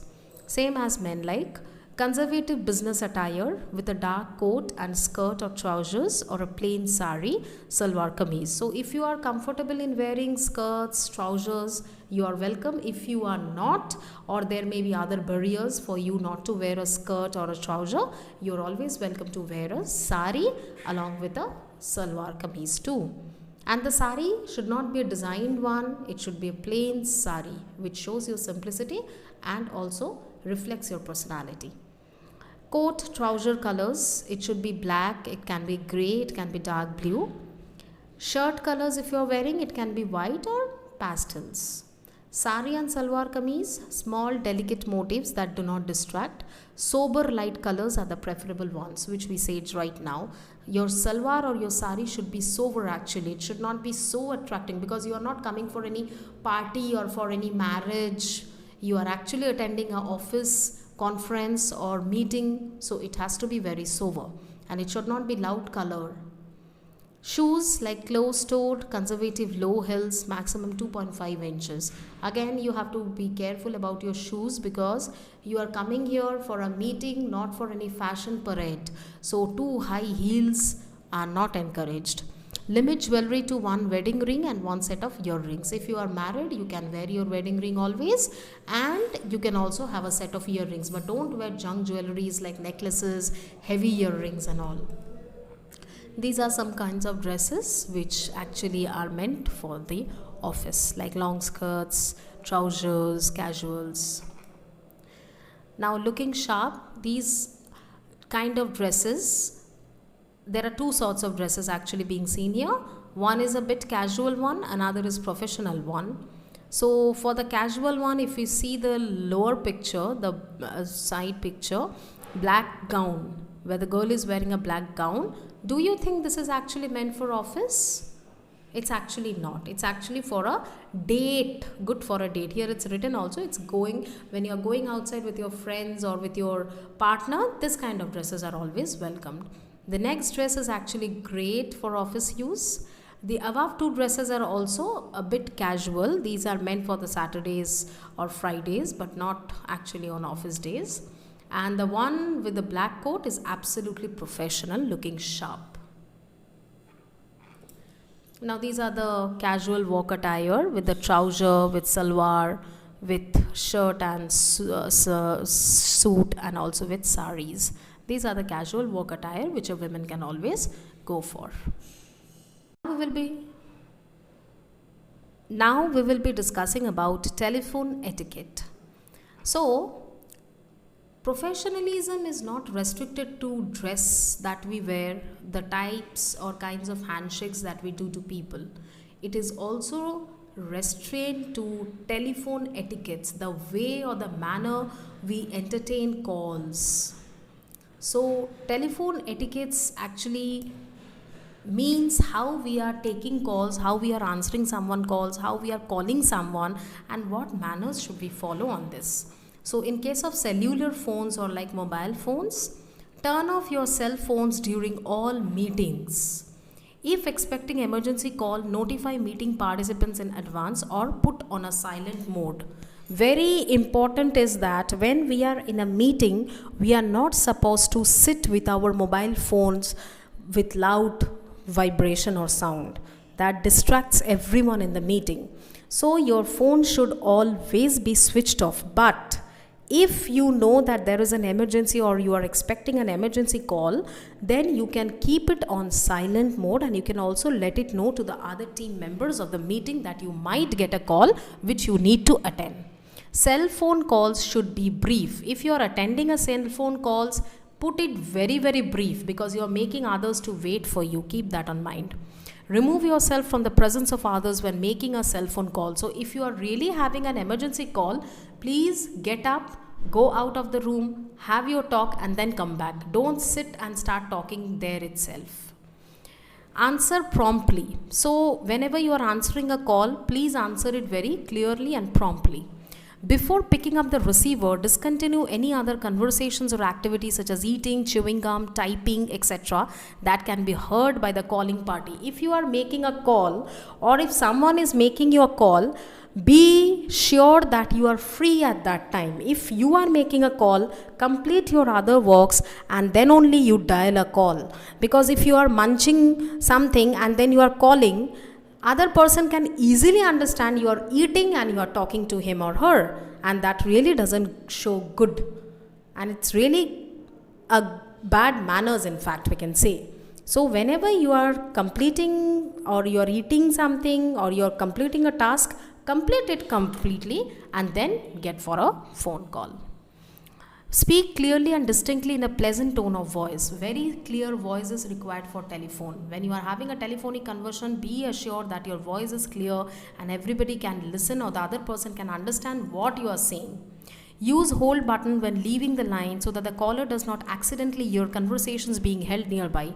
It often happens that when we are taking a call or when we are actually in the middle of the conversation over a phone, we get some other calls from somewhere nearby, or maybe any other colleagues, or many other interruptions can happen. So if somebody enters your cabin, or if there is an emergency you have to handle again while you are actually talking over a call, just put the line on hold so that the other person get a automated voice that the person you are calling is actually on hold. Because if you don't put the phone on hold, then the other person can hear everything what is going on here. When transferring a call, be sure to explain to the caller that you are doing so and where you are transferring them. So if you are transferring the call to someone, please let the caller know that you are transferring the call and request them to be online, because sometimes it might happen you are transferring and without your knowledge that person is also uncertain or had no knowledge that you are transferring the call, and they will simply drop the call off. Remember that you may be the first and only contact person a person may have with your department, and that first impression will stay with the caller long after the call is completed. So if you are handling a telephonic call, be sure that you do it 100% professionally, because your attitude, your tone, your manner of talking will last in the mind of the caller for a long time, and they should always have a positive thinking about you, nothing negative. If the caller has reached the wrong department, be courteous. If by chance or by mistake the caller has called a wrong number, don't tell it's a wrong number and don't just drop the phone. Be courteous, be polite, tell that person it's a wrong number, I'm putting you to the right person. This should be followed. So today we are going to start up with a new chapter named Conflict Resolution. Now, conflict is everywhere. Where there is a conflict, there is a problem, and when there is a problem, of course, there will be a solution. Now, what is a problem? So, the problem solving is the central to managing conflict, but the problem can't be solved until it's acknowledged and identified. Conflict arises due to some problems, but there is a problem, there is a solution too. We can't reach the solution until we identify what is actually the problem. So just as a physician must diagnose an ailment before treating it, so must the individuals involved in a conflict recognize there is a problem and identify its cause. So getting it to the root cause of the problem requires an emphasis on fact-finding and asking good questions. The phrases in this chapter will focus on encouraging the dialogues, asking good questions, and managing emotions. We know there is a problem. How can we reach to the root cause of the problem? By interaction, by communication, by identifying the problem, and also by asking good questions, fact-finding questions. In this way, we can at least reach the problem so that we can understand what is the cause of the conflict. If I had an hour to solve a problem, I would spend 55 minutes thinking about the problem and 5 minutes thinking about the solution. The great person Albert Einstein had said this. Now understand the facts. If you are going to begin to resolve a conflict, you are going to have really get inside the issue and probe for more informations. Rarely will you have all the informations you need to unravel the issue at the start, and you may have to use a variety of questioning techniques to gather the data so that you will be able to resolve the conflict or at least start the resolution process. So the following phrases might help. Don't jump to the conclusions until you have heard all what to say. Very interestingly, we human beings don't have patience nowadays, or even if we have very less amount. Whenever we hear there is a problem, what we do generally is we jump into the conclusion. We hear it from someone rather than getting inside the problem, rather than finding out the cause of the problem, or rather than asking the next person questions how and why this problem has arose, we get into our own conclusions. This is that, matter over. That is actually absolutely wrong. Because what is the cause of the conflict or problem, we need to judge, we need to understand, and then only we can come to a conclusion. Without understanding the facts, without gathering the data's informations, we can't come to a conclusion, or we can't give our own opinion or judgment about the problem. How are we going to talk on this? So here are some phrases like, tell me what happened, help me better understand, did you tell anyone you would, did you fail to do as you were instructed? Did you say that you called in sick on Monday or Tuesday? Do I understand that you? How many people? On what date did you? So these sort of questions actually help us to analyze what is particularly the problem about. We need to understand, or we need to wait for the other person's reactions and answers. Now, share good informations. Resolving conflict is never one-sided propositions. Both of you need to open up and provide data that can help illuminate your differences. The key here is to be as open and honest as possible so that the issues are clear and you can begin to resolve them. Here are some phrases to use, what I observed. Now, when there is a problem, the best solution is to talk on that.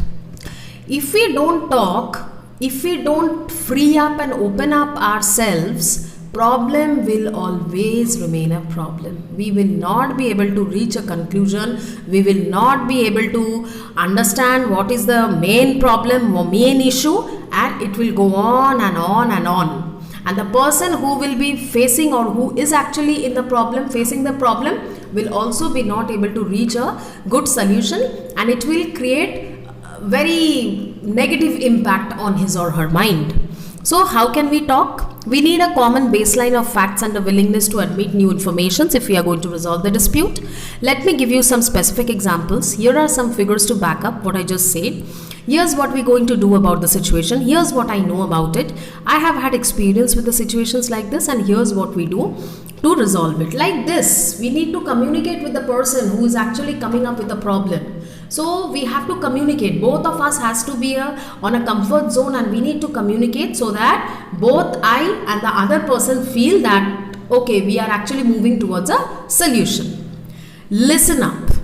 So listening is not waiting for your turn to talk. Before listening and communication skills can be honed, it's important to understand barriers of communication. So the phrases in this chapter will focus on using active listening techniques and probe to ensure the listener has really heard the speaker, such as this. So what we have here is a failure to communicate. So we need to listen what the other person is actually telling about his or her problem. Instead of giving our own opinions or intervening it, we need to listen to that person very carefully first.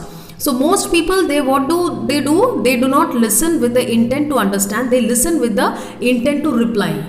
When somebody is telling me something, I need to understand first. Other than replying first, I need to understand. This has been said by Stephen R. Covey. So we need to understand first other than replying.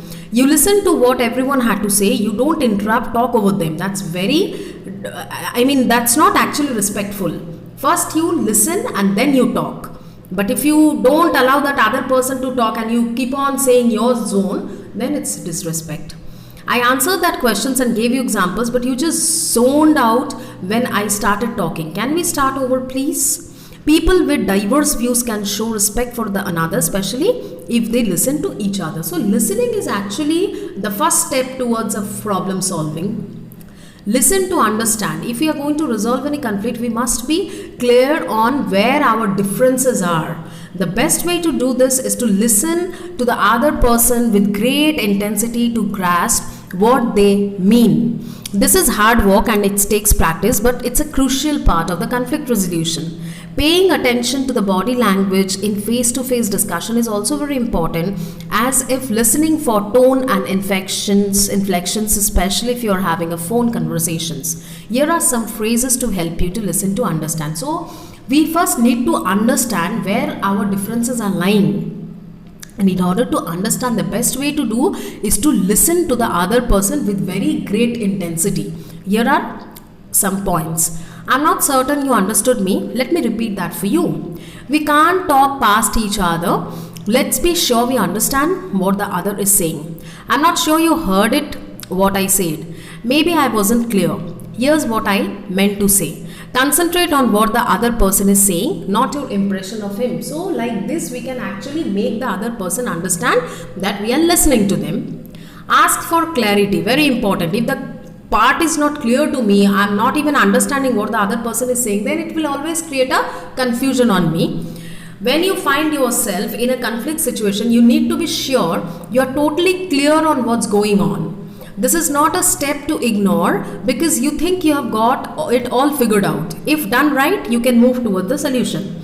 Pay attention and probe for the informations that will confirm the situation. Here are some phrases to try. Okay, I think I know where you are coming from. Is this what you are telling me? So like this, you need to talk, you need to understand, you need to have a confirmations. If you are not clear on the part, then you have to ask questions, you have to make yourself clear. I have said it before, but I'm happy to say it again. Can we start this conversations over? Please tell me again so I am sure I have got it. Not so fast. Can you say that again? Please help me understand why you just said that. Please help me understand the difference between the two options. So in this conversation, we can see that the person is actually trying to say what is the clarity of the sentence or what is actually the claritions, because he or she is not understanding, so they are requesting to tell it once again. And there's nothing wrong. If I'm not understanding, I can always go on asking for the questions. There's nothing wrong on that. Active listening. Active listening is a powerful way to capture the entire message the speaker is attempting to convey. It encourages the speaker to talk and therefore to share more information because they feel heard. Active listening is not about agreeing with everything the speaker is saying. It's about listening in a non-judgmental way to gain a deeper understanding of their position. Active listening tasks focus and active listening takes focus and concentration, but the payoff is worth it. Here are some phrases to use. So what is active listening? Active listening means we are actually getting deeper into what the other person is saying in order to get a clear picture of his words or of his saying. Active listening does not mean that we have to agree on all the points, not necessarily, but it means that we understand all the points. We are not neglecting the person who is actually speaking. Here are some phrases that can be used, like, can you give me an example? You look puzzled. Should I repeat that? You look excited. What do you want to tell me? Just so we are clear, here's what it's heard away, what I heard you to say. What happened next? So like this, you are actually showing. And when you ask questions, when somebody is talking, that means you are very much listening to them and they also feel energized. Why can't everyone be like me? We are all everyday people who bring vast array of differences and similarities to work, along with hope, dreams and problems. So learning more about each other, being genuinely curious is the key to work together. The phrases in this chapter can help address differences, confront stereotypes, assumptions and start curious conversations, all in a manner that is respectful to be all involved. Now, all people are not same. We can't say I'm like this, why the other person is not like that. He is like this, why she is not like that, because we all are individuals and individuals has different personalities. Their perspectives are different, their thought processes are different, their ways of thinking are all different. So there's no way to think, or there's no issue in thinking that why we all are not same. Of course we are not same, we can't be same. If you talk to a man in a language he understands, that goes to his head. If you talk to him in his language, that goes to his heart, said Nelson Mandela. So respect curiosity, respectful curiosity. Having a curious conversations with someone has to be organic and genuine. Here are some phrases that can be an open dialogue and help to get to know each other, grew up in different time and decades than you. I would love to hear more about your experiences. So this is respectful curiosity. You are having curiosity about a particular person and you want to know more about him or her or about his achievements in a respectful manner through these phrases. What you just said reflects grace and dignity and reminds us that we have more similarities than differences. Let's get to know each other better. I spent my childhood growing up in the city, and that shaped my views. I'm interested in learning about your background.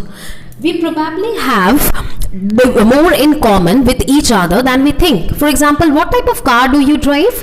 What was the best or worst job you ever had? So these are actually the questions which you are raising because you are showing interest in the other person. But the interest or the curiosity should always be in a respectful manner. What happened to the team spirit from a team and established trusts? So most of us have been raised to be independent. We are rewarded for individual accomplishments, work hard and get good grades in schools, for examples. All that changes when teams form and you have to put trust in other people. Now, when I'm an individual, I know I have to do everything on my own. I have to write my exam, I have to learn, I have to go to school or college, I have to take out my paper and pen. It's all I, me, myself. When the concept of team comes, it's never I, me, myself. It's they, them, themselves, we, us, ourselves. So there is no I, it's all we. This is the main difference between independent and a team. So start building trust with honest discussions among team members with phrases such as this. It's good that we are questioning each other. It can lead us to create ideas. So see here, it's good that we. It's not saying it's good that I, because there is no place of I. As I already said, it's all about we because it's a team.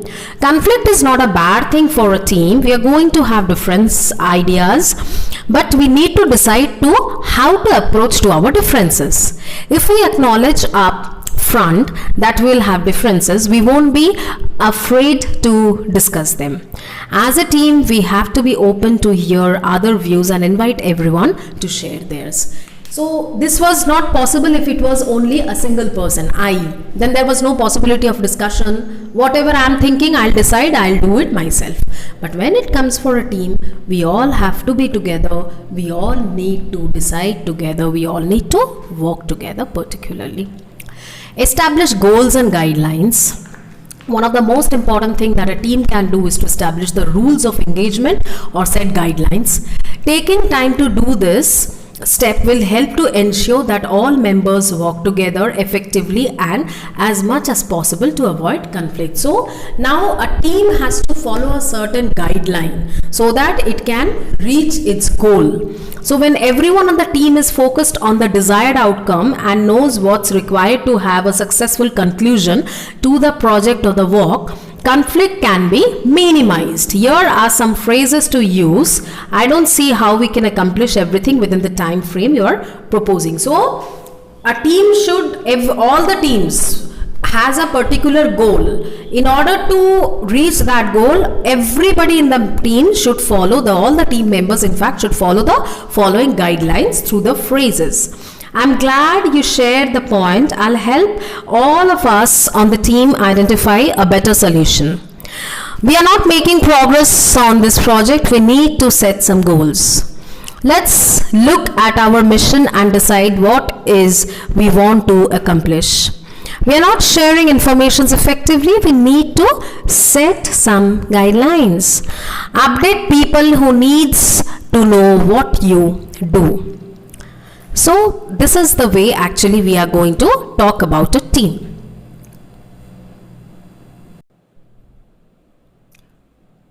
Brainstorm. Teams are formed to bring people together to work on a project or issue that needs to resolve. Each individual brings their own ideas and perspectives, and everyone has a different approach. So this leads to conflict and creativity. So different people in the team will have their different opinions, and the basic objective of the team is to work together so that people can come out with their different opinions, and combining all these we have to find out one solution for the problem. Communicating through the technology is probably second nature to you, but together it's a distraction. Let's figure out what will work for everyone. What is the specific situations or behavior that's problematic for the team, and how can we address or solve it? What effect is this problem having on our relationships with each other and our ability to meet our goals? Everyone's thoughts and ideas are vital to this project. It's important that everyone speaks up. Our decisions are important, so I would like the team to think all through possible scenarios and solutions. So these are the discussions or conversations we can have in a team. You want me to do what? So just like the producer of a play provides a script to the actor to communicate what's expected, so must leaders communicate and manage expectations to colleagues, associates and teammates, so everyone knows what success will look like. So the leader or the manager or the team leader should tell that what is his expectation, what he wants from his teammates exactly. The phrases presented in this chapter will focus on communicating clearly defined roles and responsibilities as all while setting and managing expectations and providing feedback. So set expectations. Like the role of the department and the mission of the organization should, like, let's review some tasks that are part of our job. These are some things we don't expect nor do we want you to do. When we meet to review the department procedures, I'll also explain why they are in place. Customer relations is critical. It's important that we greet every customers and make an attempt to learn and call them by their names. So the team leader or the manager should set their expectations in front of the teammates so that they can actually have an idea what my leader wants me to do and they can work. Accountability. What is it? Accountability is the option of taking responsibility for the actions you do. So it's critical to resolve conflict, and at its core, it's the accountability is following through on what you commit to do. It is recognizing that your team members are dependent on your work and that it's imperative to not let them down. When accountability is ignored, conflicts will arise, and if people aren't held accountable for their commitments or actions, morale suffers and team and organization goals are not met. So here are some phrases to use regarding accountability. When I'm doing a part of my job, I'm responsible for the part of my job, I'm accountable to my job, I cannot give blame to anyone. But sometimes it happens that it might happen like a team member has done a wrong or a mistake. Very common, accepted, but that person is not ready to accept or is not ready to take the accountability of the mistake. And from here the conflict arises. So what kind of discussions we can have? Like, the customer was told it would be ready by the date or the time, but it wasn't. I can understand why he's confused and angry. I asked you to let me know if the assignment would be late and you didn't do that. That put other things behind the schedule. You are correct, this should have never happened. I understand why you are confused. I never gave you the instructions you needed to complete the work. I just discovered why you have yet to receive the completed report and I have to take the responsibility for it. Now respond to expectations. How are you going to respond?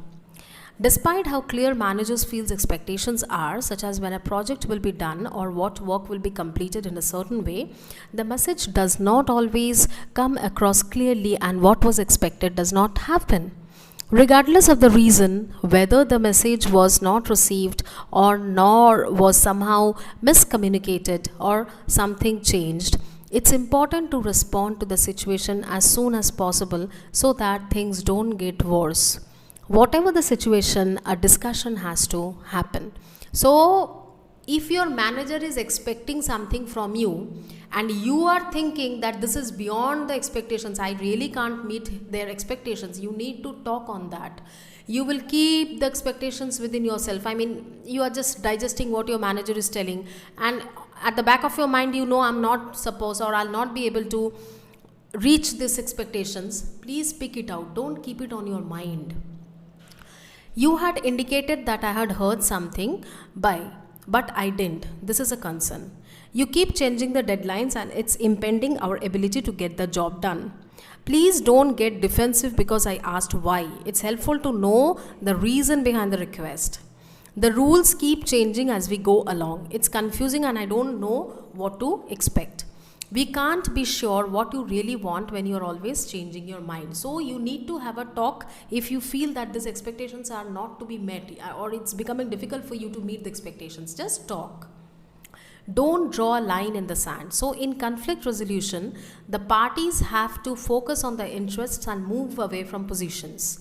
The phrase in this chapter will help the reader focus on mutual interests, brainstorms and create options for mutual solutions and consider options objectively. So we need to see, we need to get inside the conflict, we need to take out or check out the solutions being offered, and then we need to implement any one of them in order to come out of the solution problem. To every problem there is already a solution, whether you know it or not, said by Granville Kleiser. So whatever is the problem, there is no problem in the world which doesn't has a solution. It's all we who need to sit and find it. So interests, not positions. A position is a stand we take in an argument, negotiations or conflict. But in reality, what we need to focus on are the mutual interests and not individual positions. Of course, when we are working together or in a team for an organization, we need not check the positions which I am holding. What we need to check? We need to check the interest that will be better for everyone or good for everyone. So they are our needs, desires, requirements, or the concerns.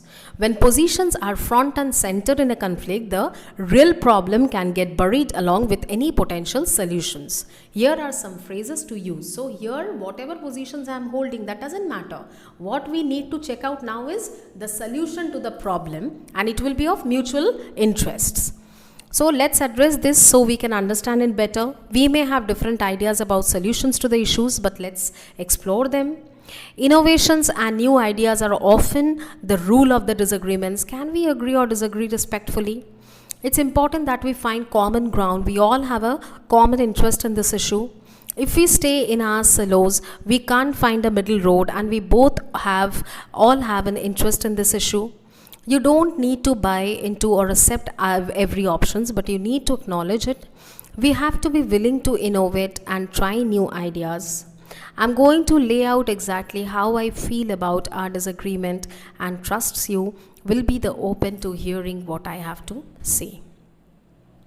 Create options. When people in a conflict situation stay focused on their position, they tend to think there are only two solutions, one that works for them and one that works for the other person involved in the issue. So the stiff lines may create any creative thinking. So there are two options. One is the problem solution that you have searched that will work only for you. Second is that the problem solution will work for everyone. What's needed is an open mind and spirit to work to come up with the solutions that will work for everyone and meet the mutual interest of all involved. Exactly. We need to come up with a solution that will not serve our individual interest, rather it will serve all and everyone's interest, mutual interests. Try these phrases. We want to encourage new ideas. Everyone approaches problems differently. We need to listen and consider every viewpoint, others' viewpoints too. One way to begin is for each one of us to write down some ideas and then take turns sharing them. Reporting out will continue until there are some or no more ideas to share. We have a lot of divergent views that were expressed, and we need time to process them. Let's return tomorrow to evaluate each one. This is a tough situation, but we are creative people. Let's work to find a solution. Each one of us must bring our expertise to the process to identify the potential. Evaluate options. Hopefully, you have uncovered the several possible solutions to resolve the conflict. Now it's the time to carefully review and discuss each options. Then prioritize the most reasonable solutions, and if necessary, take some time to make of the right decisions so that the actions will be taken. So now different people has given their different options, solutions. Now we need to take our time to think that which action will actually work better, which solution will be appropriate to the particular problem. Here are some phrases to use at this stage. The diversity of thought expressed in these ideas shows that the creative we can be. Can we review them and decide which will work best in these situations? Now that we have identified some options to solve the problem, let's have an orderly discussions about each one of them. Do not run so fast, not so fast. We have got to evaluate each proposal on its own merits. You can't just criticize an idea, you have got to provide facts that support your criticism. You are probably thinking that I'm being unreasonable, but I'm following the protocols that have been set. My knee-jerk reaction to that opinion is that it won't work, but I would like to hear more. See, there will be some opinions which we are very sure it's not going to work. But that doesn't mean that we will simply criticize the idea, because When I'm criticizing an idea or someone's idea, I need to have enough evidence for that criticism. Just because I'm not liking that idea won't support my criticism. There must be some evidences and facts that will actually support why I'm criticizing this idea. So criticism should be supported. Whose fight is it anyway? So managers often wrongly assume that the problem solving inherently involves a top down approach, and they find themselves intervening every time employees clash. So it's not only managers who can be drawn into the disputes. The phrases in this chapter will focus on mediating conflicts and responding requests to get involved when it's not necessary, as well as appropriate phrases when intervention is necessary. Sometimes we see that when the colleagues or co-workers are actually fighting, there are some disputes between them. It's the managers who needs to get inside it, because they are not being able to solve, they are not matured enough to solve their problems by themselves. So in this cases, we need to see what can be done. Who owns it? Why are you talking to me about this? If you have the problem with the name of a person or name of the issue or object or anything, then you need to talk to him or her. You are assuming that because I am the manager, it's my responsibility to ensure peace between you, but it's not. You both have a role to play in the situation. My job as your manager is to assure that you work together cooperatively as a member of the team. Tackle this problem in a productive way and stop defaulting to complaints. So managers are not playing the role to solve problems or disputes between the employees. That is not their job part. Until and unless it's very urgent, we should not escalate the issue to the manager or someone senior to us, because managers, they have got lot of headaches, and it's not a school that we will be complaining to our manager about our co-worker. We will take suggestions from them and then we will come and apply that. We are mature enough to handle, we are professional enough to handle these situations on our own. Intervening. So there may be times when we, despite our efforts to get those who own the conflict to solve it without involvement. So you have to you have no choice actually but to intervene. This may mean facilitating a discussion with those in conflict or mediating in order to bring it to closure. If you are hesitant to intervene, this phrase can help to get these conversations started. I'm not going to solve this problem. You will both have to come up with the options you can agree on. So sometimes when the situation is too serious, the manager himself feels that there needs an intervention, then he can intervene through the phrases. Frustrations and impatience with each other aren't going to help the problem. Was he aware there was a problem with the particular person XYZ, whoever it is? Have you spoken with him about this? I will be there to help you to find a solution to that works, but I won't be deciding what the solution should be. I will just help you calmly talk to each other. I won't be saying much. Silence isn't going to solve the problem. You need to talk to each other. My opinion doesn't matter. You two need to find the solutions that you can both agree to. So when the manager is intervening, it's better if he uses these phrases, which can actually create a meaning between the co-workers who are fighting. I'm not in it. If you are having a problem with your co-worker, either talk to him or to your boss. You have got to control over the situation. You're complaining to me about your co-worker, but I can't fix the situation. It's between you and her. I can't speak to him on your behalf. It's your issue, not mine. You are in this dispute, not me. You have got to speak up and explain it from your perspective. Your behavior is impacting the rest of the team. Both of you have to decide how you are going to resolve it and interact with each other in the future. Exactly why this is my problem. I have to work with both of you, so no, I'm not going to take sides. Please don't involve me in this issue. So these are the ways in which a manager can actually sort out the situation, because manager, leader, superior person, they actually takes no one's sides. They are neutral people. They have to work with everyone. So they cannot just prefer he is good, she is good, he is bad, she is bad. Nothing as such. So if there is really some problem between the co-workers, he will try to give them a guideline. He will try to make a patch up between them. But still, if it doesn't work, then these two people are, the person, co-workers are enough mature to handle it themselves. Are you playing nice in the sandbox? So, kind words can be short and easy to speak, but their echoes are truly endless. Correct, said by Mother Teresa. So, disruptive behavior can be extremely distracting. When that behavior evolves into bullying, harassment, and more seriously, workplace violence, it can be disastrous. The phrases in this chapter will help the reader point out inequities, set boundaries, respond to disruptive behavior, and have respectful confrontations.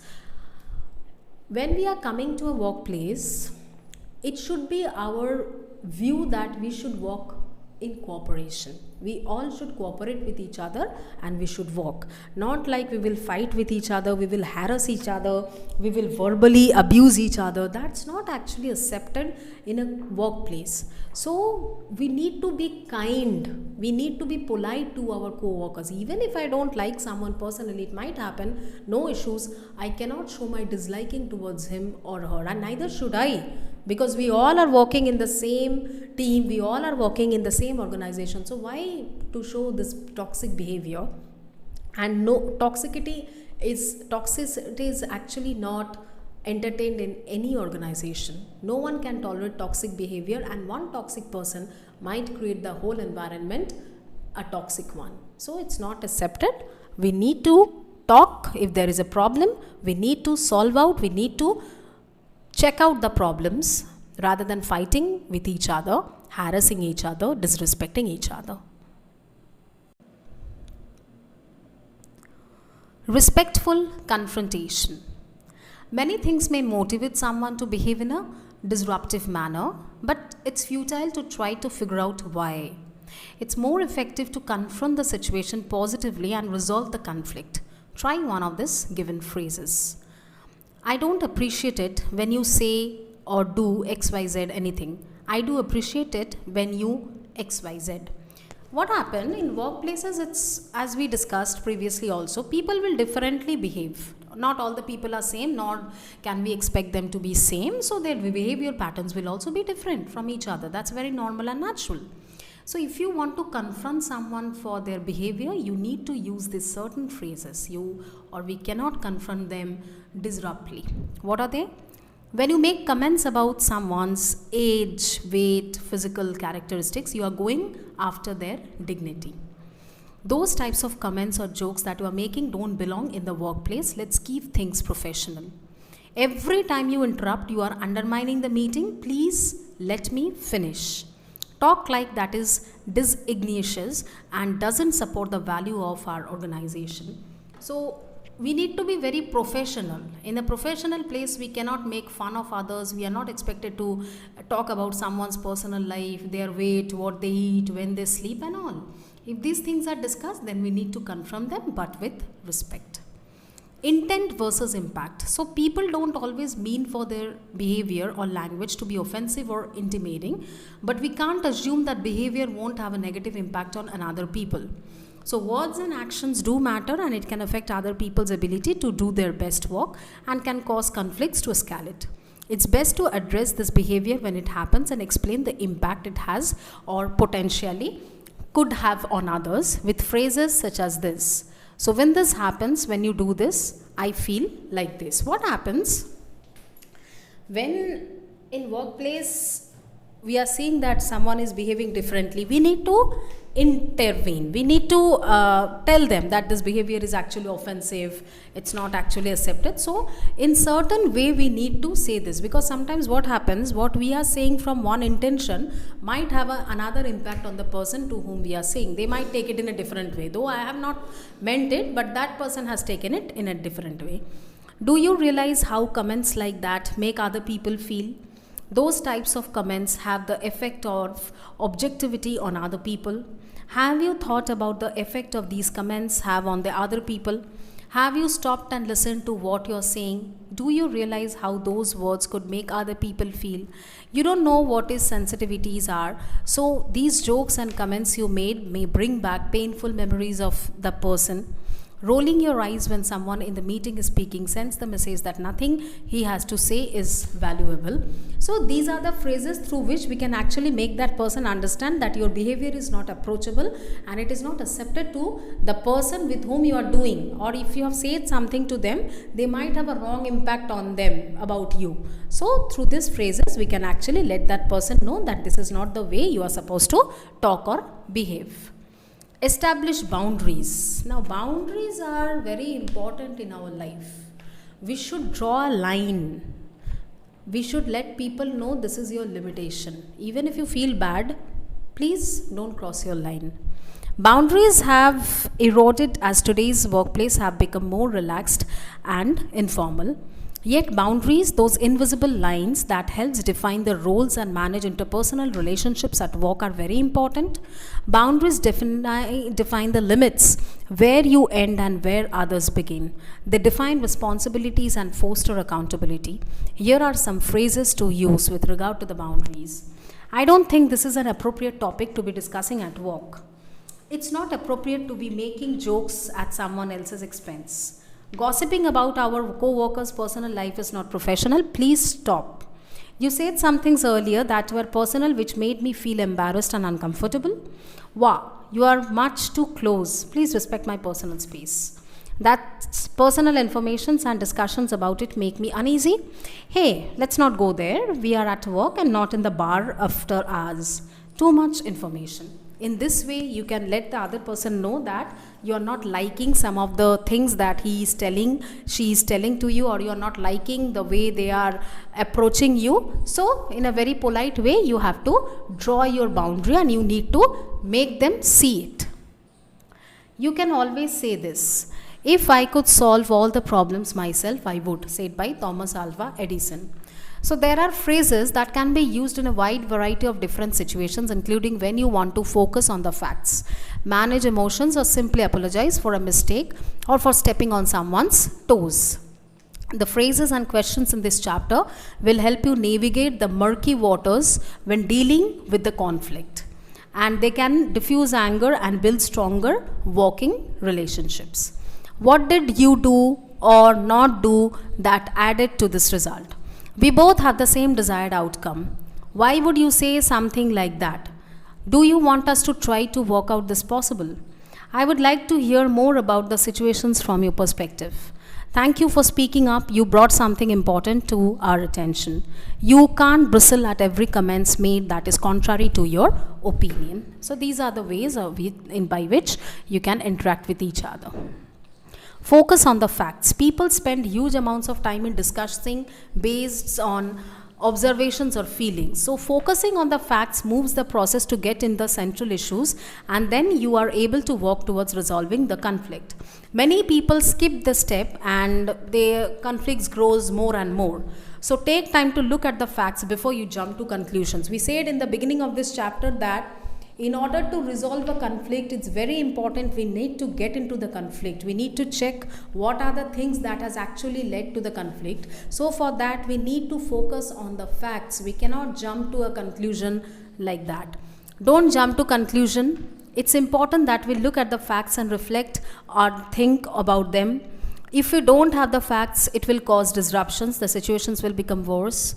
This isn't the time for creative license. Be certain what you are saying is accurate. When you disagree with a fact, it's like saying you don't agree the sun will rise every day. These claims can be easily disproved. Don't depend second-hand informations. Go to the primary source. Next is apologize. No matter how carefully we speak, there will be times when we say wrong thing or indifferently to hurt someone. Maybe not intentionally, but we have said the wrong thing. Maybe sometimes intentionally also we hurt someone. So in these cases, it's crucial to apologize and move on. A genuine apology is never a sign of weakness. Rather, it's a vital part of conflict resolution and is necessary to clear the air of any ill feelings. Your apology must be sincere, and if you don't mean it, it's better left unsaid.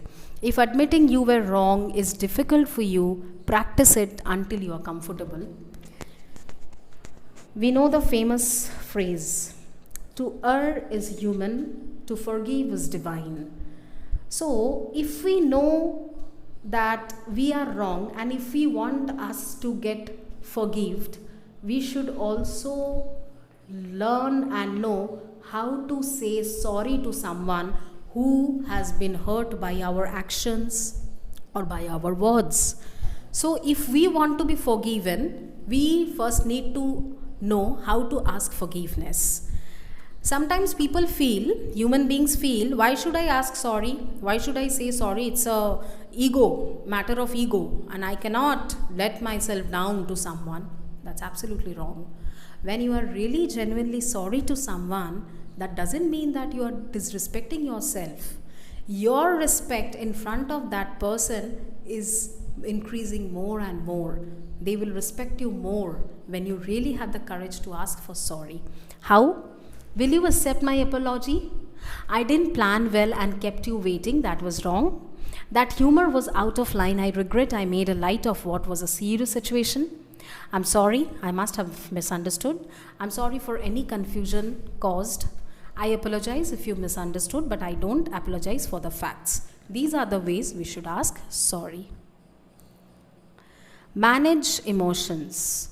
You seem really upset. However, I'm having a hard time understanding what this means to you and to your job. Can you explain this further?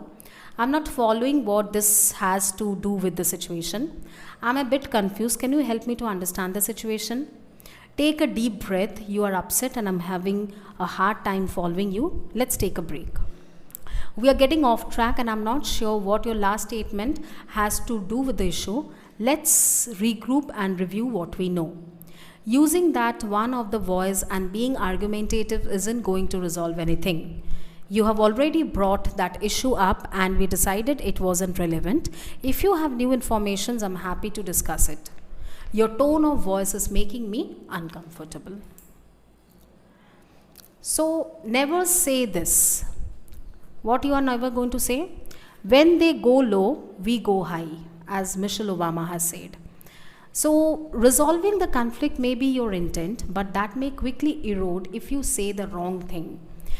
The phrase in this chapter are the ones that you should never say. You may be frustrated and you may be tempted, but beware of the consequences if you utter these words. Sometimes we are too much frustrated and we really don't think before we speak.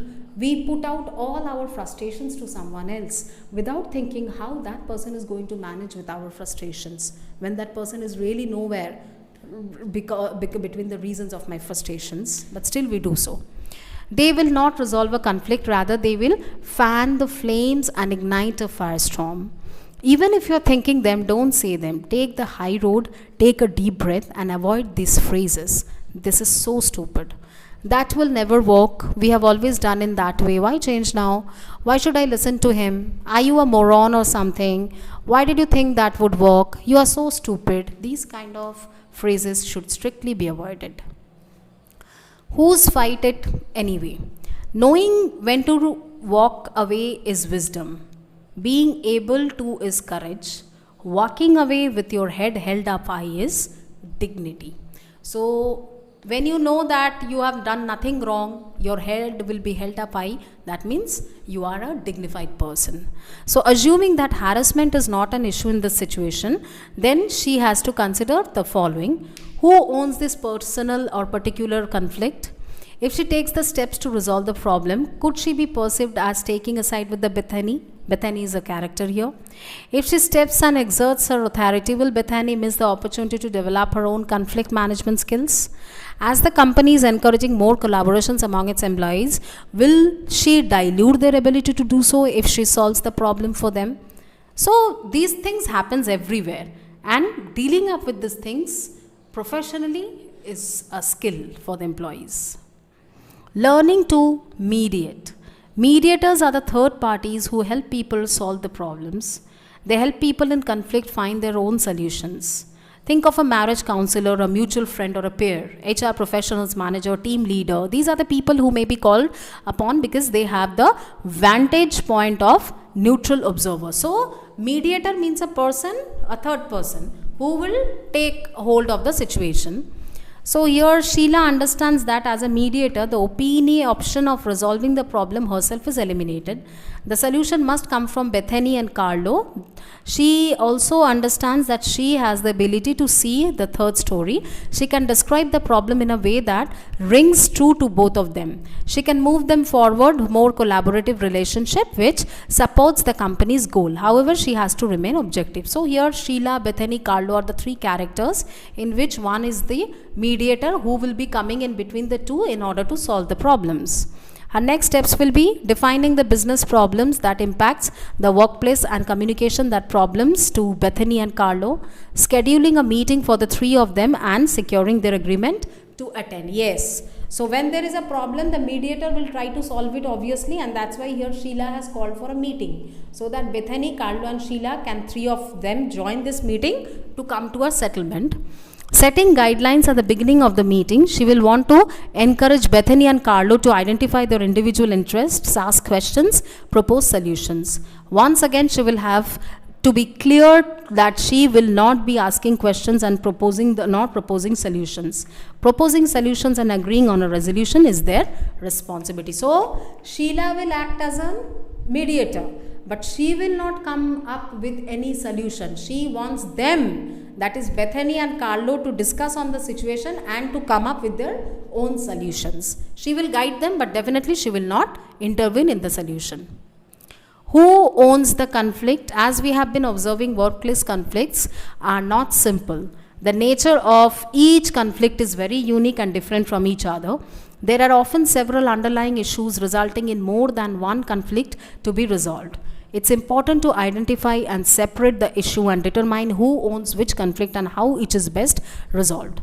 A guiding principle, in fact, a golden rule of conflict resolution is that problems should be solved by the individuals who own it. Remember Harrison from chapter 4, which we had done previously. He knew that he had have a difficult conversations with Lewis and didn't hand it off to someone else. So here are the examples given where it's saying that who owns the conflict. Now, if you are the reason for the conflict, you have to be responsible for that and you have to deal up with the problem yourself. You can't depend on others who will come up with a solution, because the problem has been created by you, or maybe the problem has been created for you. So it's you who has to come up with a good solution, and each individual problem should be dealt by the person who is accountable for that problem in reality. What are the essential tips? Problem solving does not inherently involve a top-down approach. It's not the manager's role to intervene every time employees clash. Of course, managers are not there to sit and to check which employee is fighting with whom, what is the matter, and let me get in and solve the matter. No, managers have got a huge range of tasks. So they cannot all the time come and settle between the employees their issues. It's not a school and the employees are not either kids.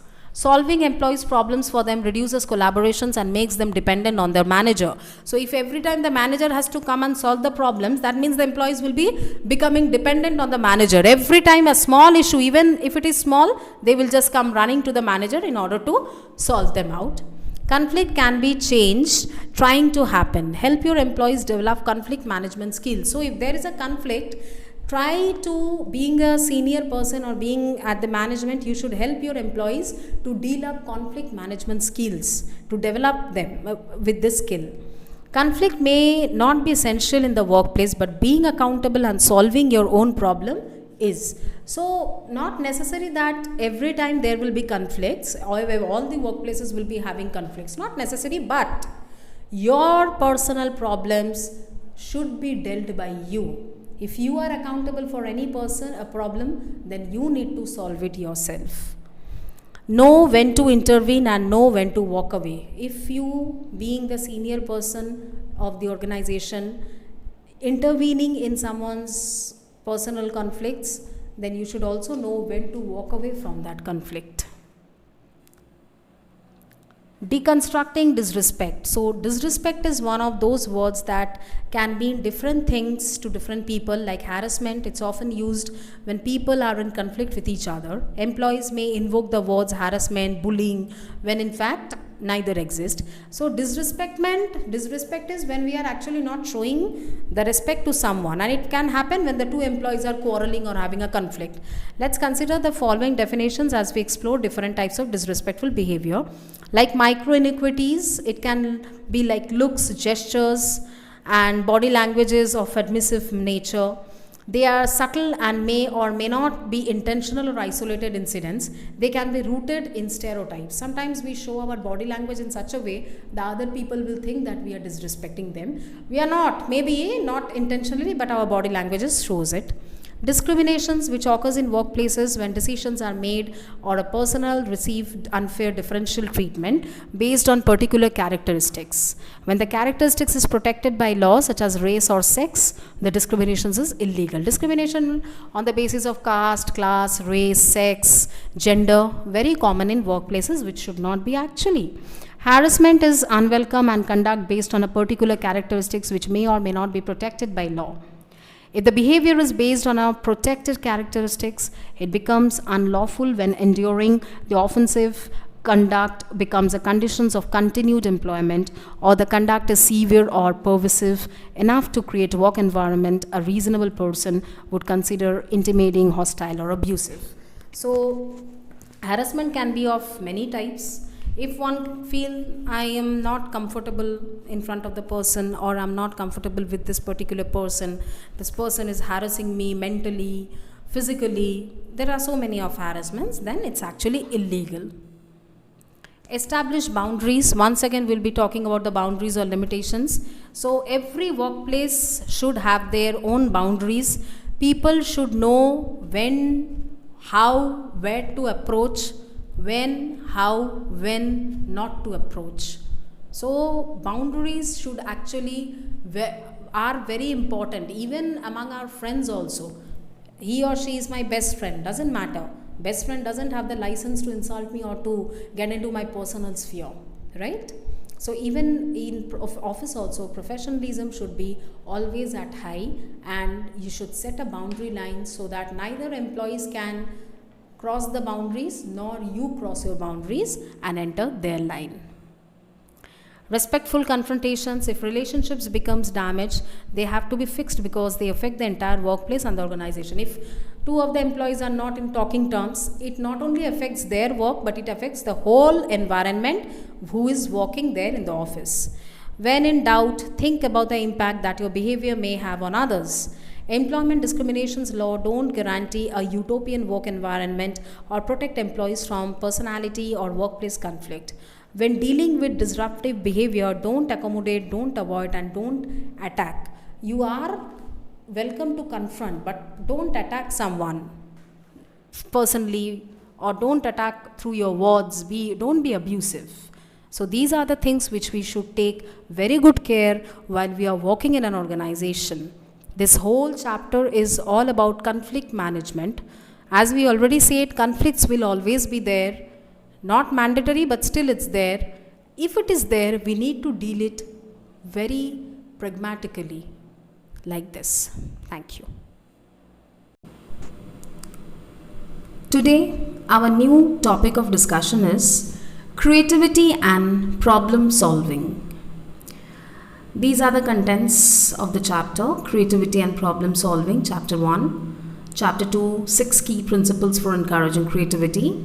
Then comes Linking Problem Solutions and Activities, Basic Idea Generations, No-Brainers, Ticklers, Related and Unrelated Stimuli, Combinations, Free Associations Activities, Blue Skies, Grab Bag, Miscellaneous Activities, Brainstorming with related stimuli, brainstorming with unrelated stimuli, again brainstorming with related stimuli, and brainstorming with brainwriting with unrelated stimuli. Creativity and problem solving. So this chapter provides an overview of the importance of idea generation methods, a typology of the different types of activities and informations for facilitators. Rapidly changing environment with complex and diverse elements require flexible and innovative responses. So creativity means we are creating something new, a new creation, and through this new creation, how problems can be solved diligently. Rigid operating systems are ineffective in such environments. Flexible systems, in contrast, are characterized by the multiple solution possibilities. Creative solutions can provide flexibility by increasing our options and helping us cope and adapt. The more ideas we have, the more solution avenues will be at our disposal. New ideas can open up new worlds, new insights, and new ways of doing old things. Creativity, in short, can help us reinvent ourselves and our organizations. These new beginnings, however, require new ideas and new ways of looking at things, in effect, creative perspectives. So, creativity means something new, and this something new is actually something which makes us feel good, which actually gives us a good opportunity to think on problems in a new way, to come out with solutions in an innovative way. So, generating creative ideas, many of us don't have the resources or abilities to generate the creative ideas we need. This is especially true in the business world with its complex, ever-changing environments. All the time, we don't have ideas to come out and to solve the problems. In short, business are pushed to innovate before the competition does. Organizations cannot count on internal creatives or customer inputs to solve all their problems. Most individuals and groups in organizations occasionally need a brain power boost to achieve home run or breakthrough ideas. The more methods they can employ, the greater the odds of producing a hot idea. This need is where organizational training can help. So, creativity or creation helps us to come with new generative ideas through which we can actually come out with solutions which will be applicable to different problems. Creativity training in organizations. In recent years, organizations have turned to formal creativity initiatives to help fill their idea pipelines. These pipelines are the conduits they use to maintain competitive advantage or achieve objectives through a constant infusions of new ideas. Through this competitive or creative ideas, they help the organization to face the different problems along with the challenges, and also to come out with different solutions for the problems. There are a number of ways in which organizations can become idea generation fountains. Formal and informal house idea generation sessions probably are most common. Organizations designate employees responsible for the generation and dissemination of new ideas. So every organization wants their employees to come up with new ideas. Due to difficult financial environments, more organizations are looking to internal trainers to lead such sessions. So different organizations comes up with different ideas, and they want their employees to be trained how to come up with creative ideas to solve problems. Many of the activities in this book can be used without the assistance of a trained and skilled facilitator, and the step-by-step presentations of the activities can be implemented by most groups with a little study and practice.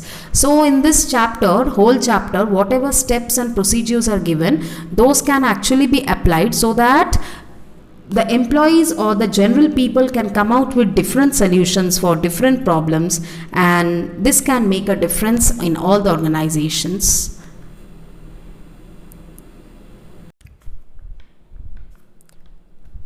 Six key principles for encouraging creativity. This is our second chapter.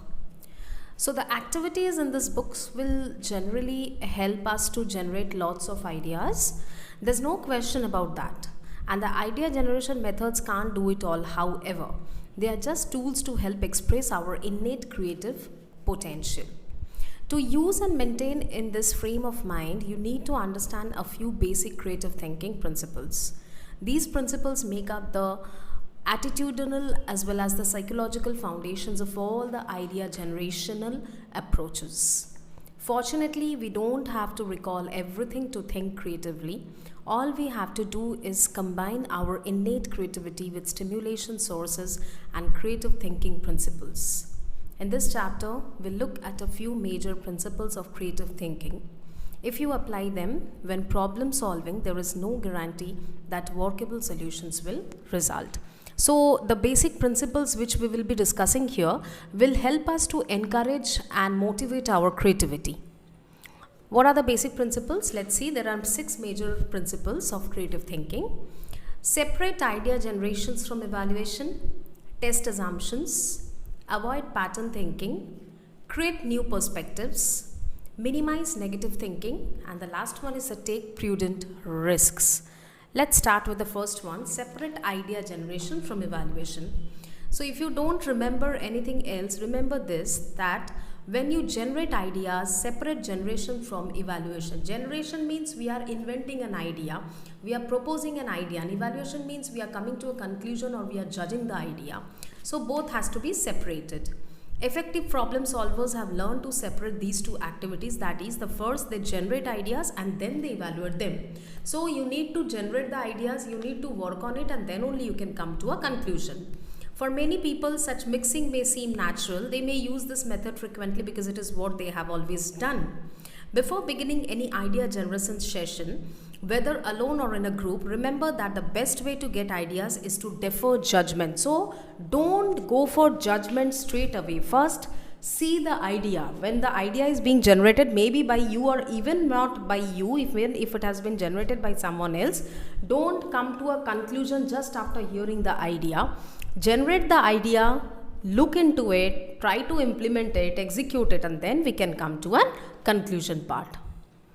Test assumption. Testing assumption is probably the second most important creativity thinking principle because it is the basis for all creative perceptions. Most psychology students, for instance, are familiar with the picture that combines an old woman and a young woman. In one sense, optical illusion causes us to see one thing when something else may also be present. So this is a psychological concept where we are seeing two pictures, a old woman and a young woman, and this may be like an optical illusion when one thing is visible to us and we are imagining again another thing. The same principle holds true when using idea generation activities. When these stimuli and different individual reactions are used in a group, the potential quantity and quality of the ideas are increased. So we need to use or implement these individual reactions either in a group or you can also use it in general. So if it is used like this, then the quantity and quality of the idea will be improving and increasing. Next is avoid pattern thinking. Try this little exercise. Fold your arms the way you normally would cross them. You will probably notice that the second position is more difficult. It's not natural. So the second position of the arm folding is difficult compared to the first one. Here's another similar exercise. Interlock your fingers in the way most comfortable for you. Either your right or left index finger should be on top. Reverse your finger so the opposite finger is on top.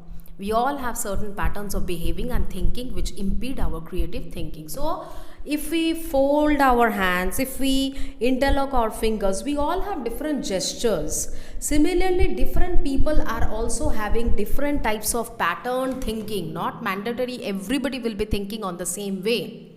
Habit bound thinking. What you just experienced is habit bound behavior. Our experiences from which we generate our ideas are habit bound behaviors. We all have a comfortable, secure way of doing things, and there's nothing wrong with that. A little security can't hurt. So we have our own ways. We do things on our own ways. We don't follow others always. We do it the way we are comfortable. Nothing wrong. A problem occurs whenever we try to break out of a route. So when we are not going in a similar way, or maybe when we are trying to go in a different way, which is first time, we might have problem. Here's another. What words is formed adding one letter of to the following? Any, A-N-Y. Very good. Now what word is formed by adding one letter to the following? E-N-Y. The same, any. So it can be A-N-Y. Anybody can say anyone. Anybody can say E-N-Y-O-N-E. Anyone. So different people are having different ways. Create new perspectives. When I have arranged a bouquet for the purpose of painting it, I always turn to the side I did not plan, said by Pierre-Auguste Renoir. So when the Impressionist painter Renoir made this statement, he suggested the importance of developing creative perspectives. Creativity is very important because it brings innovations, it brings changes, it brings newness. It could be argued that there can be no creative product without a creative perspectives. To produce something new, we must see something new. Our ways of seeing, our way of looking into things must change if we want to bring a change or creativity. What we see may be by some previously overlooked element of a problem or a solution from combining two previously unjoined problem elements or ideas. So we need to have new perspectives of seeing problems. What we see may be a very small problem or maybe previously discussed problem, but we are not giving it the correct shape, so it's looking like this. We need to generate our ideas. Minimize negative thinking. Unless you are an exceptional person, you are a natural critic. From an early age, we have learned to analyze and criticize anything new. Now that we are adults, being critical is second nature and we are experts at it. Criticizing others is a very common job for all of us. It's very easy criticizing everyone and we like it. We take it as our job. What is your typical first reaction when someone proposes a new idea? Do you usually say something like, that's fantastic, that's a great idea, or that's really interesting? Probably not. So when somebody is pitching up his or her ideas to us for the first time, we are not ready to accept it. We have our own ways to reduce or reject that idea. We say no, we don't say it's a fantastic idea. Never. Nobody will appreciate our ideas, be it your boss or be it at your home. Although there may be a few examples, most of us come pre-programmed with the automatic response no. Though training and conditioning in schools and at home, we have learned to criticize first and think later. It's almost as if we have learned that it is better to reject something new outright than even to consider its potential's value as a solution. So we actually reduce, we think everything negatively because we are human beings and we just reduce it then and there without even understanding the concept, without even trying to understand why the person has come up with such a proposal. Let's see, let's try to work on it. We don't do that. We simply reject it. No, with a no. Take prudent risks. Now, risk taking is very important. In every business, we tell now if there is no risk, no gain. So we have to take risks.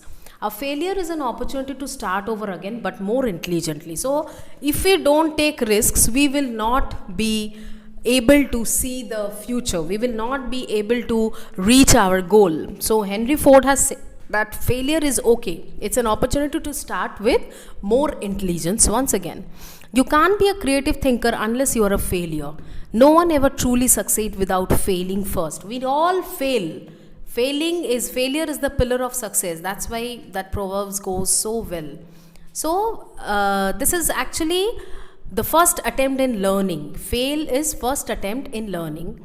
So for instance, novelist John Creasy supposedly got 743 rejection slips before he published 562 books. Sports fans know that Babe Ruth struck out 1330 times, a pretty poor record.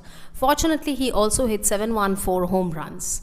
And R.H. Macy failed 7 times before his New York store caught on. So all the people, those who are established in their lives and even those who are not, all has failed. We all are failures.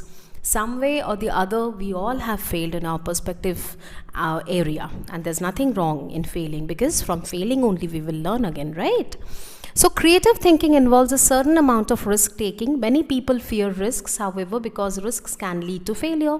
And who wants to be branded a failure? Yet we must take risks to have any chance to succeed.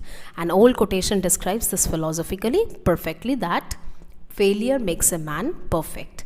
So we need to take risks. Many people often fails to take risks because they feel, if I take risk and if it goes wrong, surely I'll fail. So what? If I fail again, I'll try from another new instant. Again, I'll try with new zeal. Again, I'll be enthusiastic to promote new ideas and let's see what happens. So we need to experience. We have to take risks. Without risks, we can't bring creativity. Linking problems, solutions and activities. This is our next chapter. So first is defining problems. How can we define problems? There are a number of perspectives different on the definitions and nature of problems as well as different types of problems. And here is a brief overview of some of the classic ones. Problems as goals. One general definition that describes a problem in terms of some difficult obstacles or goal. According to these definitions, anything difficult to overcome is a problem. Although this definition is descriptive, it is precise enough for most purposes. Most challenges, situations are present more than a goal to overcome and instead involve a series of processes to apply and evaluate. So problem is something which creates an obstacle between us and the goal that we want to reach, a common definition. Now, what is the procedure of problem solving?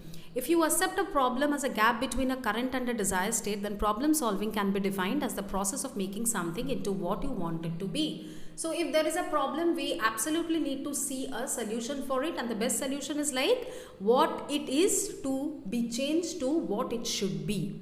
You solve a problem, you transform what is into what should be. This means you have to figure out how to do something different. The more ideas you generate, the closer you will come to transforming an existing problem state into a desired one. So we have to generate ideas in order to find out different problem solutions. Thus, the more activities you have at your disposal, the easier it will be to do problem solving. So more activities, more ideas we have, it becomes easier for us to transfer the problem into a problem solving. Next is basic idea generation, no brainers. Next chapter, bend it, shape it. So this activity is very basic. All you have to do is to change the nature of the problem in different ways. We have to change the nature of the problem. It doesn't really matter what you change or how you change it. Just change it any way possible. If you change something, you create a new perspective, and that perspective can lead to other new perspectives and ideas. This is a basic association. So we have to change our ways of looking at the problem, because if we change our ideas, then only something new will pop up from us. Materials and supplies and equipments for each group: markers, 2 flip charts, and masking tape for posting flip chart sheets. For each participants will be 1 sheet, each of 3 different colors of sticking dots, half diameter, and 1 pad of 4 into 6 post-it notes. Procedure: distribute 1 Osborne question checklist and bend it, shape it, and hand to each participant. Review them with the participants and answer any questions they may have. Have the groups practice using the checklist, using a challenge of their choice or one common to all groups. Encourage the participants to generate at least 1 idea for each of the words on the checklist.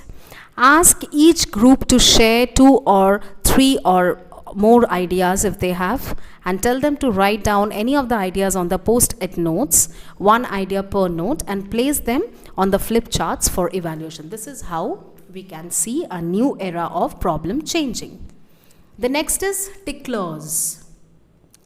What are ticklers? Tickler is anything that stimulates an idea, anything that is tickling on our brain. So you probably use different brain ticklers, and for instance, like, have you ever tried to think of an idea and found yourself thinking of something else instead? It happens with us. We are thinking something else and something else comes to our mind.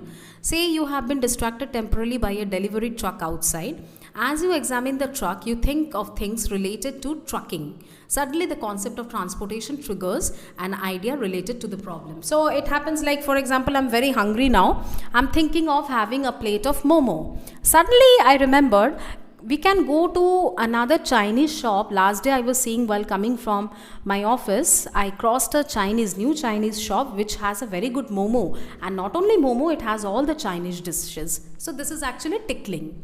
Another illustrations, like, suppose Sally is looking for creative ways to sell a product to a really tough customer, and as she considers various alternatives, she happens to glance at the clock on the wall. She absent-mindedly looks at the clock and immediately focuses on the concept of time. Then she begins thinking about her customer and several ideas pop out in the succession. So Sally was the customer person who was selling the things to the very tough customer, and as she was looking, she suddenly thought of so many other things just looking at a clock. Okay, so call the secretary and find out at what time he is in the best mood, offer him a limited time offer, give him a watch if he buys the product, send him a data on how much product will help him save time. These things popped up in her mind. So tickler things is like everybody has things. They are all around us. Life would be boring without things. They make our world more interesting by providing us with varied stimuli. We can see, touch, hear, taste and smell things, and all those specific things may give us pleasure or pain. All things stimulates us. They provides us something to which we can react it in a number of ways depending on our personalities and previous experiences. So things are all around. Things makes the world materialistic. If there are no things, then world would be so boring, right? Material supplies and equipments are like for each group markers, 2 flip charts, masking tape for posting flip chart sheets. For each participants, 1 sheet, each of the 3 different colors of sticking the dots. So like this, we are going to tickle off the things.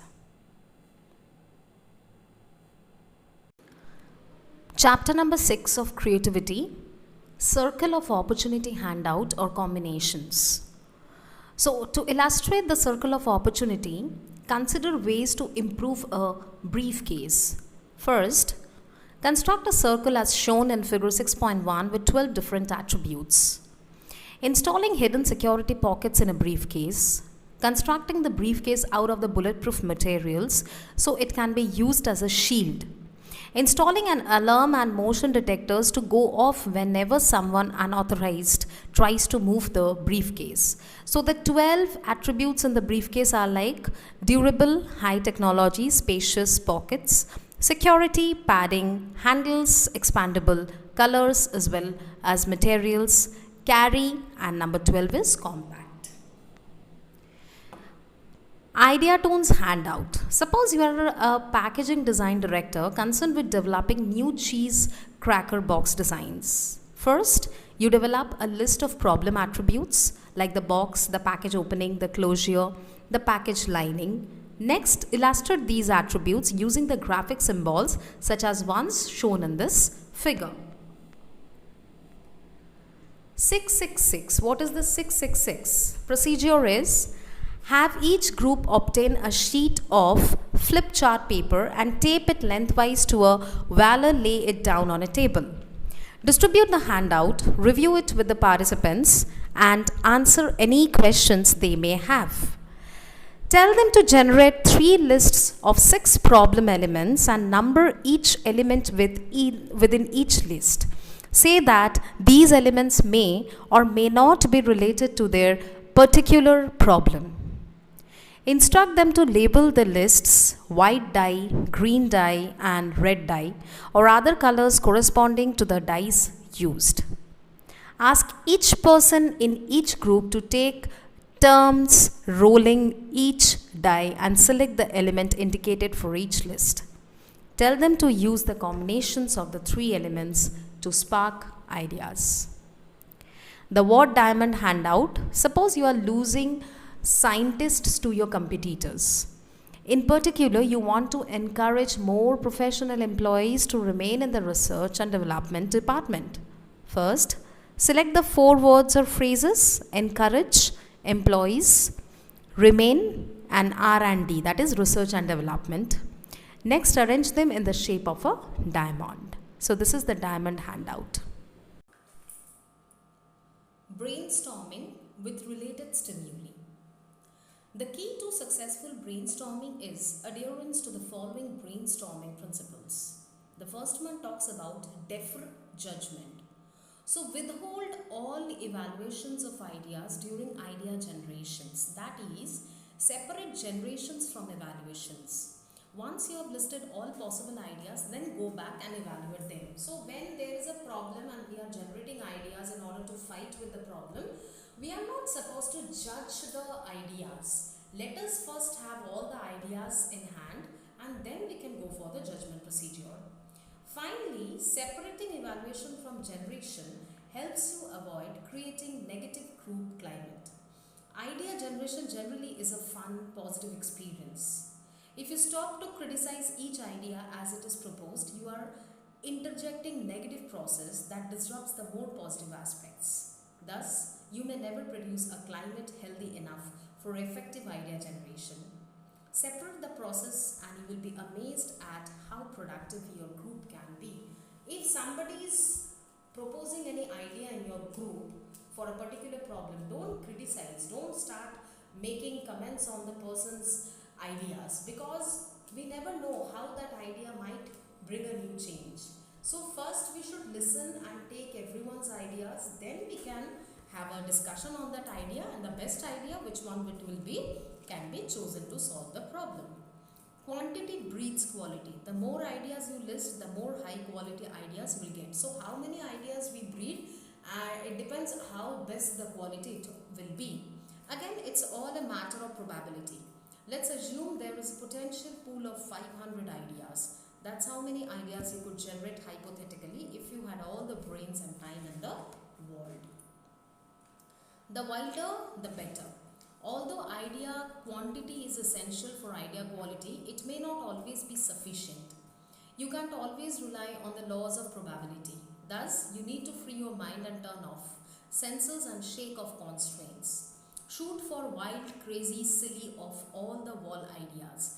So, it is not mandatory. We have to suggest ideas which is actually or which in reality will be applicable. We can suggest even any crazy ideas. We can suggest even hypothetical ideas, silly ideas, whatever people might call them. But we can always have those ideas at our mind. These ideas and the ones they spark are the ones you need for high quality winning ideas. So don't worry about practicality when generating ideas. Remember, you are supposed to separate generation and evaluation. Instead, focus on how many wild ideas you can think of. Some conventional ideas are okay too, but don't make a habit of it. Go for the unusual and see what results.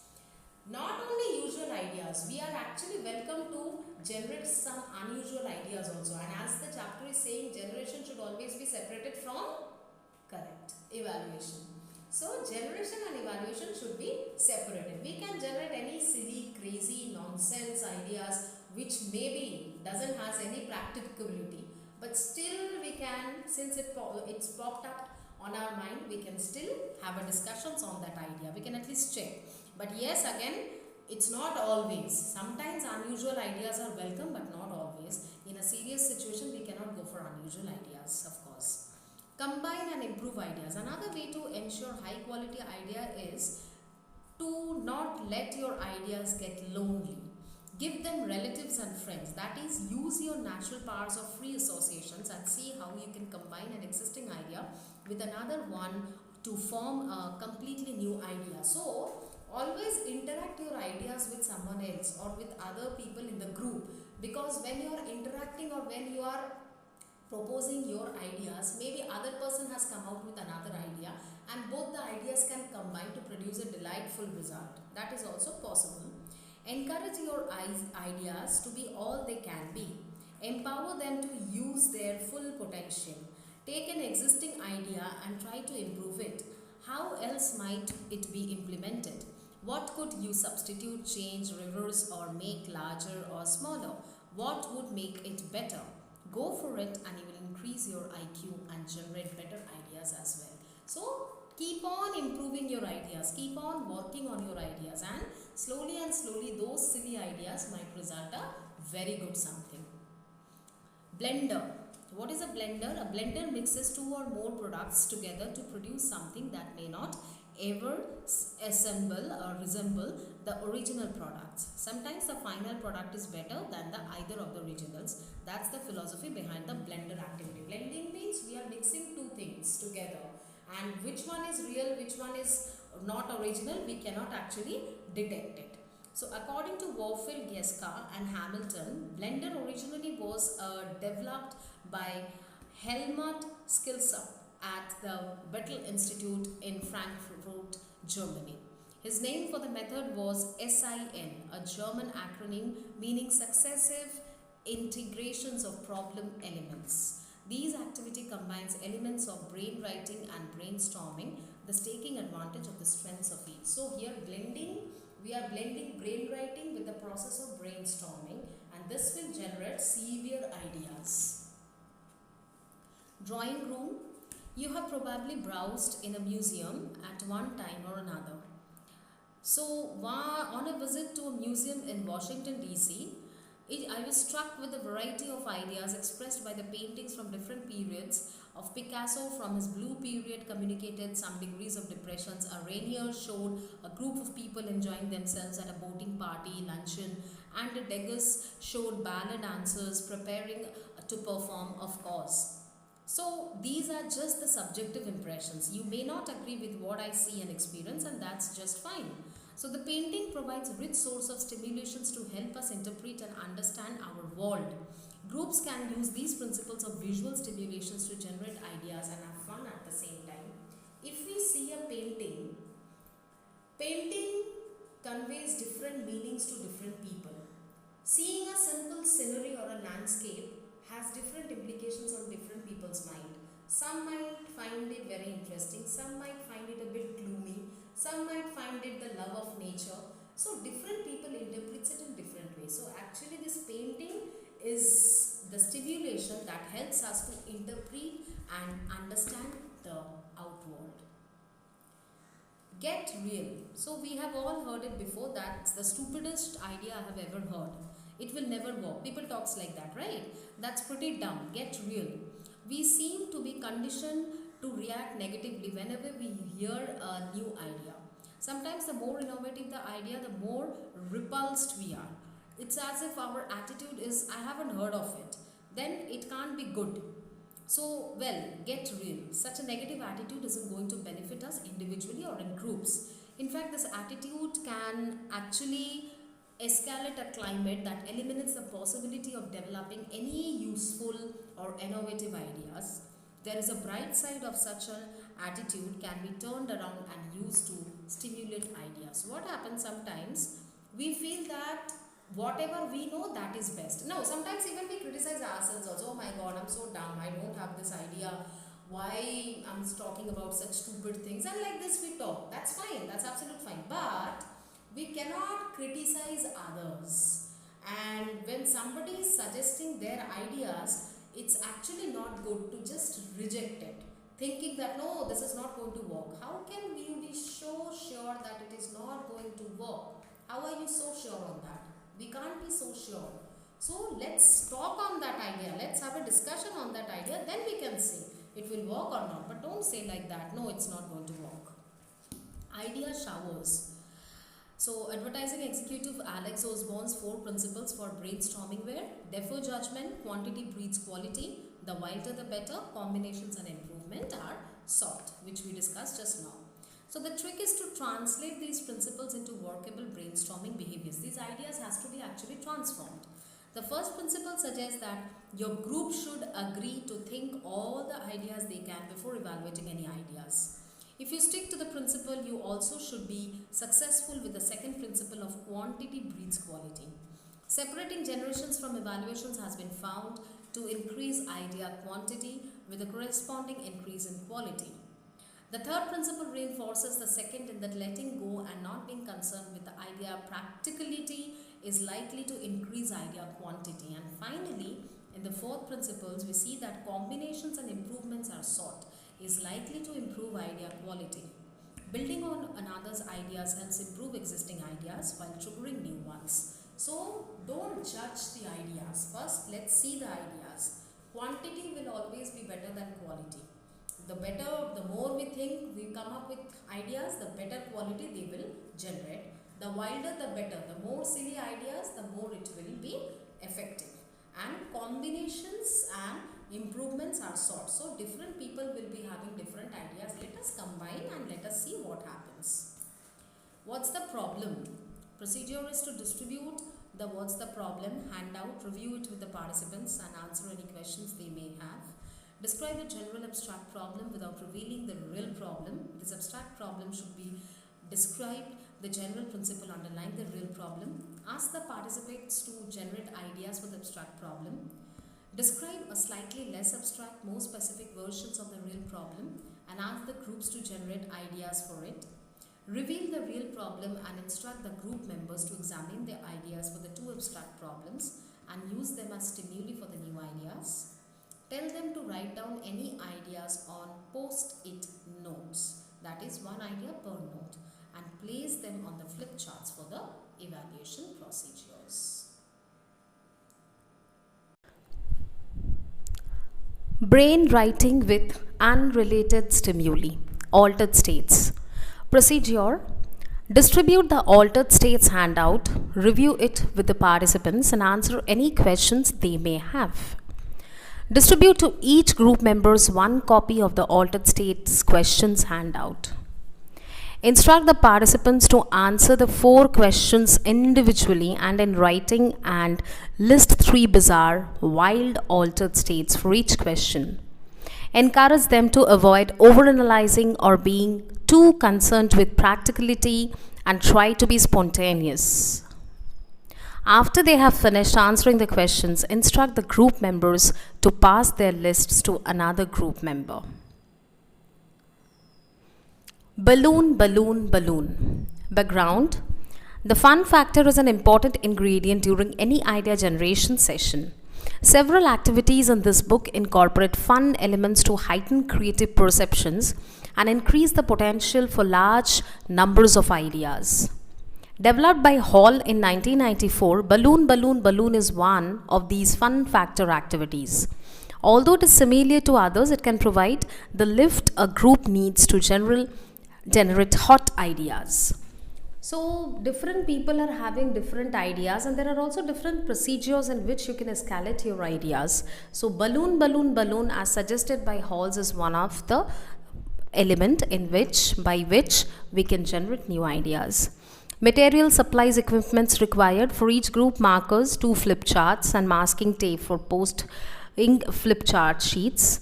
For each participants, 2 balloons of different colors, approximately 9 to 12 in diameter.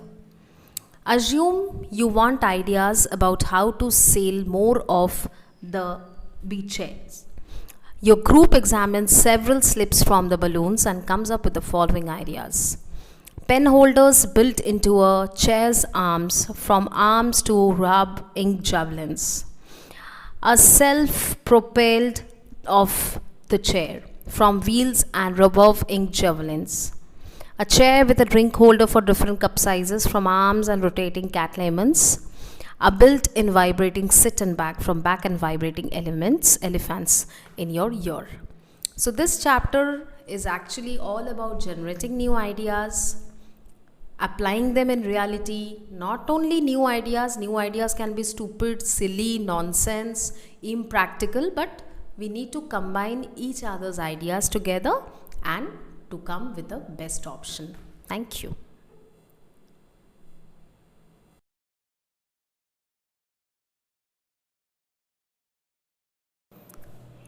Effective meetings produce results. Today, this is our new chapter. So, what are the communications and etiquettes we must follow while conducting a meeting?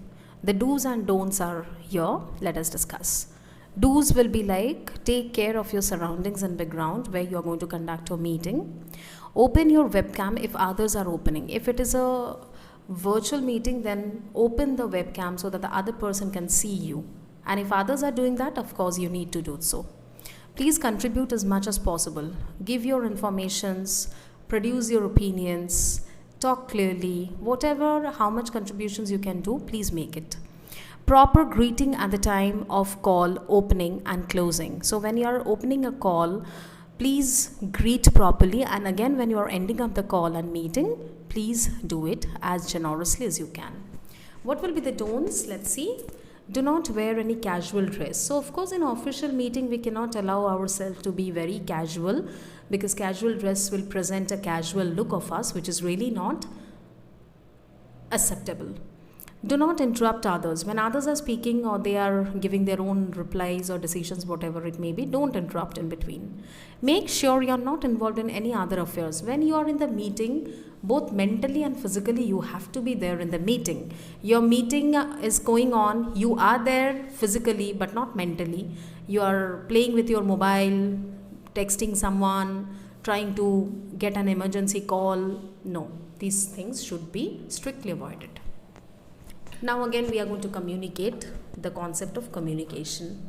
What is communication? We already know it very well. It is the skill including eye contact, body language, writing, report preparations, listening, ability to retain informations and follow the instructions. So the accuracy in listening helps us to follow the instructions. We often tend to ignore what people say or even ask for follow-ups to check their understanding.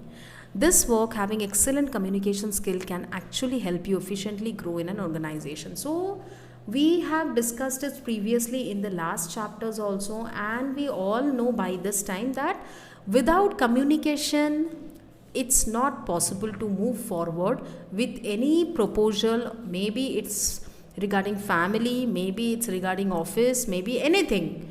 Communication is the key of success. We need to communicate a lot and lot in order to take the things forward. And it is not only important for things to progress, but communication also eradicates many misunderstandings, frustrations which people might have inside them. So due to inaccuracy in listening, an individual becomes victim of ignoring. This father takes an individual poor understanding and follow up for understanding the missouts. So poor listening may take an individual towards frustrations and inefficient at work. Now sometimes what happens, listening is also very important. We need to follow the instructions what others are telling. If you don't listen to them, if you don't try to understand what they are saying, then we will be having so much of miscommunications and misconceptions within us, which later we might say, I was not aware of this, but already the person has cleared it out. But since we didn't listen carefully, so we might have the problem. And this not listening accurately also gives rise to the problem of ignorance. Conflict resolution. Now conflicts are inevitable everywhere, be it at home, be it at office, be it at school, college, workplace, wherever, conflicts will rise. So conflict resolution is one of the most important behavioral skills that teaches ways to resolve different types of conflicts. Now conflicts will rise, but that doesn't mean we will go on with the conflict, we'll make it more big and bigger issues. No, we need to stop it and we need to come with different solutions so that this conflict can be totally stopped. So the skill actually helps to make individuals aware of the potential problems and also facilitate the teamwork and cooperations among employees. Say, through conflict resolution, employees do cooperate with each other and they can work efficiently and very cooperatively. The skill plays an important role for resolving conflict and disagreements in the organizations. Therefore, it helps during situational imbalance. So, if there is an imbalance, of course, if there is a conflict, there will be an imbalance. In order to move that imbalance or in order to balance the situation, conflict resolution is a very important skill.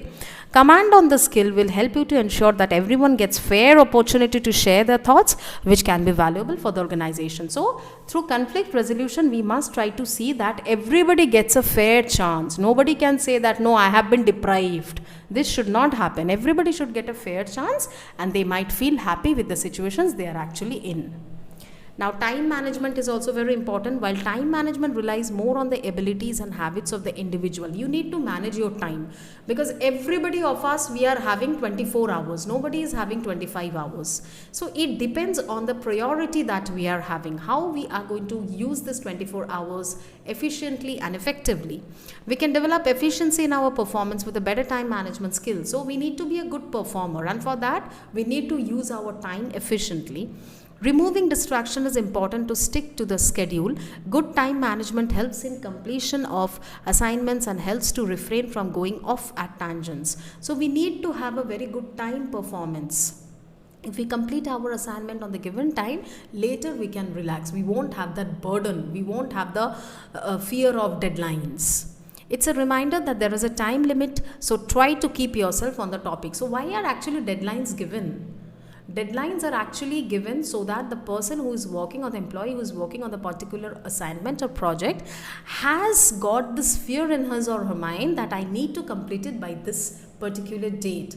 If the time has not been given, if the deadline has not been set, that means the person is having free time and they can think that I can take it long time and I can even complete it within like 2 to 3 months. But actually it doesn't happen so. So deadlines are actually given to keep the employees under a bit pressure so that they deal with the project and complete it. Decision making. Now, decision making skill is a very important skill for a successful profession. You need to make effective decision carefully. For an optimal decision, be it a minor or major, we must gather the requisite informations, access alternative resolutions, learn about the pros and cons, and then approach the problem. So we cannot take decisions in haste. Just like that, I felt like having a decision and I'll take it randomly and everybody has to abide by that decision. That might be wrong, because we need to check that whether the decision that has been taken taken by me is really prominent or not, whether really it is going to work for everyone or not, or whether all will be comfortable with it or not. Decision making skill is a lengthy process that carries many skills like patience, time management, self improvement, stress management, and etc. Now, what is empathy? This is a very common term we have heard, not sympathy, not apathy, but empathy. So, this behavioral skill plays a very important part in the professional front. Empathy is the ability to sense other people's emotions, coupled with the ability to imagine what someone else might be thinking or feeling. So, if I see somebody is drowning in the water, I might say, oh my God, the person is drowning. I think I should help. That is sympathy. But empathy means you are actually picturizing yourself, you are drowning, and how will you feel at that time? That is empathy. So in a team also, if people are aware about each other's sensibilities, tasks can be delegated accordingly, considering the capability of individual. In a team also, if everybody knows who is capable in what, how much work they do, who is good in what at work wall and all, so they can actually be capable of distributing the work according to the capabilities of the people. You are given an assignment by your boss. However, no support has been provided to you. So this shows an aggressiveness without being considerate. This is an example of demanding without empathetic. So if your boss has given you an assignment but you have not been given any backup support for that, this is actually a demand without empathy. What are meetings for? Meetings are very common. We do meetings every day. Why do we do so? We do it so to exchange and evaluate informations, to solve the problems, to resolve the conflict if there is any, and to inspire, to motivate the person to move forward. Why do meetings sometimes don't work? So like the situation is, I will be there in a minute. Why be on time? Nobody else is. I'm not going to look like the loser with nothing else to do. So I will be there on time. Why will you be there on time? You should be there before time. Meeting will start from 12, but that doesn't mean that I'll be entering the meeting cubicle at 11:55. You should be there by 11:30 or max to max 11:45, 15 minutes before the meeting. Not just I will be there in a minute. Then why many employees might think, why should I go and why should I take my chair first? Let others come. Nobody has come. Why will I go? I had another meeting that ran over. Sorry. Again, many of them say, oh, I'm so sorry, I couldn't attend this meeting. Actually, I had another important meeting or I was busy in another walk. Sorry, but I have got a project blowing up. I'll be coming and going whenever my cell phone rings. Some employees are like, I need to come and go. I will not be able to sit here and attend the full meeting because I'm actually handling another project. Hey, did we decide last meeting to build or buy on that sub-assembly? Bring your Crackberry. We'll text each other. I didn't bring that follow. Sorry. Want me to get it? Could you take a minute and catch me up? Sorry, so late. Have to get to another meeting. Sorry, I'll email you my input. So these are actually the reluctancy that we show while an important meeting is going on. When I am actually in a meeting, I cannot continue with some other work. I cannot say my colleague, bring your mobile, I'll also switch on my mobile, I'll text you this, I'll text you that. These all things can be done even after the meeting, right? Not necessary we have to be there and we have to do all these things when the meeting is actually going on. So ensure results by planning before the meeting. Make sure you need a meeting. If there is a need of a meeting, make sure first. Plan the meeting, when, where, place, venue, etc. Time. Set objectives for the meeting. What will be the outline of the meeting? What are the objectives that we are going to discuss today? Ensure appropriate participations at the meeting. Ensure so that everybody important members who actually require to be there in the meeting are actually there. 100% attendance of those important members. Provide an agenda beforehand. Provide an agenda of the meeting to the staffs beforehand so that they actually get ready on that. Assign meeting preparations. Everybody need to be prepared when they are entering for the meeting. So assign that meeting preparation. Assign action items. Everybody needs to take actions. So what they are going to talk about, what they need to do, assign that. Examine your meeting process. While the meeting is going on, please examine the procedures. Pre-publish an agenda. Meeting name. What is the name of the meeting? You have to say. Start and stop time. A meeting cannot go on for like 5, 6, 7 hours continuously. So time should be allotted. Locations and directions if necessary. Where will be the location? What side the directions? It should be mentioned. Leader. Who will be speaking? Who will be the chief spokesperson? Attendees. Who will be attending the meetings? For each item, 3 parts. Start time action and owner. The start time for the next time is the end time for the previous time. Get it out as early as you can. So complete your meeting as soon as possible. You don't have to drag it. Ensure results by your action during the meeting. Effective meeting facilitations. So effectively you need to facilitate the meeting. Use the pre-work in the meeting. Use the pre-work in the meeting so that whatever pre-work you have done, you need to use this so that the others can also get informations from you. Involve each participants in actions. All the participants should be there activated in the meeting. Create an effective meeting follow-up plan. And after the meeting, you need to create a follow-up plan so that others can actually follow up the meetings. Now set some ground rules, like set the ground rules at your first or second meeting. Make it an open discussion. A meeting should not be anything private. It has to be an open discussion. Don't just dictate. Meeting doesn't mean boss will only dictate. No, boss should also listen from the other people. The team will come up with enough informations to get you started. So team will come up with enough information so that you can start up with the meeting. Write them down and post them. What are the important points you need to jot down. Electronics on stands, no phone calls unless you step out. So you cannot attend any phone calls, messages when you are in a meeting. One at a time. Nobody will shout in the meeting room. One will speak at a time. And we trust you. The clients should think that yes, they trust us. What will be the ground rules of the meeting? Stay focused on the meeting. Don't divert your mind here and there. Stay here physically, mentally. If we have to be there in the meeting physically also, mentally also. Contribute ideas. You need to contribute the ideas. What are the ideas? Listen to each other. Meeting means two-way communication. All will be listening and also they will be saying. One conversion. Conversion will be one, not too many together. Keep it productive, nothing personal. Take ownership for the plan. Who is going to execute the plan? One need to take the ownership. And link to the vision, mission and values. And what is actually the purpose of the meetings need to be attached with the vision, missions and the values.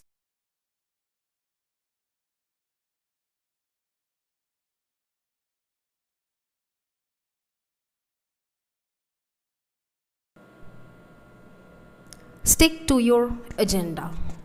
So whenever we are preparing an agenda, we should absolutely stick to that, because if we don't do that, then that agenda has got no meaning. And if we don't stick to our agenda, which we have actually prepared for the meeting, then this can be a cause for the failure. You have to have courage enough to ask folks to stop. So if you think that someone is not going according to the track of the meeting, you have to stop that person. You are probably going to be the enforcer. People might think you are an enforcer, but since you are the arranger or organizer of the meeting, so you have to enforce certain laws and rules. The first time is hardest, but they will catch on. So first time being a bit open up is a difficult thing, but people will understand you. Be respectful. Since you are the enforcer, that doesn't mean you will always enforce others. It means you need to be respectful to others even. Use reminders as below. If you are thinking that the meeting is going too long, people are talking unnecessary topics, raising up unnecessary things, you can just have certain reminders. You have got 2 minutes. I mean, if you know that person speaks a lot, so in order to make that person stop soon, you can say you have got only 2 minutes.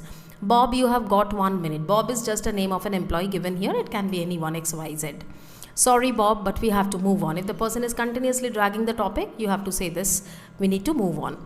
Let's put it in the parking lot. So let's put it for the later part. Finish on time management. Now, if we are conducting a meeting, we need to finish it within time. That is very, very important. So we have to, these are the certain points which has been discussed, like we need to be powerful as starting on time, because since this concept is time management, so time is very useful and important too. So we don't have to go over or beyond time. It has to be within the expected time. And if we have completed overall all the points, then we need to complete it early. We have to finish it early. If you finish everything on the agenda, leave. So if the agenda has been totally done, completed, we can leave. And then your agenda, accept time and end time. Don't forget, parking lot is always the last action item on. So things that needs to be discussed last will be kept on the basket. And then finishing on time is worth a bruised ego or two. And you can finish late if you ask 5 or 10 minutes before scheduled end, and state a new time when you commit to. Don't do it too often, and don't ask within a minute of your end. So if you want to continue the meeting for a long time, you can also do that. In that case, you need to keep out in mind that don't continue it for every time. Don't repeat this action that all the time you have to continue the meeting for an extra time. This is not applicable for all the time. Actually, people won't like it. And if you have started the meeting like 10 minutes later than the scheduled time, then you can continue it for some more time. Ensure results by your actions after the meeting. Publish meeting minutes, what were discussed in the meeting, that can be published. Effective meeting follow-up, how was the meeting, what was the message that has been given to everyone, follow-up. Accountability for follow-up during the next meeting, again you need to follow up for the next meeting, the previous discussions should be follow-up. Debrief the meeting process for continuous improvement, and whatever the meeting discussions were, you need to debrief it so that people can actually work on it for their continuous improvement or progress or development, whatever you say. From problem solving to decision making. So if there is a problem, first thing we need to do is to define the problem. What is the problem? Look at the causes of the problem. What are the causes that has given rise to this problem? Identify alternatives for approaches to resolve the problem. So identify the approaches to solve the problem. Select an approach to resolve the problem. So we need to select a particular approach to solve this problem. Plan the implementation of the best alternative. Which implementation of the plan will be best for this problem, you need to select that. Monitor implementations of the plan. Select that plan and monitor it. Verify if the problem has been resolved or not. So after implementing the plan, just verify whether that problem has been solved. Dealing with competing conversations. Use non-verbal communications, important. Ask a question, so we need to ask and re-ask questions. Verbally intervene, we have to speak and we have to be verbally active. Establish a group signal. There should be a group signal in the meeting. Following that, people will understand now we need to stop or now we need to move forward and all. If you are the meeting organizer, state that the meeting will begin promptly at the scheduled time and that all participants should be on time. This is your responsibility since you are organizing the meeting, to let them know when the meeting is going to start and to see that everybody attends it on time. Send a reminder email 30 minutes before the meeting begins and encourage meeting participants to arrive on time. So before starting a meeting, you need to send an email to all the people so that they are prepared at least before 30 minutes to join the meeting. Ensure that you begin the meeting at the scheduled time. If you have encouraged others to be prompt, don't embarrass yourself by showing up late. So if you want the meeting to be started on time, you yourself has to be there on time and you have to start the meeting on time. Close the meeting room doors at the scheduled time. No rooms should be opened, no doors should be opened. It should be closed actually. If your meeting starts a little late, you should still finish the meeting at the scheduled time. If your meeting is like 5 minutes delayed, but still you need to try to complete it within the scheduled time. Consider creating a latecomer jar to which meeting participants must contribute $1 for each 1 minute they arrive late on meeting. So if the people are late, there may be some latecomers. People are like that, when the meeting starts, they arrive after 5 or 10 minutes. If there are some people like this, just make a late jar and fine from them. If you are the attendee, now if you are attending the meeting, what you should do, quickly review the agenda before heading to the meeting. The agenda will be given to you before the meeting starts. Just go through it once. Make your way to the meeting 10 minutes before it actually begins. This will give you enough time to visit the washroom, pour a cup of coffee or deal with any issues that may come up along the way. Plus you will get the best seat for the meeting. So just before the meeting starts, just before 10 minutes, you can actually go and make your meeting way. So you can have a time for washroom, you can have a time for having a cup of tea or a coffee or water. These things you can manage. Consider speaking up if the meeting organizer shows up late. So if the meeting organizer himself is late, you can speak up. Try to ask only relevant questions during the meeting. If your comment isn't hardly related to the topic at hand, don't mention it. Getting off track is on the main reasons that meeting goes over time. So whatever is the agenda, try to speak particularly on that topic. Don't bring up or pop up unnecessary topics, because these unnecessary discussions will lead to a long meeting, which is actually not wanted by anyone or welcomed or liked by anyone. Meeting should be completed on time, but when people start talking unnecessary unwanted things, it happens that it will be going too long. Leave the meeting when it was scheduled to end. If you have work to which you must attend, politely tell the organizer that you have to leave and excuse yourself from the meeting. So leave the meeting when it is scheduled to end. If the meeting is over, you can leave. And if you have work which you must attend, then you need to politely seek permission from the organizer and explain him the matter why you need to leave early, because you have got some other emergency work. And email communication, so emails are with high priority must be attended immediately. Whenever there is an email, it must be attended very immediately, respond immediately. Make the purpose of the email known in the first paragraph itself. What you want to say, let it know in the first paragraph. Make 1 point per email. If you do want to put several points in an email, present each point in a separate numbered paragraph. So per paragraph will include one important point. Use short and familiar words, because short and familiar words improve readability. Don't make too long words because people lose interest on that. Use short words. Avoid vague adjectives and adverbs. Don't use any bombastic adverbs and adjectives. Use small as soon. As a professional, it is important to review the informations available before sending emails that require someone's time to respond. So since you are professional, it is very important to review the information. What actually the informations you are sending through email, you need to check that. Avoid fonts, pictures or quotes and backgrounds that distract from your message. Don't use any fonts or any quotations, any colorful backgrounds which will actually distract the person's attention from the main message of the email. Along those lines, avoid emote icons in your professionals' emails like smileys, sad faces. These are actually not professional. All caps can be equivalent of yelling, and if you need to yell at someone, email probably isn't the way to do it. We all know that we are not supposed to send an email with all caps, because that shows you are rude, you are shouting at the person. And if you really need to shout on someone, you need to do it face to face, not over email or calls. Do not send an unannounced large attachment. No attachment should be too long and large and unnecessary. Do not post emails that were sent privately in a public forum without the original sender's permission. So emails are actually secretive. We don't need to show everyone or let everyone know what I am discussing with my boss. So don't publish it in a public forum without taking the concerned person's permission. And while demo, this is a meeting management. When we are going to do the meeting, like we are using Microsoft 365, we have to use Microsoft Outlook, Microsoft Teams, to-do list, what are the things we are going to do, notes, important notes should be mentioned, and calendar for referring the dates. This was all about the chapter. Thank you.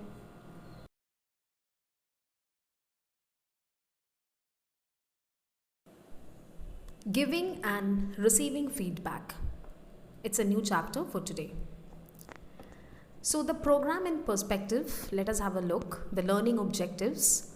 After completing this program, participants will be able to define the concept of feedback, recognize various communication styles, plan and deliver effective feedback, receive and consider feedback, recognize the difficult situations, and most importantly, plan to improve feedback skills. Now let us have a discussion. What is feedback?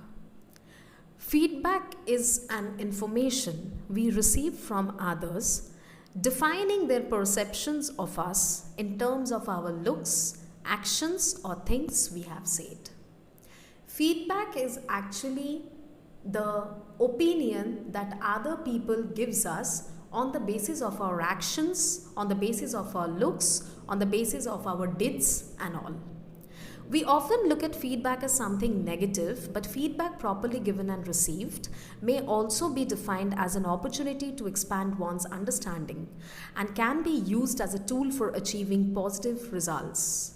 Properly given, this feedback becomes constructive feedback. Now, the concept of feedback is a bit controversial in the sense, often while receiving feedback, we don't open ourselves. As human nature says, we all are egoistic and we don't open ourselves to receive the feedbacks openly. So if somebody is giving a feedback to us, we always take it in a negative way and we believe that the person is speaking bad about me, which is actually not correct. The person is actually opining his or her view regarding my actions, regarding my deeds, or regarding any work that I have done or the way I have spoken. It may be anything. But the problem lies with us that we are not ready to accept the feedback from someone else. We always think, why someone will give me a feedback? Sometimes even we become extreme rude. We raise our voice and we tell, how dare you to tell me that? So that should not be the actual approach. A feedback is actually a positive communication in which a person is actually giving or sharing their thoughts about us. So if it is given in a right way and if it is accepted in a right way, then it can be a constructive feedback. We receive feedback daily and from different sources. If we can understand it and use it, this feedback can empower us to communicate more openly and improve our performance in many areas. So everywhere, every day we are receiving feedbacks, and not only in organizations or schools or colleges or like that. Even we receive feedback at our home from our family members. Some of the family members might get a bit upset with our actions. They give feedback. I don't like this, please don't do it like way. So these kind of feedbacks are always welcome because they are giving us an option to change or to improve in our particular domain. But as we said that the problem lies within us. We human beings, we are not ready to accept anyone's feedback because we take it in a negative way. Feedback is seldom verbal, like emotionals, timings, locations, body language, etc. occur, and all contributes to how a feedback is received. Now, how do we give feedback? Within the workplace, we provide fellow employees and team members information about their acts in order to help them to meet individual, group and organizational goals. So even in our workplace, it's very natural that our boss, our superiors will be giving us feedback. If we are the senior, we will be giving our junior team members the feedback. In this way, actually, we are trying to improve and also to reach the goals where we are supposed to go. There are two types of actions about which we provide feedback. One is job performance, another is work-related behavior. So job performance involves competency, whether or not an employee is capably performing specific tasks that have been assigned. So if my boss has given me a job and he has assigned me a time period for 1 week to complete the job. The deadline is 1 week. And somehow if I fail to complete it within 1 week, it is very natural and obvious that he will give me his feedback. And I cannot raise a complaint that why he is telling me that. Or even if I have completed, for example, I have met my deadline happily before 1 week only, but the presentation was not up to the mark. Definitely he is going to give me his or her feedback, and we cannot say why you are saying me this or I'm really hurt hearing all this. So this cannot be, because these feedbacks are actually job oriented or on the basis of our job performance. And work related behavior, like the way in which an employee performs his or her tasks, whether he or she speaks politely to customers, for example, works cooperatively with other team members or not. And work related behavior means the way I'm behaving with my co-workers, the way I'm behaving with my customers or in the office premise. So if there is a problem in someone's attitude, of course the office members or the team members or the boss or the manager will be giving their feedback. So that person has to take it openly. They cannot say why you are giving me negative feedback, I'm not ready to take it, because it's the problem in their behavior. So these are the two kinds of feedbacks. Now, how do we give feedback? Consider the workplace feedback is fairly specific. When we give the workplace feedback, we are not commenting on our co-workers' personalities or private lives, nor are we dwelling on their past errors to punish them. Instead, we respond to the factors that affect out feedback recipient's work or the work of others so that the recipient can plan for the future. Feedback is not for discussing someone's personal lives or discussing about someone's private domains or the past errors or how good or how bad they are, judging them. No, feedback is absolutely not oriented to judgment. Feedback we give in order to make the person realize where actually the problem or the mistake is lying and how to improve on that particular area. As we have seen in our case studies, the feedback we read about produced a variety of results. Silence allowed a manager to create her own interpretations of the director's reactions, which may or may not have been correct.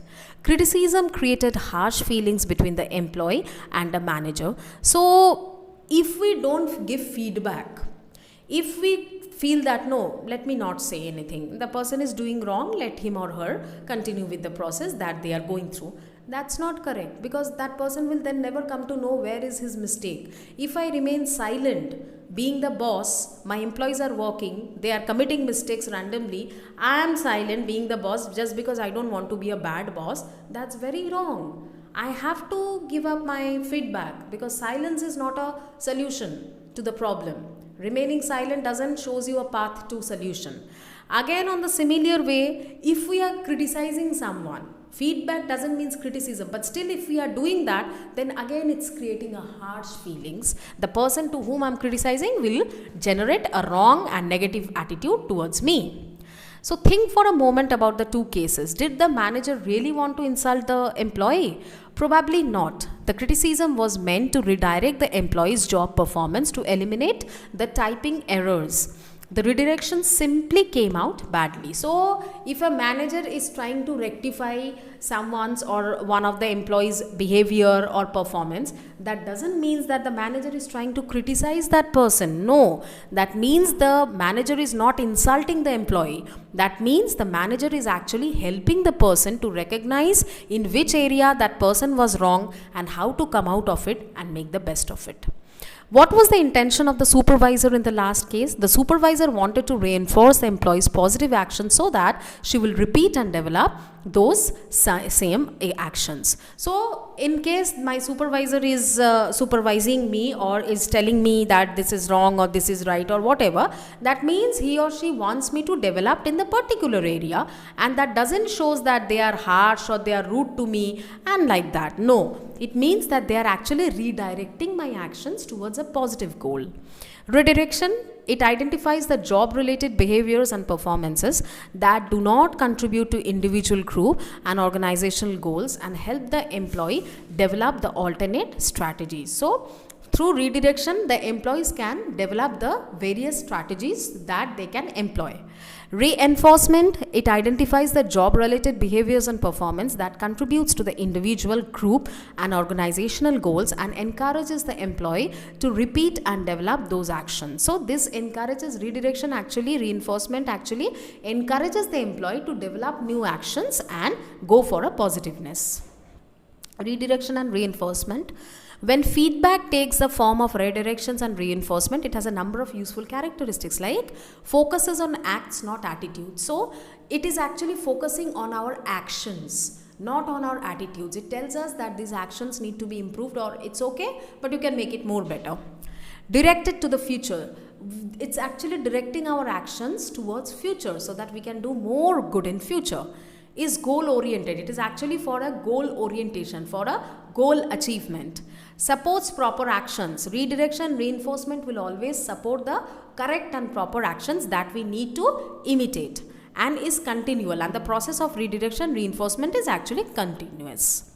So, reluctance to give or receive feedback is usually based on misperceptions about the feedback. As givers, we are reluctant to hurt the feelings of others, and as receivers, we don't want our work to be criticized. Yes, we sometimes feel, why should I correct that person? If that person is wrong, let him or her be wrong. I don't want to correct and I don't want to make myself bad. Again, similarly, when we are receiving someone's feedback, we again react, why someone will tell me something, I'm feeling criticized. So when we think about those times in which we have been subjected to hurtful criticism, we often find that what hurt us wasn't the fact that someone was commenting on our work, but the way those comments were offered. Of course, this is very important. Now, interestingly, what happens when somebody is giving us a feedback, the way matters. Different people has different way of talking. So, the way you are talking to a person or the way in which you are delivering your feedback matters a lot. Maybe your feedback was not your criticism, but The way you used it showed that you are criticizing the other person. You might not feel that because you are telling it, but the other person who is the receiver here might feel that you are criticizing. It's just because the way you offered it. Somehow, feedback about our typing errors turn into an evaluations of our entire educational history and personality. Now, what are the communication styles? It's very important. How are we going to communicate when we are going to give someone a feedback? Communication styles plays a very important role in the giving and receiving of feedback. All of us have developed communication patterns that reflects our individual identities. These patterns develop over time and become our preferred manner of communicating. So we all have different ways of communication. Someone is very harsh. Someone is very polite. Someone's pitch is always high. Someone speaks in a low tone. So these things are actually innate to us, and these are the preferable manners of communication. Your effectiveness in giving and receiving feedback will be enhanced if you are aware of your preferred communication style and that of your feedback recipient. So by recognizing the strengths and weaknesses of both the styles, you can adjust your style to avoid conflicts and ensure understanding. So you need to understand how to say and what to say. What should be my actual way of delivering and what should be my tone while I'm speaking to someone. Like for example, if I am a boss, or maybe not even boss, if even I'm speaking in a normal tone in my family member, if I say someone, come here. So from my tone, the person will understand that I'm rude. But if I tell, would you please come here once? This shows that I'm polite. Now this can be two ways. If I say come here, that other person might think I'm commanding, I'm ordering, though I'm not. I just want that person to come here, but my way of saying will make that person think and feel I'm commanding. And if I say please come here, the person will think that I'm very polite, though I'm not polite. I want to say something or I want to raise a complaint against you. So there's a difference. There are four major communication styles: the driver, which is direct and task oriented; animated, which is enthusiastic and relationship oriented; amiable, which is supportive and avoids danger and confrontations; and analytical, which is accurate and detail oriented. So these are the styles. Like driver style strengths, it's very direct, it's practical, and it's confident, clear, to the point of the task oriented. Then animator, it's very talkative, friendly, enthusiastic, approachable. Amiable is supportive, patient, predictable, easygoing type. And analytical is actually accurate, well prepared, diplomatic. So how style affect feedback? Now the driver style, it quickly, directly to the point it comes, focusing on the what it is. Animator is actually conversationally allowing time for the anecdotal support, and it's allowing time for much verbalizing, focusing again on what's. Amiable will be like patience, allowing time to respond non-theoretically, and its focus is on what's and how's. And analytical will actually be objective and very thorough, accurate, patience, and it will be focusing on what's and why's.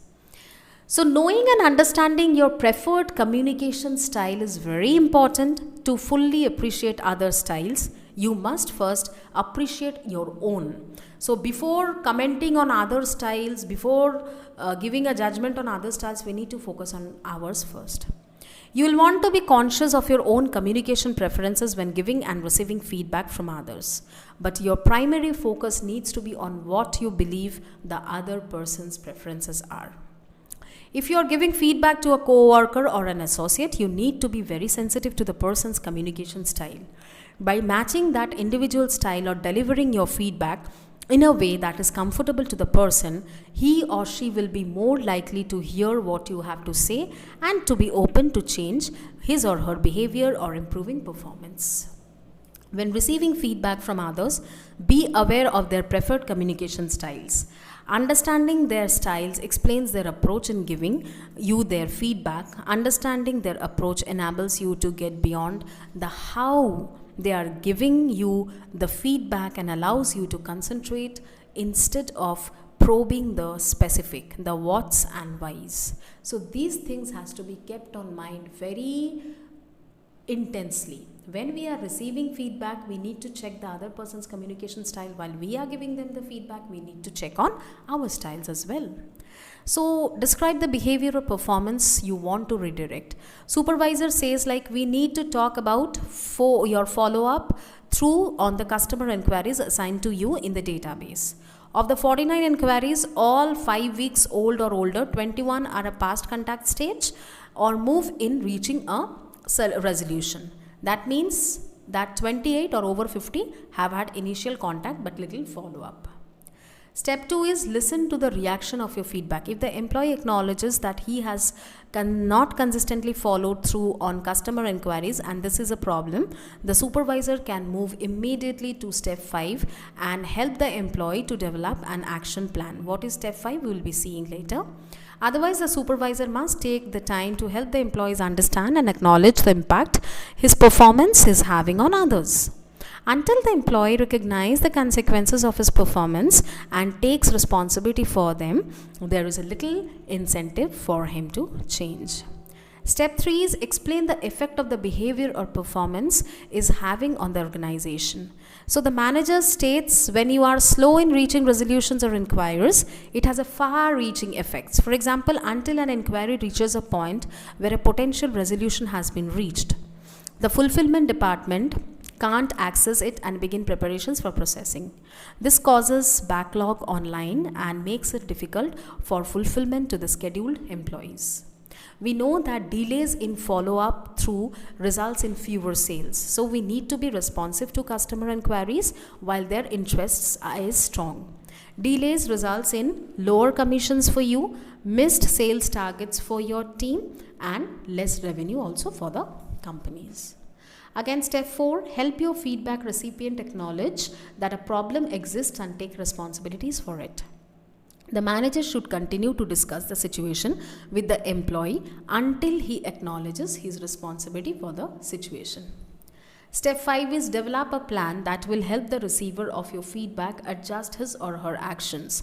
The manager might say, in order to meet our goals, we need to reach resolutions on all the inquiries within 8 weeks of the inquiry date.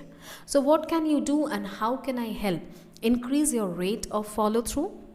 And the manager and the employees may work together to set a short and long-term goals for the employees' performance and create an actions plan that will help Bill meet these goals.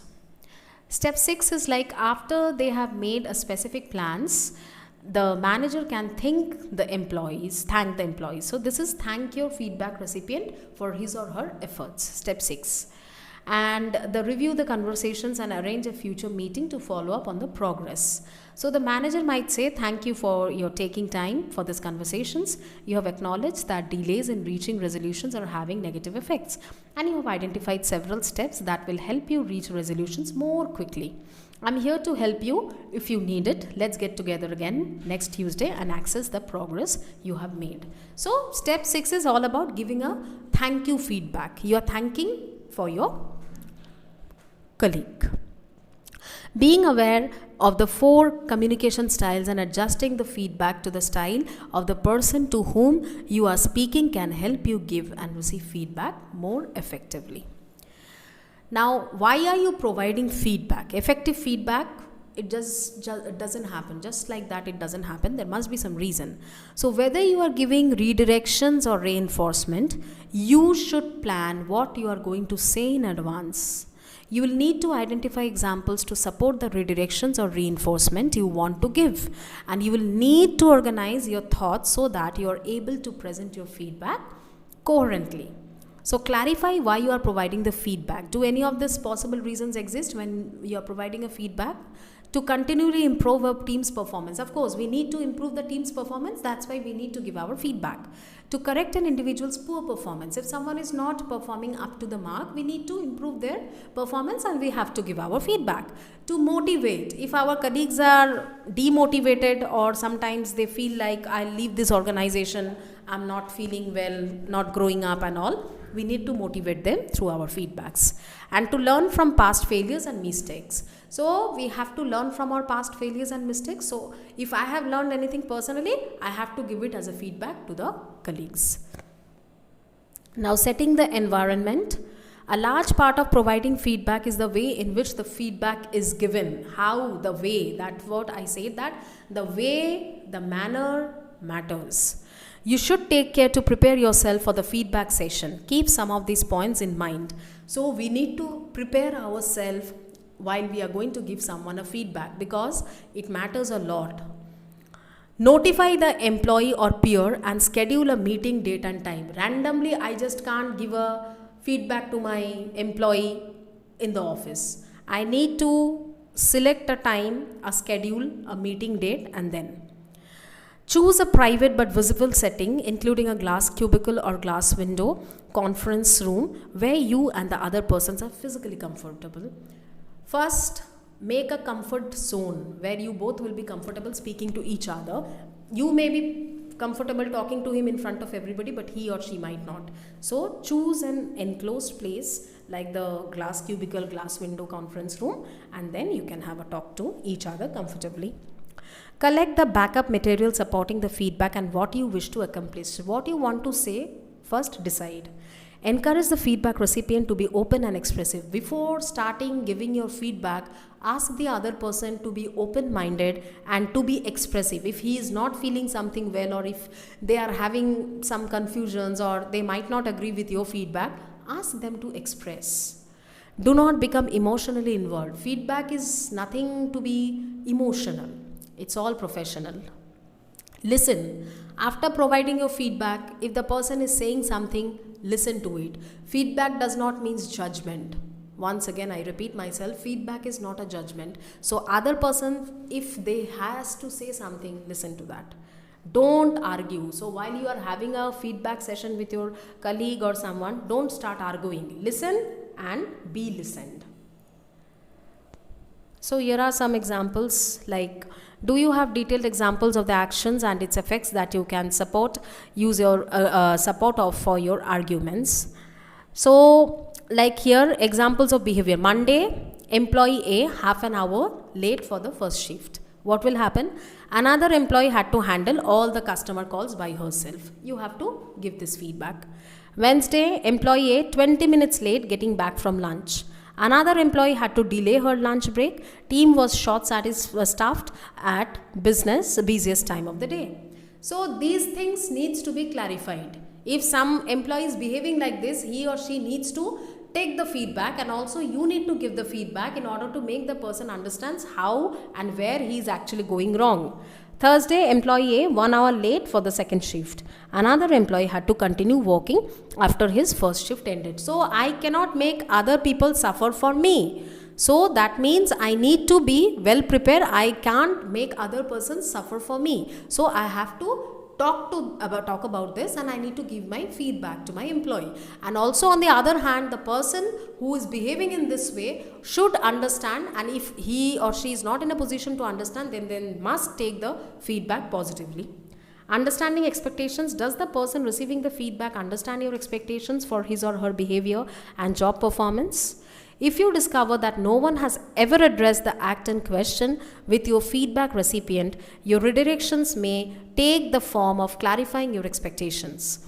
If the expectations are new to the employee, you may also need to discuss what questions is. Are the expectations fair and reasonable? When we are actually putting our feedback in front of anyone, we are expecting something. Now we need to think that I'm putting my expectations on the other person, but is it reasonable? Can that other person really take my expectations?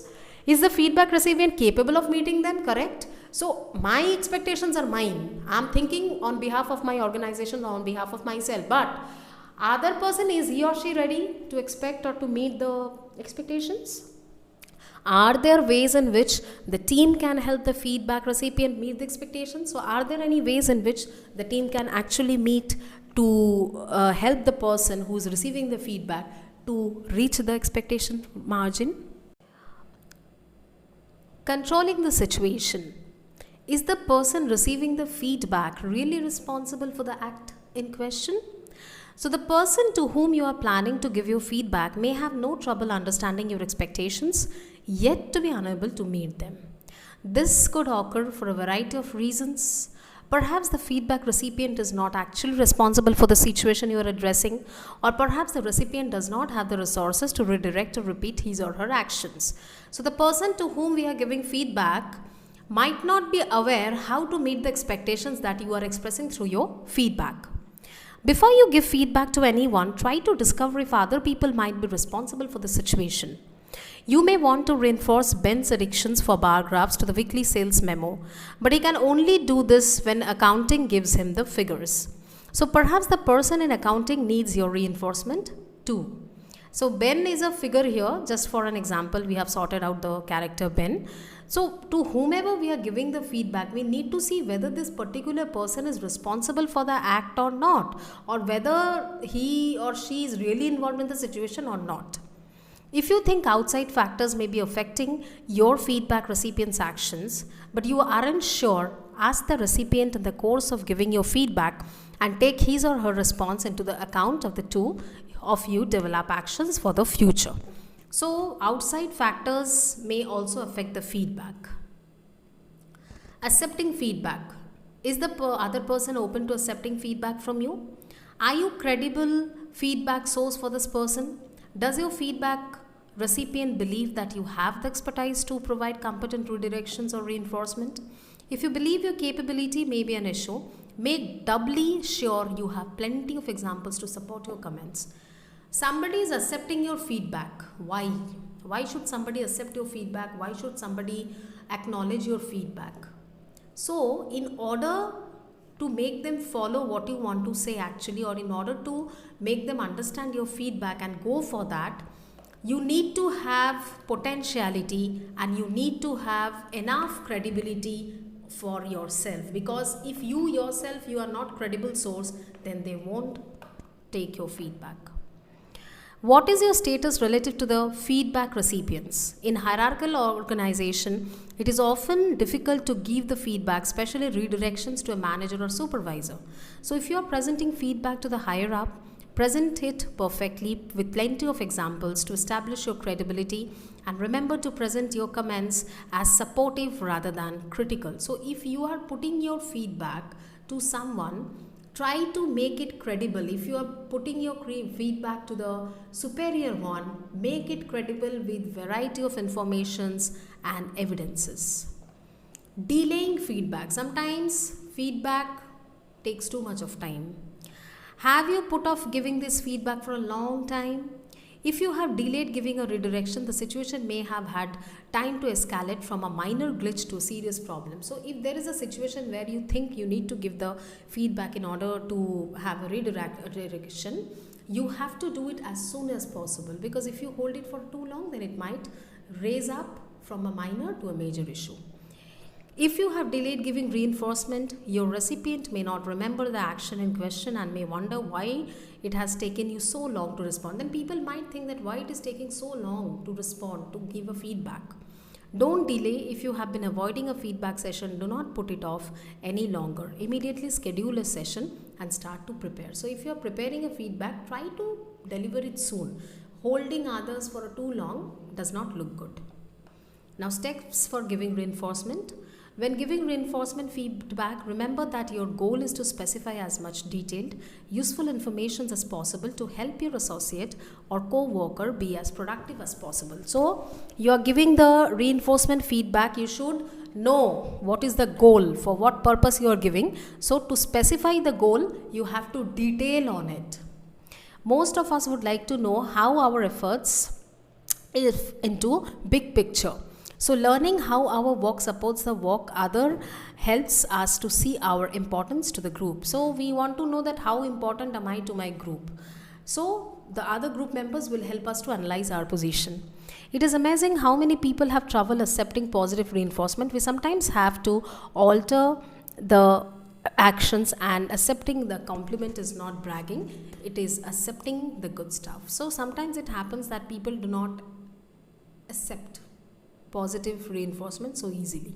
It's we who need to make them understand why is this positive reinforcement needed and what is it actually used for. In addition to understanding how our efforts of into the big picture, we can correlate future success of the organizations or the team with the continuations of the behavior specified. So in order to make them understand the importance of reinforcement, we can give them the evidences or proofs, or maybe sometimes we can give them an example of our previous organizational success and compare it with the future one. Two-way process. So feedback is a two-way process where you specify detailed information and probe for additional informations when needed. You will be giving your informations and you are also looking for the other person's informations when needed to you. As you provide informations, you need to provide specific details. The more specific your informations, the closer your recipient can come to meeting individuals, team and organizational goals. So while giving feedback, you have to have ample of informations with you. As you are giving ample of informations, your recipient will also understand, and it will make the easy for them to reach their goals. And as there is a giving and receiving of informations, both individuals need to be providing informations. If one person is not providing informations, you can also probe for informations, and someone may not always give useful feedback. As a recipient of feedback, you can ask questions to clarify what you think you are hearing and ask for more details to define what you can do better. So if you are really responding to someone's feedback, and if you are having any confusion, try to ask the person what is actually the problem in the feedback, what you are not understanding. Clarify your points, and both of you have to have much information, because whenever you are giving feedback to someone, you need to have informations. Listening is one of the most important communication skills that we can develop. So at times when we listen, we can become easily distracted. So we may think about deadlines, rumors around the office, our child's next soccer game, whether we are the refreshment parent, and if we have prepared for our next meeting. We can develop this listening skill by trying to clear our minds and starting every feedback session with the attitude that we will listen. Instead of trying to generate a response to the person speaking, just concentrate on the person giving the feedback and listen. We need to listen. While we are listening a feedback, try to keep your brain out of all oddities, because when somebody is giving us a feedback, that means there is a reason for providing the feedback. They want us to be best in what we are doing to improve ourselves, and in order to do that, we need to listen what actually they are expecting from us.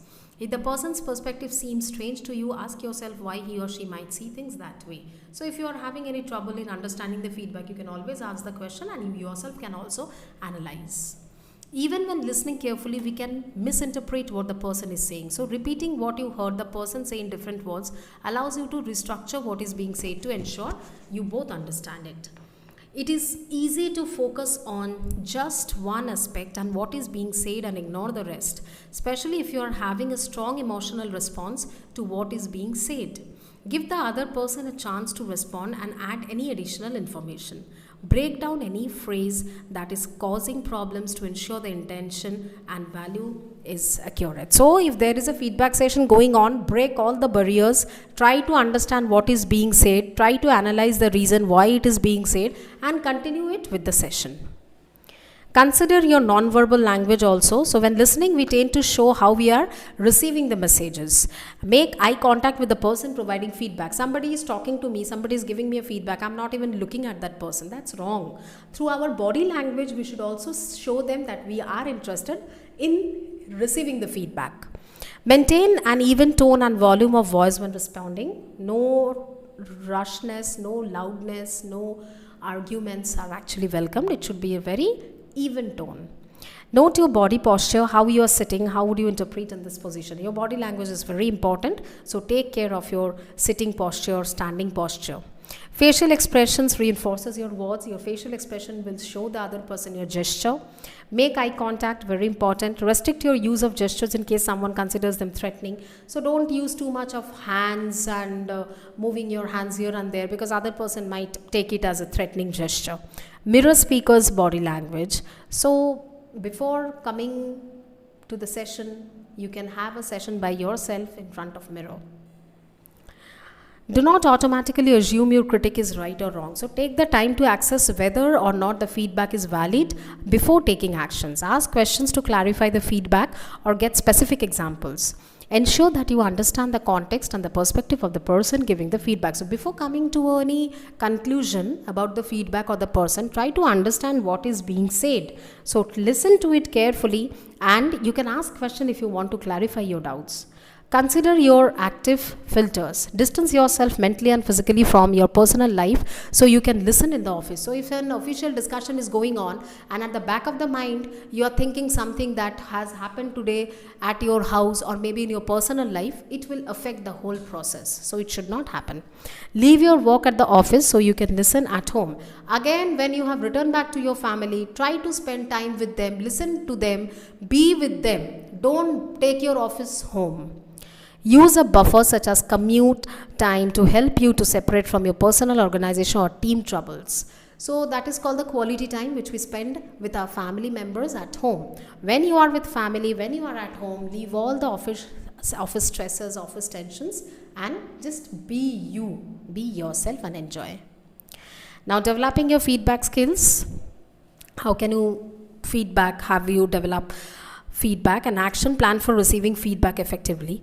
I'll truly listen to what feedback givers are saying. We need to listen what they are actually trying to say. I'll keep feedback in perspective and won't overreact. If I don't like the feedback, I'll have a question on that, but I'll not overreact. I'll try to learn from all the feedback, even if it is given poorly, even if the person who's giving the feedback is not that great in reviewing his feedback, but still I will take it and I'll try to learn from it. I will admit to and learn from questions about my performance or behavior at work. So if there is a question about my behavior, if there is a question about my capabilities, performance, I will definitely hear to it. I will admit to and learn from questions about my performance or behavior at work, as I said. I will attempt to turn every feedback session into a useful encounter. So all the feedback sessions will be a useful encounter for me to improve more and more in future. I will accept redirections and reinforcement rather than denying them. So whatever redirection, reinforcement will be provided, I will accept it and I will not deny it. I will accept responsibility for developing solutions to performances and behavioral problems that threaten goals. So I will try to take the responsibility to develop solutions and to check over how we can reach the goal with the feedbacks. So to develop the skills, you can do a number of things. First is identify another person in the office that you believe gives good, effective feedback. Take note of the things that person does to make his or her feedback effective. Try to evaluate those actions or ask the person if he or she will mentor you as you prepare for your next feedback session. So if you are the next one who is to give feedback to someone, set an example or try to identify someone from your office who does this work very good and take the points from him or her and apply on that. Identify another person to whom you have given feedback. Ask that person to rate your feedback skills. Do you give him or her enough information to make changes to their performance, or is that person confused by your feedback? Based on the evaluation data, decide which skills you should improve. So take another person from your office and ask them that how was your feedback. When you have given your feedback to that concerned person, ask him or her that how was it. So they will say it was not that good or it was great. Whatever it is, if it was not that good, put on the points and try to act on it. Identify a person who frequently gives you feedback. Do you accept the person's feedback with an open mind, or do you become defensive and make excuses? Ask that person to rate your skills as a recipient and decide which skills you should improve. So somebody has given you a feedback in the office. Try to talk to that person and ask that how was my behavior when you give me your feedback? Did I behave properly? I mean, behave in the sense, did I react properly to it? If the person says yes, okay. If the person says no, you were not that open to my feedback, then note down the skills on which you need to improve yourself. Practice your feedback skills wherever possible. Even if you're not a manager, you provide feedback every day, perhaps without realizing it. So it's not necessary we will be providing our feedback only if we are a manager or if we are at a very high position. We can give feedback to anybody, but we need to analyze ourselves. We need to check ourselves whether we are really in the position to give a feedback to someone or not. That's all about this chapter. Thank you.